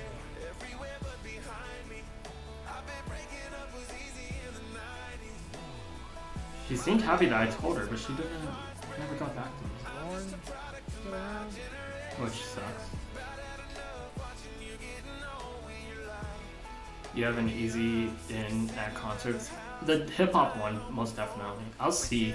The hip hop one would be interesting. Oh, I should do that meme. I hope they play Hot to Go. This is an Ice Cube concert. There's certain, like, I really want to do that trend. I might either make a video for it for the Imagine Dragons or sir, this is a Wendy's. Just put the fries in the bag, bro. Put the fries in the bag, bro, is like one of the funniest like keep it going memes. Keep it going. I feel like that sort of meme has ascended. It's like it feels like it's it used to be like keep your day job, don't quit your day job, as like don't quit your day job. Now it's keep the fries in the bag, put the fries in the bag, bro. Which is more offensive, I would say, but it's funny. My other favorite meme currently is like blind. It'd be like action. Ass like AHH comment, or like it is so funny, yeah. Oh, and then this is the TV that I got. Oh, wait, hold on. Okay, this is okay. This is the TV that I got, and it wasn't from an Amazon Prime deal. It was just on sale to begin with. And so, and then I ordered this, in which, yeah. And then I ordered this to go with it for the living room. I don't know who in the right mind would put this in a bedroom. It feels very awkward. But this is, so I got, so I spent, I thought this was on sale.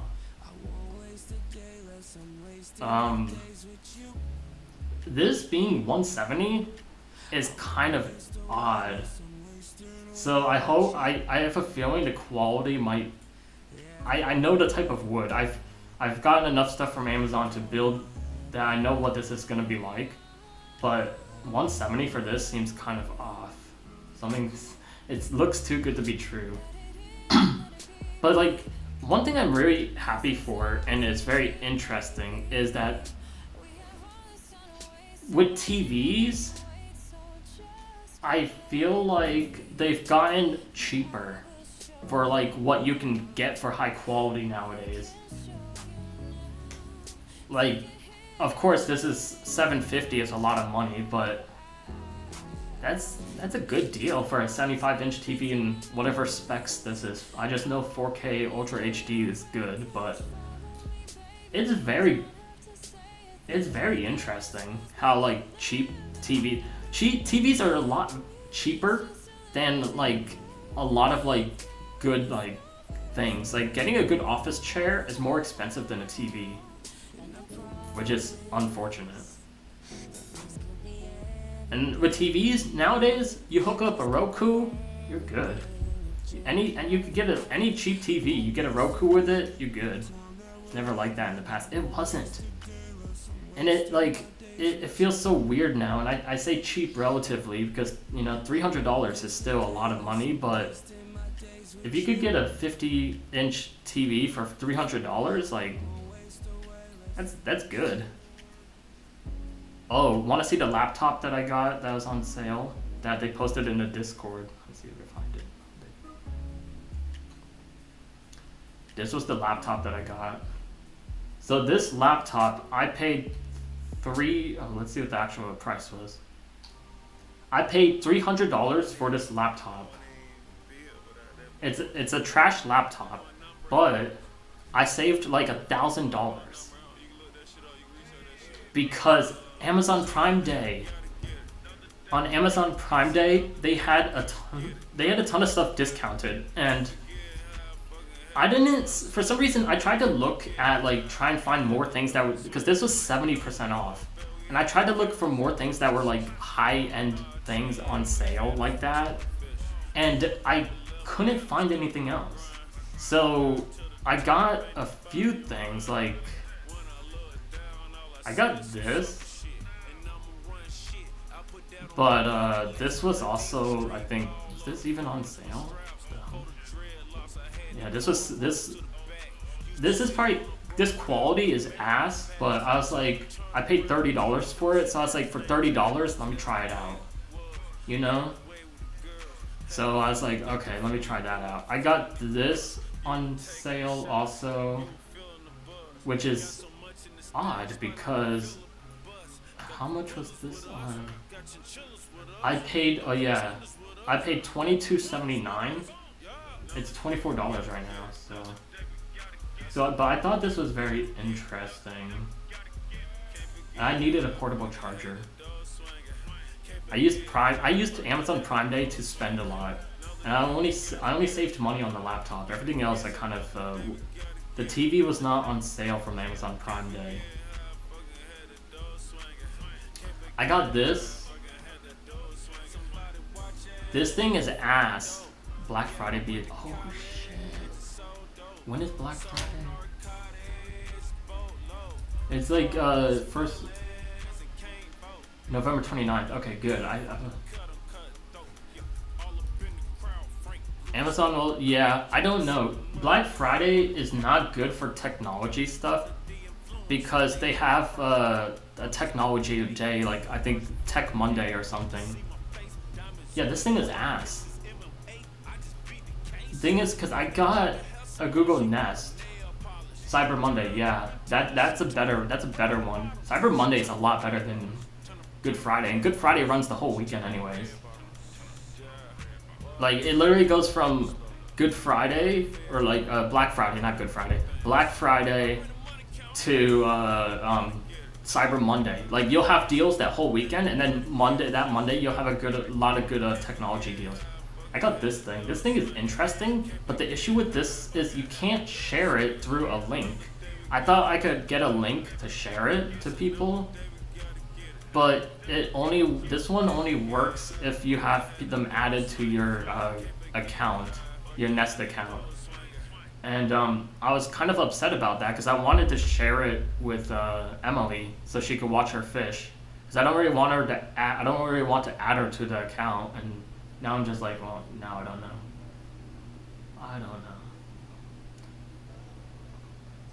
Hey, but I thought this was gonna be.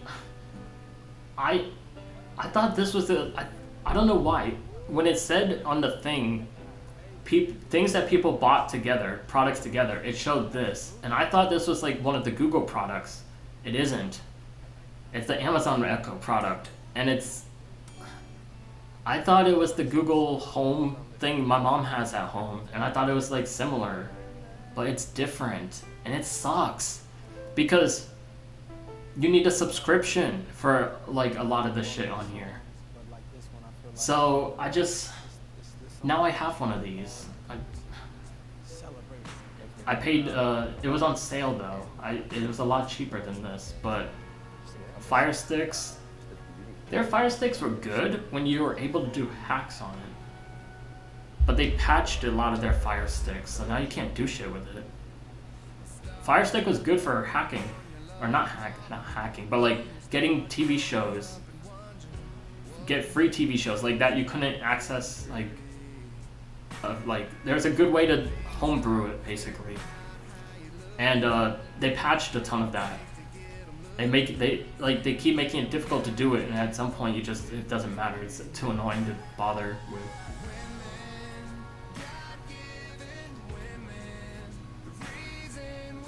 I spent a lot on Amazon. Yeah, I do miss those days. It was annoying because my mom had a Fire Stick, and she would always ask me she would always ask me to homebrew it, basically, because she wanted to watch, I think it was Shameless. And it's because in the UK, they get the episode like a week early. And she would always ask me to like get that episode. And I would have to look on the web to try and find a site that would have it. Because for some reason, that show is difficult to get. And I think nowadays it's easier to find shows like that online. But it's like probably like 2016, she would ask me to keep trying to homebrew it, and then for some reason she would do a software update on the fucking Fire Stick. I'm just like, now I gotta try and figure out how to homebrew it again, or like she'd get a new one.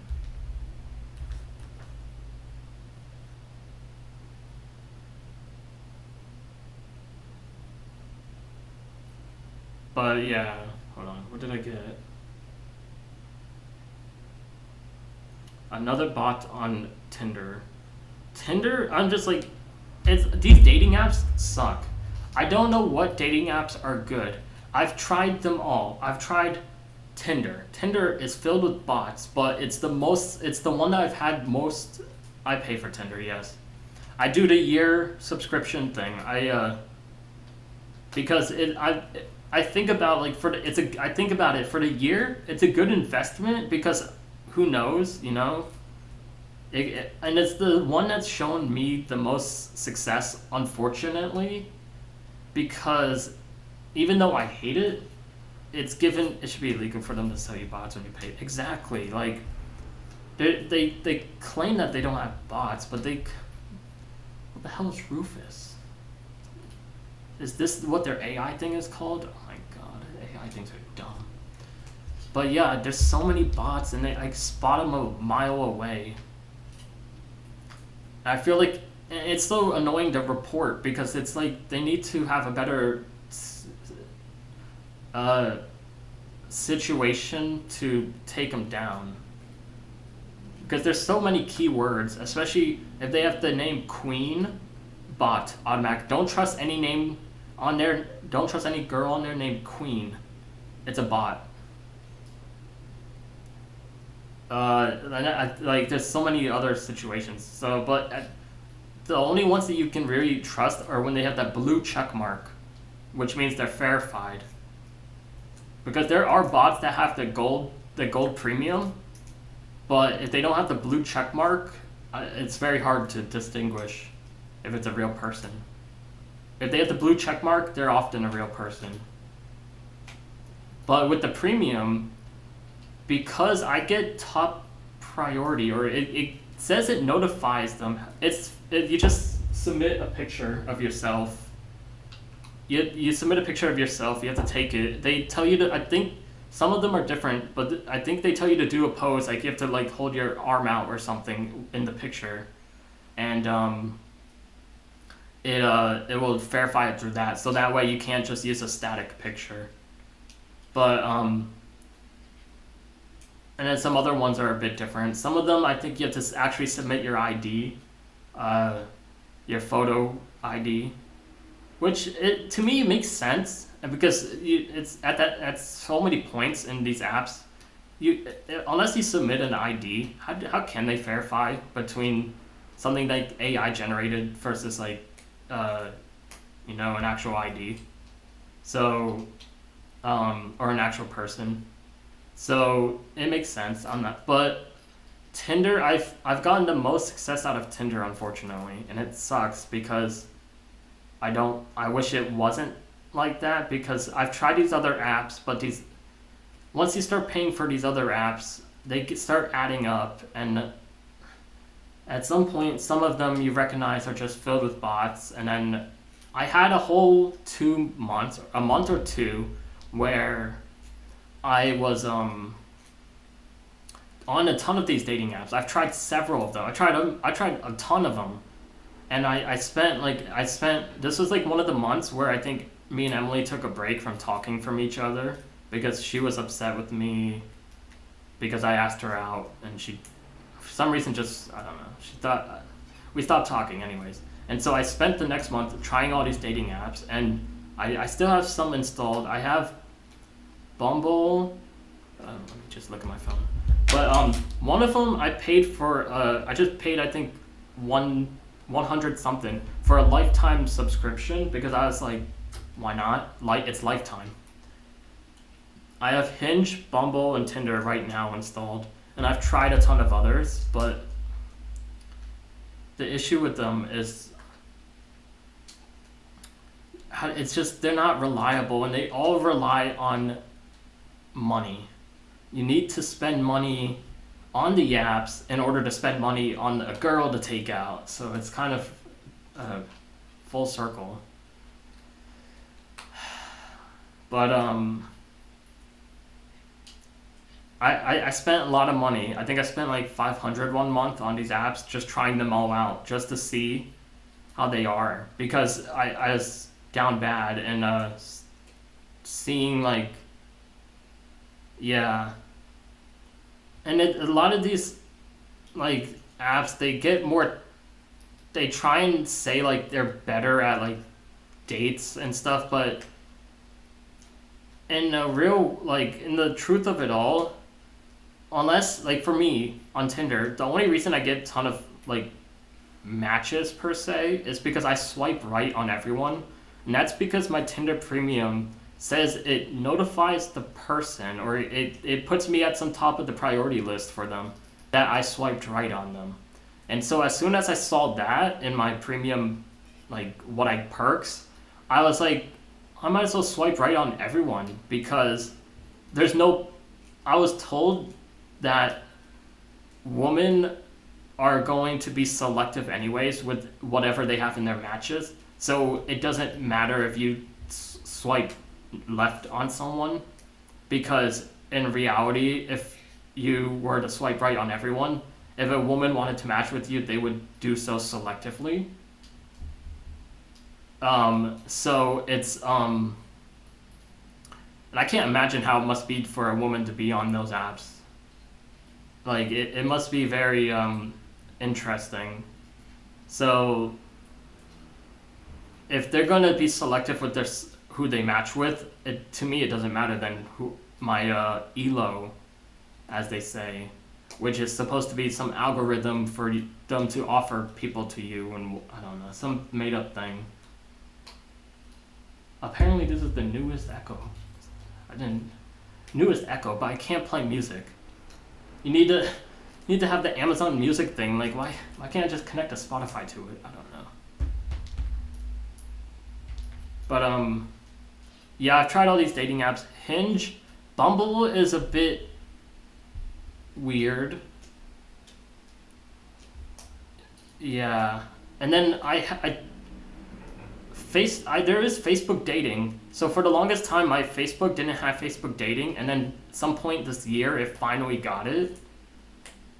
And I'm not sure. I haven't tried that. Every time I've tried it, I don't try so hard.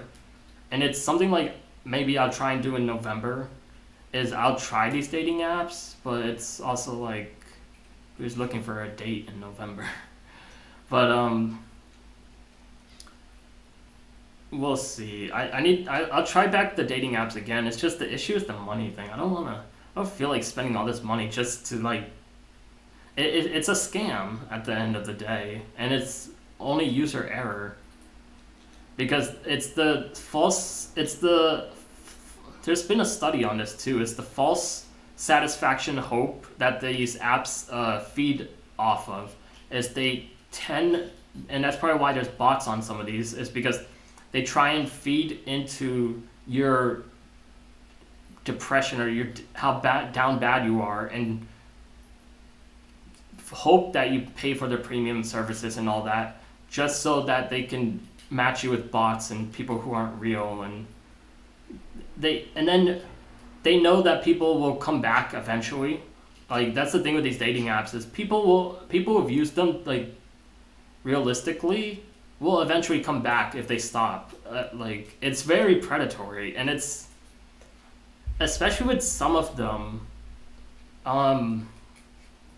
There was, I can't remember. No, it wasn't a dating app, but a lot of these apps have predatory ways of payment systems. Luckily, with these apps, your subscription or payment system's done through the Google Store. But I had an issue with Uber. Uber Eats makes it so you can't cancel your Uber One premium subscription until 3 days before it expires, in which that is very predatory. So they unless you contact support. If you contact support, you can get it canceled. But they don't have an actual cancellation button because it doesn't show up unless it's 3 days before your subscription ends. Because they hope that you forget to resubscribe, or no, they hope that you forget to cancel, so it automatically resubscribes you. So they just take your money without, and most people just accept it. And it's very a predatory business practice in which there are some laws that are going to be making those type of things not possible. There's some laws that are going to try and make the being able to cancel a subscription like always available somewhere with the click of one button, because it's a predatory business practice to hide or to make unsubscribing from a service very difficult to get to. And so I'm glad that there's laws that are being worked on, because I know California has that law. It's going to be coming soon. There's a lot of good California laws. One that's a good one. Another one is in 2026 they're getting rid of plastic bags. We'll see how that goes. I don't think they're going to do that, but we'll see.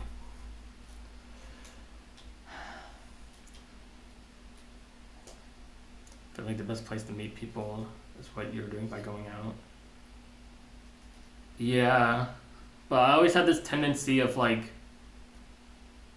I don't want to bother people, especially if I don't know what they're doing. But yeah, common interest. Yeah, I need to go to like a I'm gonna do bowling. Probably gonna go. Probably not tomorrow night, but maybe sometime next week, bowling again. Because after 8 p.m., this bowling place, you pay like $20 and you get unlimited bowling for like 4 hours. And I did that like a few weeks ago, and I did like 10 games of bowling just by myself. For like 2.5 hours. It was very fun. But my hand started hurting, and I was not playing good towards the end, so I was like, alright, it's time to stop. But yeah, I really like bowling. And I'm trying to think like my other interests. It's like I like skateboarding, but if I'm trying to pick up people, just need reinforcement to know what to say when you say hi to people. That's the thing is, if I say hi to someone, like, then like I need to think of a conversation that's like about to be had, because it's just like, well, now like there needs to be a conversation. So it's just the thing is, but if it's a music concert, it's a lot easier, because then it's like hi, what's your favorite song, or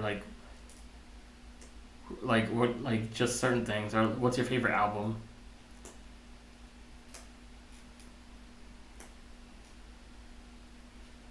Am I a pro? No. I don't do like tricks on it. I'm not a pro. The way I bowl is pretty straight. Like I literally shoot the ball down the middle and hope I hit them all. I don't really like the spins. Although the ball spinning and then going towards the center is very cool, I don't like doing that. Or like I don't want to learn how to do that, because then it feels like it takes away a ton of the fun. And plus, I've seen people do that. They're practically throwing their ball halfway across the lane in order to like accomplish like things like that. I'm just like, what's the point? What's the point on using the whole lane at this point? It seems so stupid. But bowling is actually very fun, and my highest score so far is I think 140, in the 140s somewhere, maybe 150. I can't remember.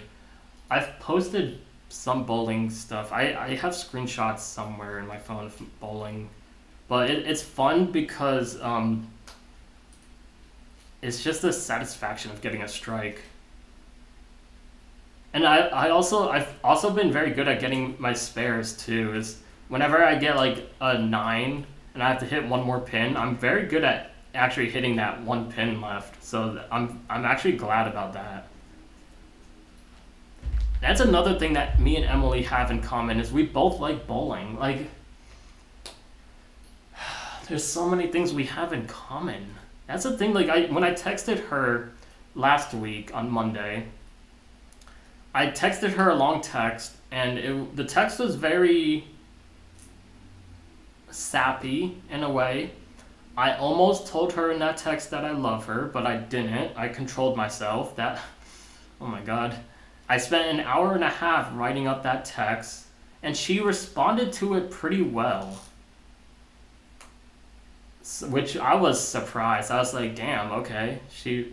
But like, I was telling her like we have all these things in common pretty much. Like, we both like watching crime shows. We both like going to concerts and talking about music. We're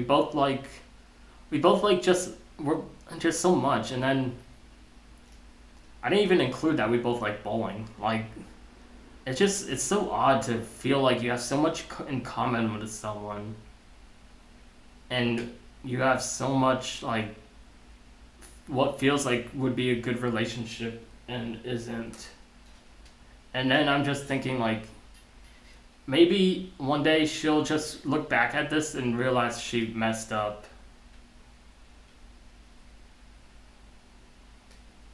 I don't know.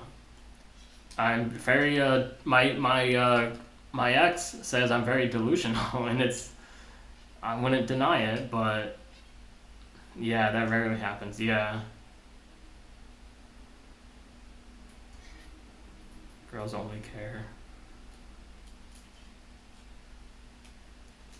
You're not dating someone else. Yeah. And that's the thing is, I need to like, maybe that's like I need to try and do is try and get someone else, or try and like start talking to someone else, so then that way I can start having to ignore Emily and stop giving her all this attention. And then if she complains about it, then I could be like, well, we could be dating. But maybe that's like what I need to do, is try and push her off through that method. Jealousy is one of the only ways to make someone interested. I don't know, because I feel like, I guess jealousy comes in different forms. Because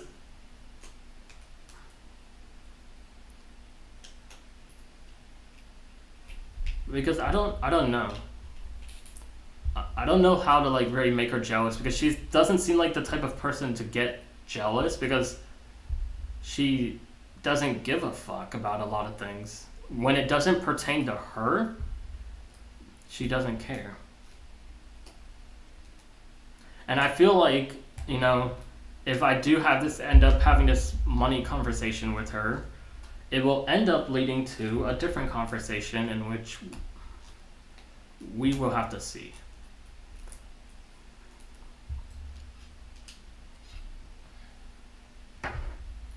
But that conversation in person is also going to be very tough to do. No, not that. I have a feeling I'm gonna end up having to ask her more about like our status on our friendship, like, because it's very one-sided. It's very like more towards that I care about the friendship more than her, in which like if I was gone tomorrow, she probably would not care. And gone in terms of the friendship, not dead. If I was dead, she would care. But in terms of the friendship, if the friendship were to end tomorrow, her day would continue as if nothing happened. For me, it would be a different story. But like that's how I see it. And because I'm practically one of her best friends here in California. And she doesn't really like to acknowledge me as one of her best friends. And it kind of hurts because I don't know then who I am to her. And I tried to add that in my text when I sent her is like how I felt about her and stuff, and then didn't know how she felt about me. And I think the issue is she doesn't like me because I am too emotional.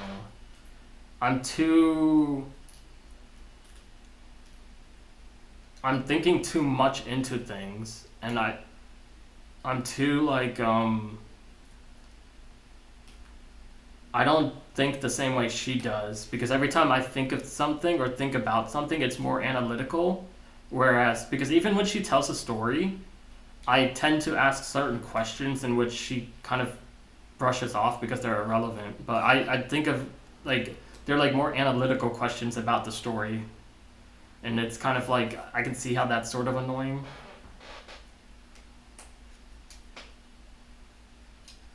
But I don't know. The crazy part is we've maintained being friends for this long, so it's kind of it's kind of weird, because it's if she didn't like me or she didn't want to be my friend, why would she stay friends with me for this long? That's an easy thing that she can say that I can't dispute, because it's right, it's correct. So it's hard for me to listen to other people when they say that she's using me or she's just, I don't know.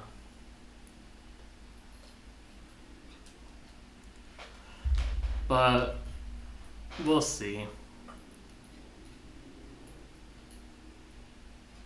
And I can't, I don't. Oh, have you asked her directly? No, I have not asked her directly if she's using me.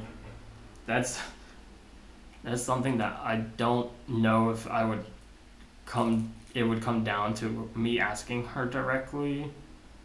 But it might be presumed in some question or some way she might assume that I'm asking it. I don't know. But that's a scary...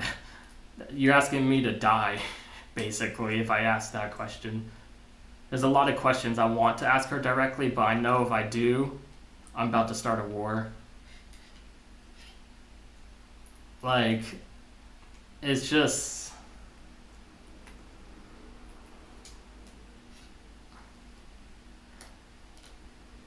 But that's the thing, though. It's if me and her, theoretically, and of course, if me and her were to even get into a relationship, I wouldn't be thinking so hard about these things anymore, because being in a relationship would then resolve all those questions. It would answer them all. Because that's basically what I'm looking for. So then if that's not true... I mean, yeah, she could be in a relationship with me and just for the money. It would be worse. That's true.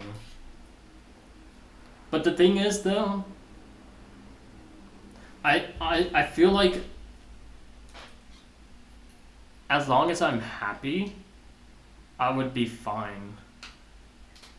But then I guess the mental gymnastics would be worse, because then I really have to be careful with what I say.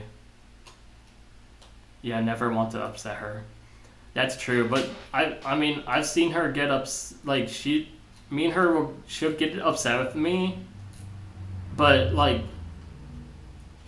she'll brush it off. Although, I think she was upset with me. I asked her to not touch the thermostat because she had it at 67 degrees, and I put it back to 70. And I texted her. Once I got to the office, I texted her, can you not, touch the thermostat? It was freezing cold this morning. Thank you. And she didn't talk to me for, 2 days. I was and then, on Wednesday or something, she started talking to me again. I was what the fuck? Like, I was so confused on what she was, like, I think she was upset with me, but, like, it felt so weird. That she barely, like, we were having, like, good nights and stuff, and then for 2 days, she, like, stopped talking to me, and I think it was because of that text. I never found out why. I don't know what she was upset about, but maybe her social battery just died out for 2 days, but it definitely was so weird because we were hanging out every time after I came back from work. We were like watching shows and stuff. We were watching House. We were watching all these things, and then after I sent that text, complete silence. Every time I came back from work, I'd ask how it's going. She just like she's like doing good, okay. And like we barely talked, like compared to the other times. I was like, in my mind, it's like I don't, because she ignores you. She's using tactics against you because when she ignores you like that, you obsess about what you did. Yeah. But last time, I asked her once about like what it is about me that like was wrong, and she said, "Don't make this all about yourself." And I was like, okay, that's like really early on when I first got to know her. Like I think 3 months in when we started being friends. And I'm just, it's a process to talk to her. I've been doing it for 1.5 years now. She is not an easy person to talk to, and it's clear as day to why she doesn't have many friends and a significant other. Because one, she just one of the things that she told me when we first started hanging out was like, because I asked her more about like more about her, and she said one of the things that people have told her is that she's egocentric, or not egocentric, she's self-centered.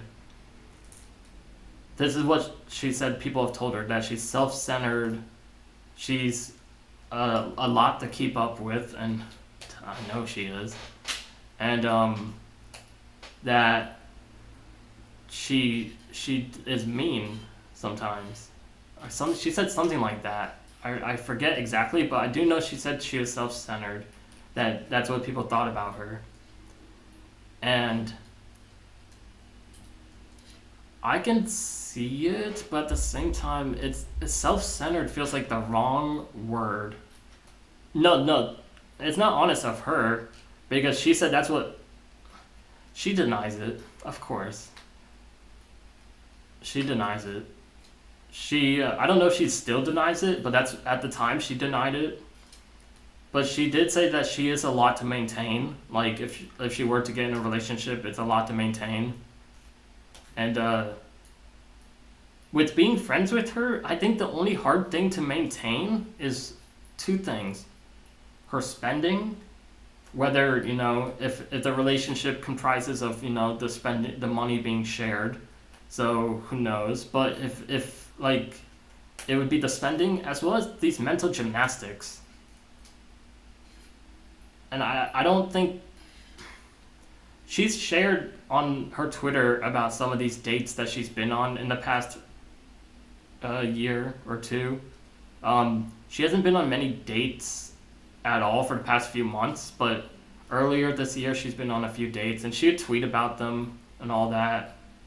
And some of them she would tell me like how they go and all. And one time we went out, and she said, "Oh, Austin, you know how to treat a girl. Like you know how to actually take them out on a proper date, and not just to like a bar to get them drunk or something and trying to hook up with them or something."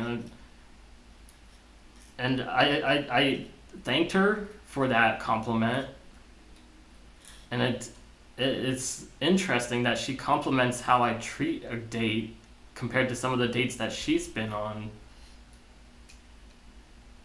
And it just confuses me a lot more, because what does she want?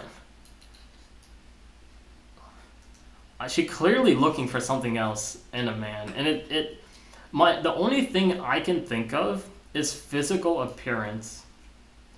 I think she's definitely looking for looks rather than anything else, because that's the only thing I can think of at this point. And she can deny it as much as she wants, but it's the truth.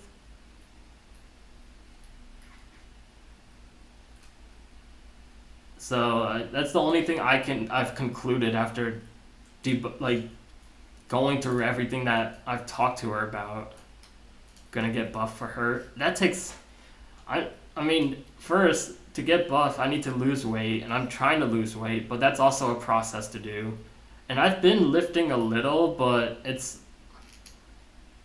I don't know. It's like, I feel like, it's at this point where it's like, if it's not, she's already accepted the fact, or, love conquers all.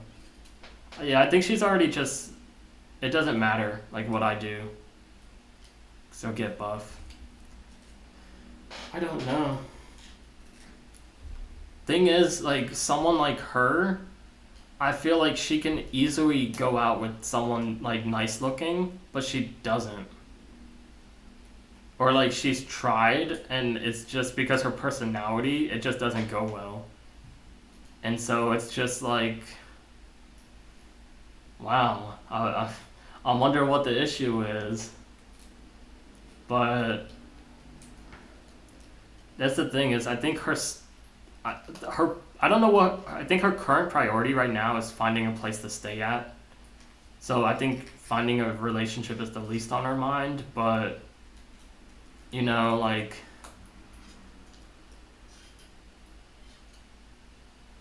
I don't know.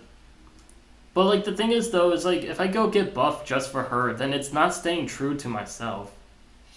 Like, if I'm comfortable with where I'm at and I just want to lose some weight and, somewhat look decent, then that's fine. But if I try and do a hard grind on getting buff and doing all this stuff just for her, then it's not genuine. And also, I'm like, as soon as that doesn't work, I'll just drop that. It's very hard for me, it's very hard to keep a schedule like that. Because even taking care of these fish, I'd be forgetting. I'd be having to count the hours. Like, I was like, last night, I was like, all right, so I fed them at like 10 p.m. So this morning I was like, all right, then I'll feed them at like 10 a.m. or 11 a.m. So that completes the 12-hour cycle. But then I have to do another 12 hours, and that's like, all right, but I gotta do that before I sleep. But like, taking care of fish is already annoying for me. So that's why I don't want to take care of her fish anymore, because it's hard to maintain 2 different feeding cycles. But yeah, it has to be for me. So if I genuinely want to get buff, it would have to be for me. And the current thing that I want to do is just lose weight, because in order to like lose weight, in order to get like, I guess a 6-pack or whatever, I have to lose the weight first. So I'm trying to do that. And my goal, I don't know. I had a goal in mind, but I don't know if I'm gonna reach it by the end of the year. But the goal will be a lot easier to reach if she is not here, because she likes to eat a lot. Her comments on YouTube are so funny. Let me see if I can pull it up. Where's my mouse? They are so rude to her on YouTube. They are so rude to her. Let me see if I could pull it up without having it be like mean. Let's see here. She has somewhat of a good following, but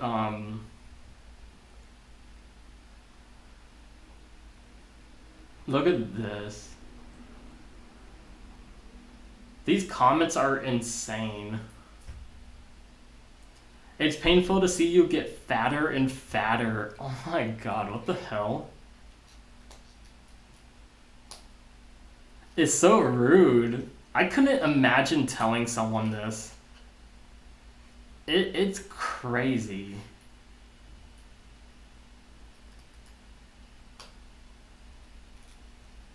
Out of nowhere too. It's yeah, because she just made a post about the Florida hurricane, in which she kept texting, exactly. She kept texting me about the Florida hurricane, kept asking if my parents were okay.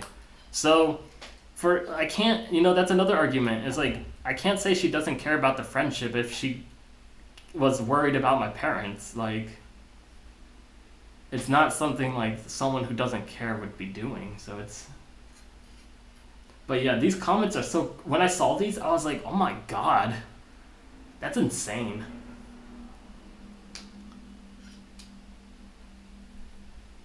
It's so. And the funny thing is, well, not the funny thing, but the other thing is, like, it's not the first time I've seen comments like that on her posts where people are just mean to her, like, very, very crazy.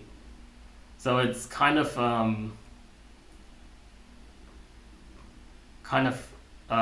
weird. But she I don't know. She has somewhat of a decent following, but if she had more of like a manager, she would have a better following. But I told her like I could help advise her. And this is part of the thing I said in the long text that I sent her on Monday last week. Was I told her like I could advise her with the channel and I could advise her on like things to do, but I don't want to be a manager. Because that whole manager situation thing, I don't want to be. She already thinks that I'm like sort of like a manager to her channel. I do not want to be a manager. Because I don't want to, because the second if the second she wants to be a manager, I will tell her what she needs to change straight up.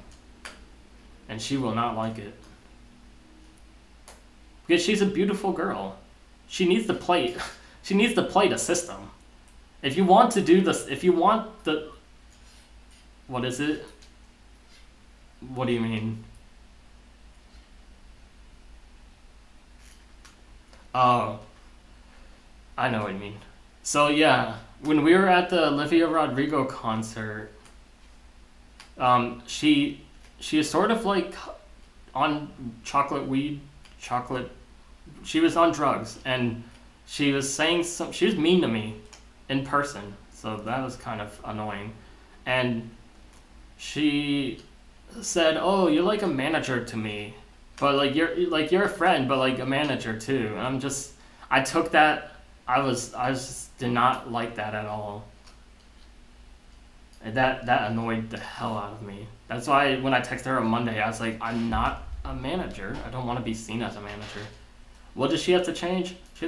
She's a beautiful girl. She can easily play into the system. Like she doesn't play into it more lewd enough, I would say. And she could easily, I don't know. Because she told me at one point she wants to like have dignity basically still at the same time as doing some of this stuff, but I don't know like for her what she wants, because she posts content that's very sexy, I guess. I don't know what other word to really describe it. Like she posts like bait. It feels like bait content to like get people to watch her content and stuff, but she doesn't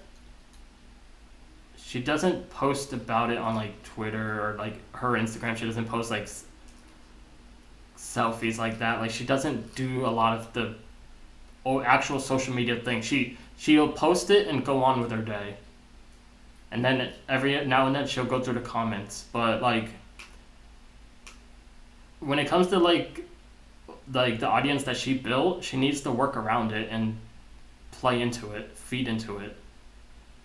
But she will not want to do that, so that's why I don't want to be a manager, because I can already see the vision, but she will not want that vision.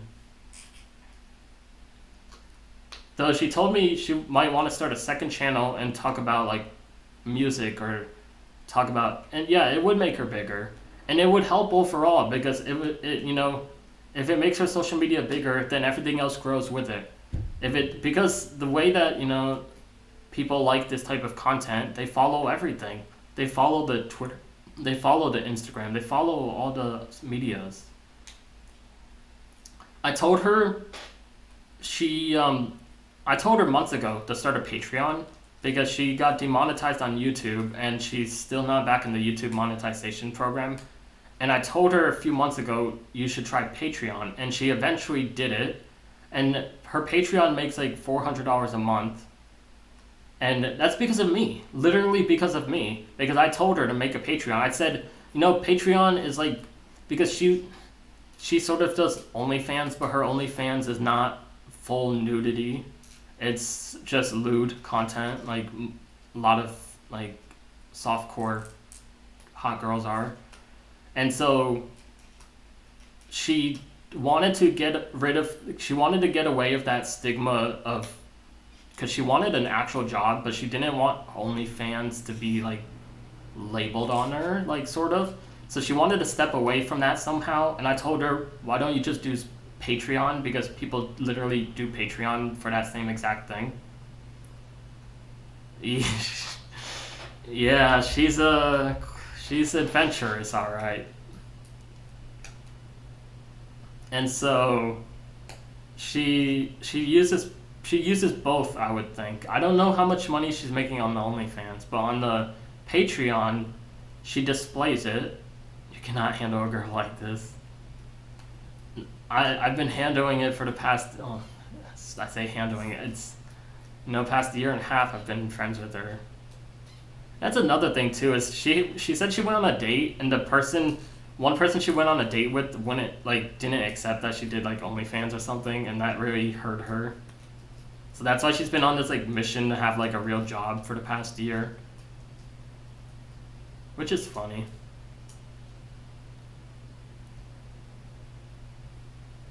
So, there are times where I get angry at her, I keep it to myself, but there are times where I really just want to go off on her and see the world burn, basically.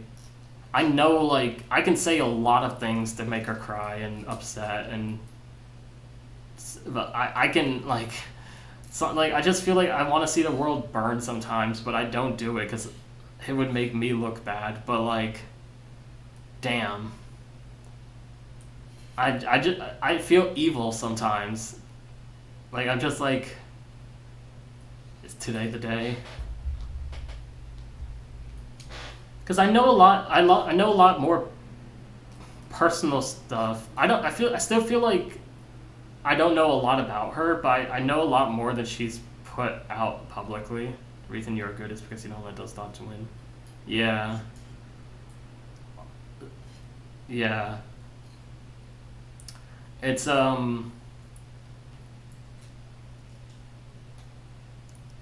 interesting. And if they do win one day, man, that will be quite an interesting day.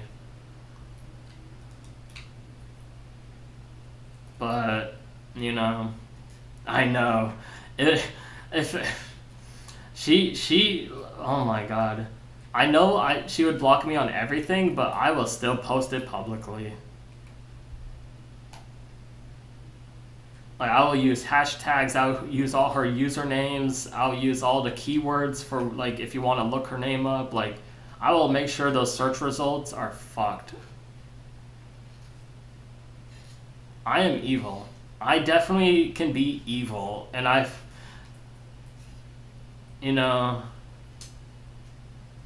thought about it. Let's just say, I have a plan if things were to go south. But I feel like, for me, it'd be I'd be sad, and then I'd be like, alright, let's retaliate, and then let's see how it goes from there. But, I also have to play it careful too, because I don't want something like that to step into my job. So, that's something else. Who knows what, because people can easily find me because my full name is out there.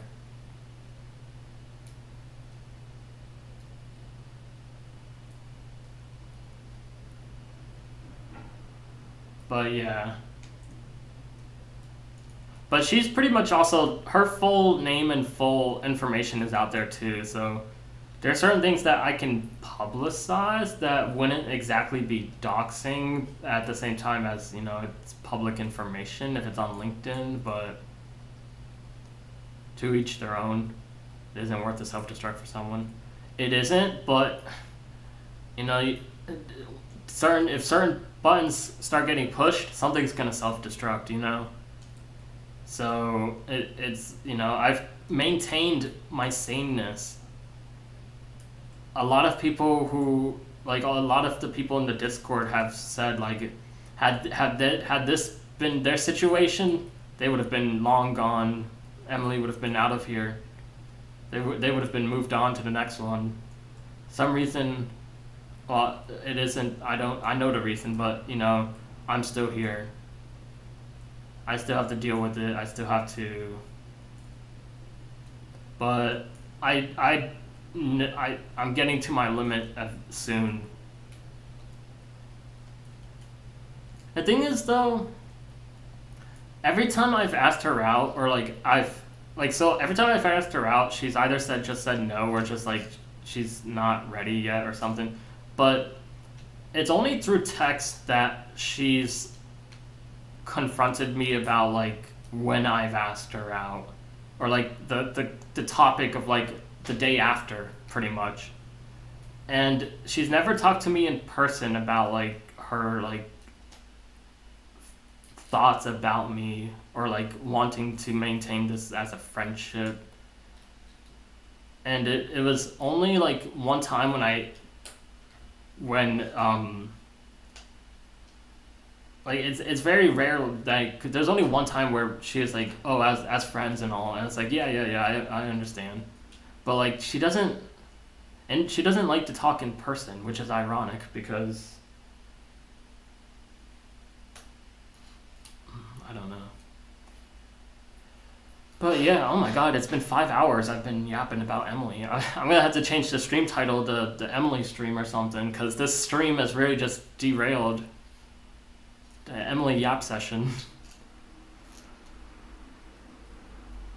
I will name the stream that, the Emily yap session.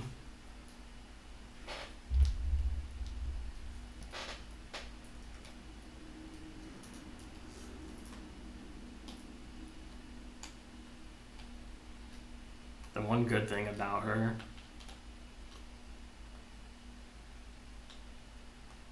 is that she doesn't actively try to hurt your feelings.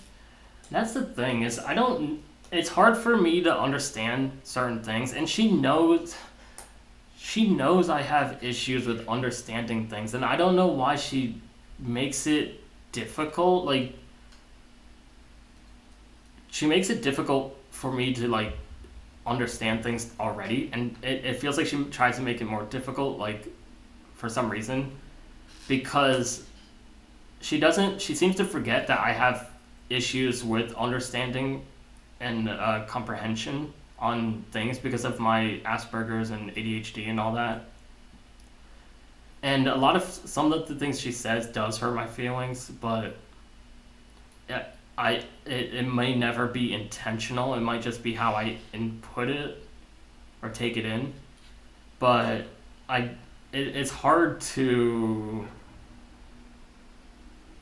assume that she doesn't actively try to hurt my feelings, because she doesn't talk about feelings at all. If anything, I'm always trying to get her to talk more about her feelings, because when it comes to feelings, she used to do she does what I used to do, is she would lock them in. She would ignore her feelings and just worry about the current and the stress about the current rather than actually thinking about things. And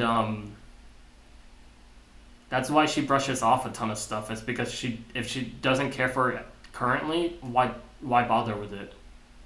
So it's hard for me to talk about my feelings with her, or just feelings with her in general, because she doesn't reciprocate feelings, like talking about them in general. Every time I tell her, or every time she says something, I always ask her, like, so how do you feel about that? Or like, how are you feeling? Like, I try and get under her understanding, because with me, I have an issue with understanding of, like, when she conveys something, what the intention is. Was this angrily? Like, was she angry about this? Because if I don't know the feelings, or if I don't have the context clues of the feelings, I can't do anything. How do I respond? Because I need I need to know how to respond. If she's angry, then I need to comfort her. If she's like upset, or like needs advice, or confused, maybe I can go about like responding differently. So it's very hard for me. And I'll try and tell her this if we end up discussing tomorrow. I'll try and tell her this, because I think she forgets, like, I have a hard time understanding, and I know it's not something she asked for, but I'm going to tell her, like, if we're going to be friends, she needs to understand that I have these issues in which, well, it's funny because she went to a psychic. I don't remember if I told this story. We went to a psychic. She went to one like 2 weeks ago, and then me and her went to one, was it last week or the week before? I can't remember. And the psychic told her that she has to be nicer to me, because she was being very rude to me as well as the psychic, because of some scheduling conflicts. And the psychic really liked me. Psychic was a scam anyways. It was I paid $80 for nothing. But anyways, I only went because I wanted to have fun. And the psychic really liked me, and the psychic told her that she has to be nicer to me, because the psychic felt like, do you think she's giving you mixed signals? I don't know. I don't think she's giving me mixed signals, because she's been very clear from this, like, for most of the start, that her intention, she only wants to be friends. And so it's not like I'm getting mixed signals. It's just that, like, I think, to me, I think things will change over time, and that's stupid of me to think that over time she'll eventually like me. But it isn't like mixed signals. It's just when things are going well, I tend to think, okay, now's a good chance to fuck it up somehow, like, for some reason.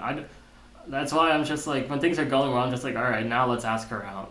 Like, or like, let's just ruin it. Things are going too, like, something suspicious is going on here. Things are going too well. I need to fuck it up for, like, now and then. And then we end up stop talking for, like, a month. Like, because she'll get uncomfortable or something. But it's just funny. And then the thing is, though, she still comes back. Like, she still wants to be friends. And I think the thing is, because she doesn't have many friends to begin with. If she had a lot of friends to begin with, I think, yeah, she's covered all her bases by being clear. But she's only been clear through text. She's rarely been clear in person, and that's because she doesn't like talking about her feelings. She doesn't like these type of discussions, serious discussions, in person. And I've been wanting to have a serious discussion with her for a while on just various things, because we've had deep discussions before, but they're all kind of like different type of deep discussions. Like, we talk about, like, just certain different things in life, but not so much about, like, us and, like, our feelings and just whatnot. But if you were taken to court and the judge and jury asked you,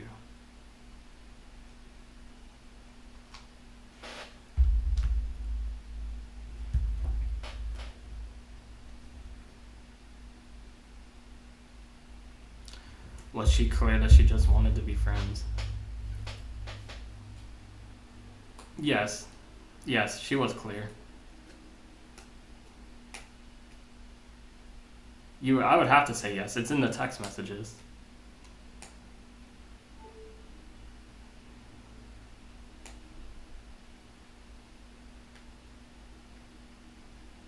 I mean, me just saying this right now can be used as evidence.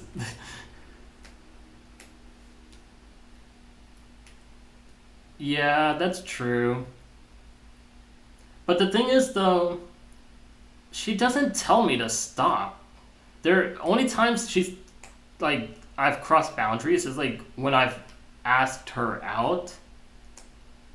And I guess, obviously just now feels like I crossed the boundary just wanting to talk, but every time that there's been a boundary to cross, it's only been when I've asked her out. Other than that, she's not. Well, no. Actually, when I posted something on my Instagram story that I thought was a generic phrasing, but she took it differently. I said, I can't wait to see what my friend gets me from the UK. And because she was getting me a gift from the UK. I posted that on my story, and I thought it was a generic phrase, and she saw it as just intentional posting just to target her, which I didn't see it that way. So I guess there's certain boundaries that like she has that I'm aware of, but there are certain ones that she doesn't really bother to stop with. Of course, she doesn't. Of course, if I'm giving her gifts and stuff, she doesn't want to stop that. God forbid those boundaries stop. But the second it crosses past to like a friendship type of thing, she's like, okay, that's a boundary. So anything more than a friendship, she does not want, in which I don't know. Yeah, it is like country. Yeah, but like it is like just eggshells walking on, because even just talking to her feels like just a boundary to cross. Gotta figure out the first thing to say before she like shuts it down. But the thing is though, like the way and the issue that I like the way that I see it is, regardless of how many times I've crossed her boundaries, like I've asked her out several times at this point. Like I unintentionally asked her out yesterday, but wasn't directly. But the last time I asked her out was last year in October or September, so it's been a year. But every time I've done something that I would say crossed a boundary, we end up hurtling over that. Like we're still friends. We still get along. Well, I don't know. I don't know. To me, if she sees me as a friend. To me, I see it as like we both get along. We're both still friends. Like because of her personality, where she focuses a lot in the current, a lot of like that boundary crossing stuff gets tossed in the past. Like she doesn't, after the point, she doesn't really care so much for it, which is interesting because I feel like if she really just wanted to get rid of me, she would have just stopped being friends with me and just told me straight. She's a very blunt person to tell me straight up certain things. So if she truly didn't want me around, she would tell me. Because that's why there are times where we don't talk for a month, because she tells me we need to like take a break. So there's things like that is yeah, that is why I don't hate her. Yeah, she's very honest about like what she's currently thinking, but that honesty is brutal because yeah, she doesn't mean it in a mean way, but if I keep crossing these, I think like for her, if she doesn't cut me off or if I don't cut her off, it's just going to continue. It's not gonna stop unless unless one of us cuts it off. I feel like, in my opinion, that it's not gonna stop unless I just yeah, if I just cut her off. But like, what the question thing? Then the thing I think of is, why hasn't she cut it off? She seems very annoyed by me a lot, but then, there's a reason everyone speculates why she doesn't cut it off. It's because I offer her everything in the world, basically. So it's like there's a reason why she doesn't cut it off, but at some point it's like it's frustrating for me. So I definitely think I need to just stop giving her stuff, but at the same time I'm just like, okay, now I'm thinking about her Christmas gift. I'm thinking about this. I'm thinking about that. I'm just like, why do I do this? Wreaths are pleasant. Yeah. I think,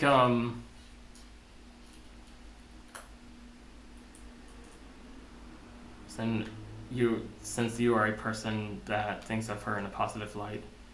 Yeah, I mean, everyone thinks of her negatively, and I can't imagine how, like, I mean, she doesn't know that, like, my parents hate her. She doesn't know a lot of people around me actually hate her, which is, the reason she doesn't know is because I know she won't care, but I can't imagine, like, how, like, her, like, social life is like because of how she is. I don't know, and that's the thing, it's like, I feel like she needs someone there, and I don't know if she even has that person, or if, I don't know, I'm just trying to be nice to her, and sometimes it feels like it's being taken advantage of, and because I don't always speak up on it with her, the issue is she doesn't like confrontation, and that's gonna be my main thing to tell her, is like, if she says, like, why didn't you bring this up sooner, I'm gonna be like, you're not an easy person to talk to, like, every time I talk to you, like, if I say one thing, you always think the worst, and it's just, I don't know. Eventually, I will tell her that, like, a lot of people around me just hate her, because she will eventually need to know that. Even though she does not care, she needs to hear it, because, if everyone around me hates her, but I still like her, like, she needs to understand, like, and it's not just me telling one side of the story. Like, I'm not trying to make myself look like the good person here, because everyone, all the people around me also blame me for staying in it, because they want me to be safe, and just, they care about my health and well-being, at the same time as, they know, like, the way to get out of it is to just leave. And I know that's the solution, but every time I talk about it in the Discord, they're like, there's always something new that I feel like I can amaze them with to make them hate her more. And I just be sharing the screenshots too. Every part of it is, you have expectations for your niceness. The only expectation I have is to be nice in return. I don't, and I guess our understanding of niceness is a bit different, because I be offering a lot more than just niceness. I don't know, but again, like, I don't have to get these concert tickets. I don't have to do a ton of this stuff, but I do it because I think it's gonna be fun. And I feel like if I asked her what were, like, the most fun experiences that you had this year, a lot of them probably would be from stuff that me and her have done. Because outside of that, I don't know really, like, she went to some YouTube event in LA, she went to the UK for a wedding, I'm trying to think what else she did on her own. She did some skiing trip early in February. But outside of that, a ton of the stuff that like we've done this year has been probably, for me at least, is the most exciting. Did all these concerts. We did an escape room. We completed the escape room. That was good. We did all these things, and we had our birthday celebration. So it's just, if I look back at it, the only person who's really been there for her has been me. And that's the one thing that I feel like she tends to forget is, and this is where I go into like maybe she just doesn't care about me, is because I'm always there for her. And I'm sure that's an issue. Like, what if maybe I should not just always be there for her? Is that like, do I need to show some resistance? But then it feels mean. So I don't know.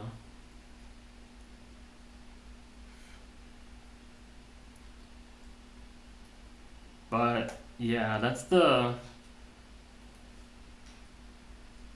What was the other thing that I said that they would that Emily said that they would hate me for?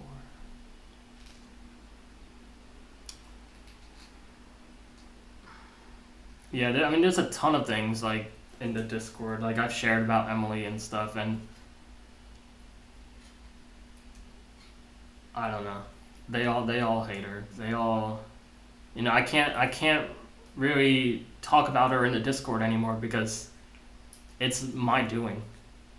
So I don't like to talk about her much in the Discord because it just, they circle back to then pointing it at me, and it's like, yeah.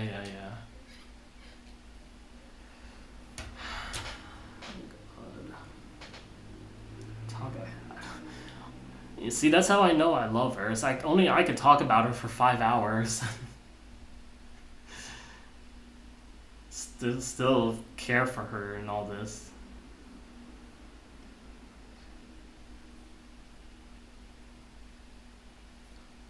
I still don't know. The thing I'm worried about is I don't know what time she's coming back at. Like,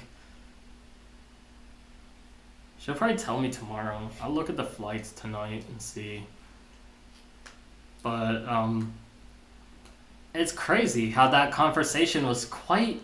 It took an hour for 9 messages to go back or a total of 9 messages to get across, and it was quite a battle. Oh my god. Fighting for my life just for some oh my god. Like I can't imagine how her parents must feel. Like something, I don't know. But she's also got some mental issues too, I think. Like she's not squeaky clean, so I can't.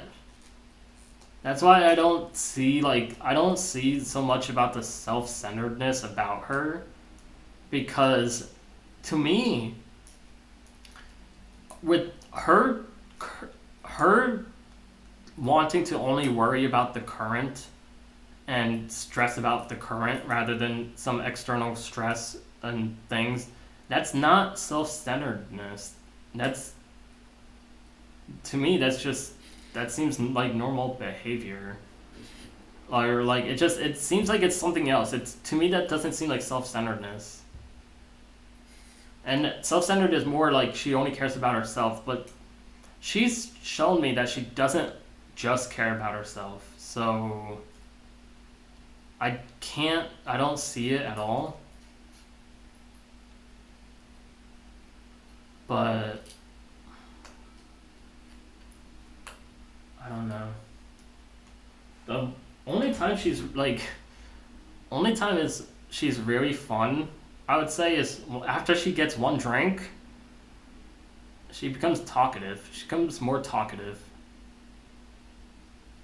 She's a light person in terms of like, I think, alcohol. In terms of drugs, I don't know. She gets very lightheaded as soon as she But in terms of alcohol, she has one drink, she starts yapping.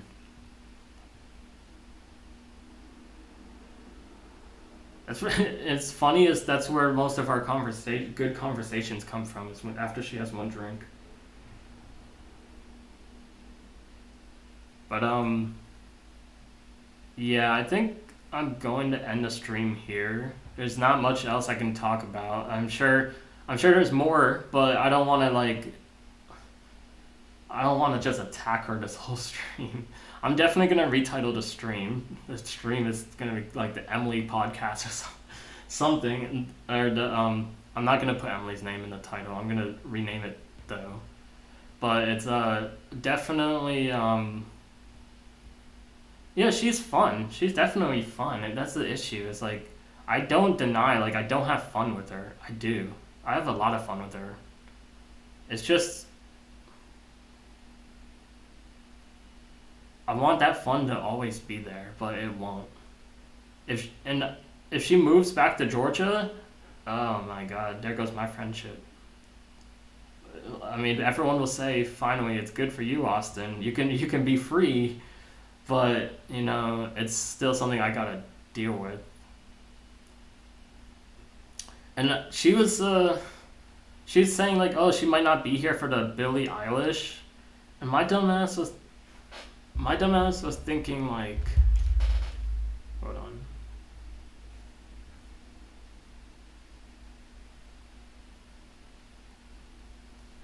Why did Eminem tweet out fuck? Did the Detroit lose a game? Let me see.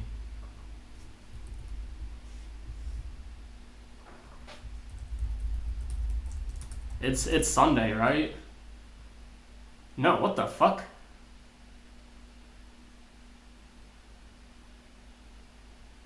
47-9? What the fuck?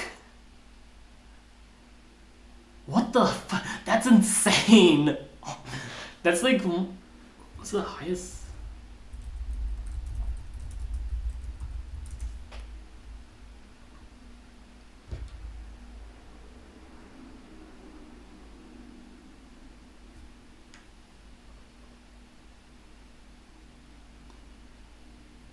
I guess it's not, but 47-9 is crazy. That's Eminem tweeted out fuck. I don't know why. That's insane. The Lions have been doing. I think the Lions will end up going to the Super Bowl. They were close to going to the Super Bowl last year. I think they definitely got it this year. They played 6 games. Played 5. But what was I saying? Yeah, if Emily were to leave the... Oh yeah, she said she wasn't gonna be here for Billie Eilish, but my dumbass was like, what if I just offer to fly her out to see her? Because I know deep down she wants to see Billie Eilish. She wants to pretend she won't be here for it, but she wants to see Billie Eilish, and I need to ask her more about that. Not tomorrow, but when we go and see the Imagine Dragons or something. I want to ask her more about that because I know she wants to see Billie Eilish, and it's definitely something that I don't want her to miss either. So I'll see what happens there. I have to ask her. I don't want her to be stone cold on that decision of not being here. And yeah, final piece.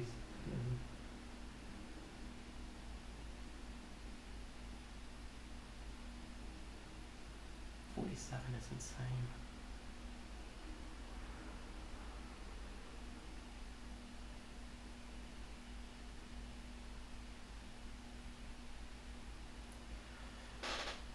Go to your company and do whatever makes you happy.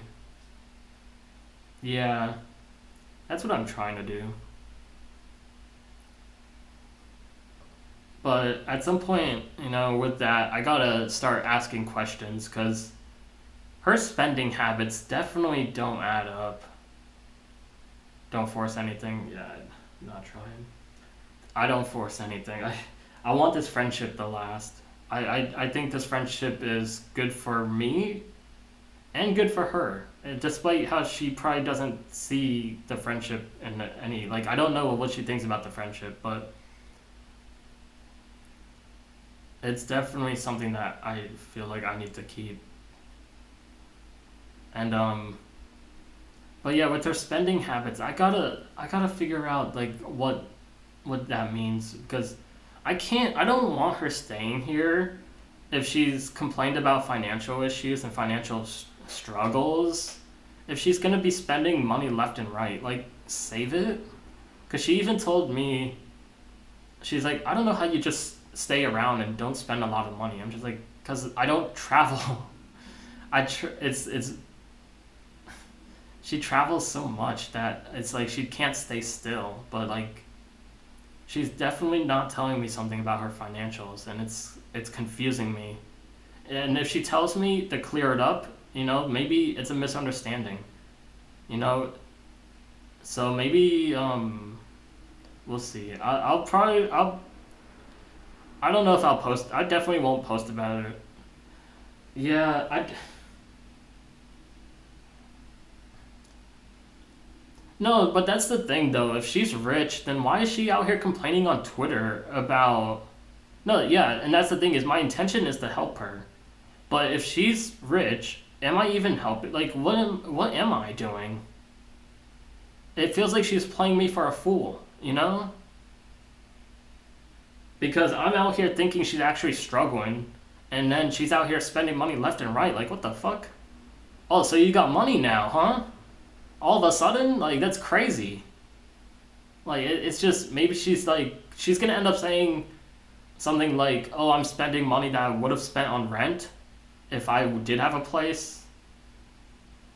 And so, and like, that's fair if like this would have been her rent money, but at the same time, save it. Like, isn't this the whole purpose, is to save money? Like, it's just, I don't know. She has no, from my understanding, she has no financial, I don't know. She doesn't, to me, she's not telling me something. Expecting things that aren't coming. I mean, I'm already expecting all the excuses, and I do expect her to. I have this slight thing in me that says she won't change like her plans to come to the apartment tomorrow, but 95% of me says she will change it, but we'll see. She'll probably, if she doesn't text me in the morning, then it'll be 50% chance that she'll change it. Like, I don't know. But yeah, I'm gonna end the stream here. I got nothing. What I planned to do today was completely different, but I had to at least talk about this. But yeah. Oh my god. Yeah, thank you. I mean, the only way I can like be like, I have to be open, because I first of all, I don't go to therapy anymore. And if I went to therapy, they would tell me what everyone around me is telling, and it's not the advice that I need to hear. It's, they hate her, they want me to just leave her, like, just let her be, ignore her. Like, it's not something easy to do, especially when I assume she's going through something, or that she's struggling with something. And I can't just toss someone aside that I feel like is doing that, because it just doesn't seem right. So I have to get, like, doing this helps me get a ton of, are our conversations different or the same? They're different because it's different types of advice. Because I know the easy way out, but I need a lot of the conversations that we have on the streams and stuff, even with who else? I can't see the chat that far up. The other person, I would talk about Emily, and he would also help a lot too with that conversations, because it's an ongoing saga with my Twitch streams, so it's a lot different. With the Discord, you know how they are. you know, like they literally, it's just like they fuck this bitch, move to the next. You know, it's clearly cut dry for them, but for me, it's not that easy. But they do care about my health and well being. They just want me to like be good, make sure I'm not gonna kill myself or anything. And my parents are the same way, but it's just these mental gymnastics are just it's just the worst, and that's why it's hard to do things through text because it's definitely something that's not good in my favor, and that's proven time and time again. Even in person, it's hard to even start these type of questions, but at least now hopefully we have a conversation. But I don't know. Usually with these type of questions, if they're left open ended, she will answer them at some point. She'll be like, "Oh, so you asked me about my financial situation," and then she'll answer it, and it won't be like it won't be like something like deep or anything, but she'll just answer them. So that might happen. I don't know. But yeah, the conversations on these streams are completely different. These streams actually help. I did a YouTube stream before one event, and I think it's before Outside Lands. I was talking about Emily for 2 hours on YouTube while I was building some Lego. I was building a Lego thing.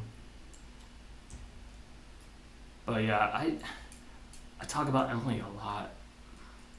Bit too much, I think, but it's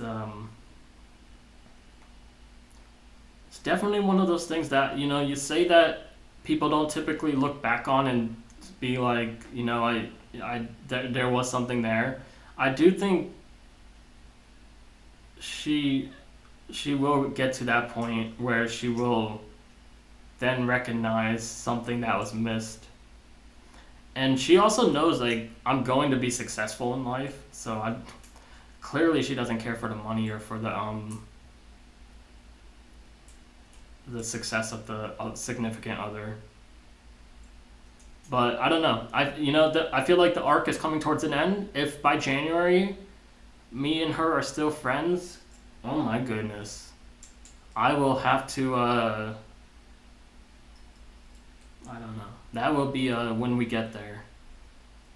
Music randomizer would be massive. I don't know. I haven't worked on this site in so long. Like I don't do a lot like adding new things for the site, and that's what I meant to do today is come up with a list of things to add for the site for the next end of the year. But next weekend I think I'm going to be just I don't know what I'm doing Saturday. I think Saturday I'll be getting pictures for that photo album for Emily's Christmas gift, in which will take me all day to do, and then Sunday I got that concert to go to, in which I think Emily will be back here. But me and Emily are going to an aquarium too. That's another thing is we keep planning things. I got free tickets. She messaged me something about an aquarium, and I was like, oh, and I just got 2 tickets. It's a free pass for the aquarium, so we're going on the Sunday following after next week, so the 27th. And we're going to the aquarium that day. Or I assume she wanted to go to aquarium. I just said I got tickets. I don't know if she wanted to come with, but my understanding is that she wanted to go together, so. And I think that will be the last thing that we do for this year, except probably Billie Eilish.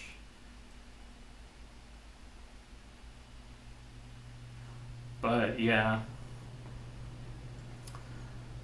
Yep.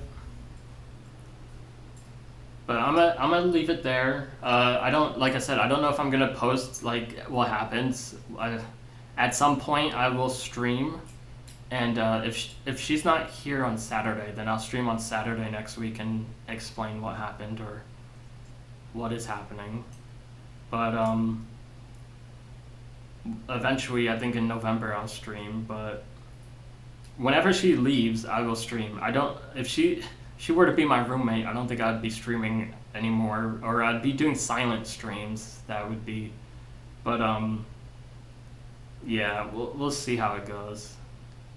Thanks for staying. Actually, Cairo, I think, stayed too for a good amount of time. He usually drops in and leaves like in 30 minutes after, but he stayed for like an hour and a half, so that was actually helpful. But yeah, this was actually very helpful for me. Um, but yeah, it was a good talk. All right, I'm gonna end the stream. Thank you.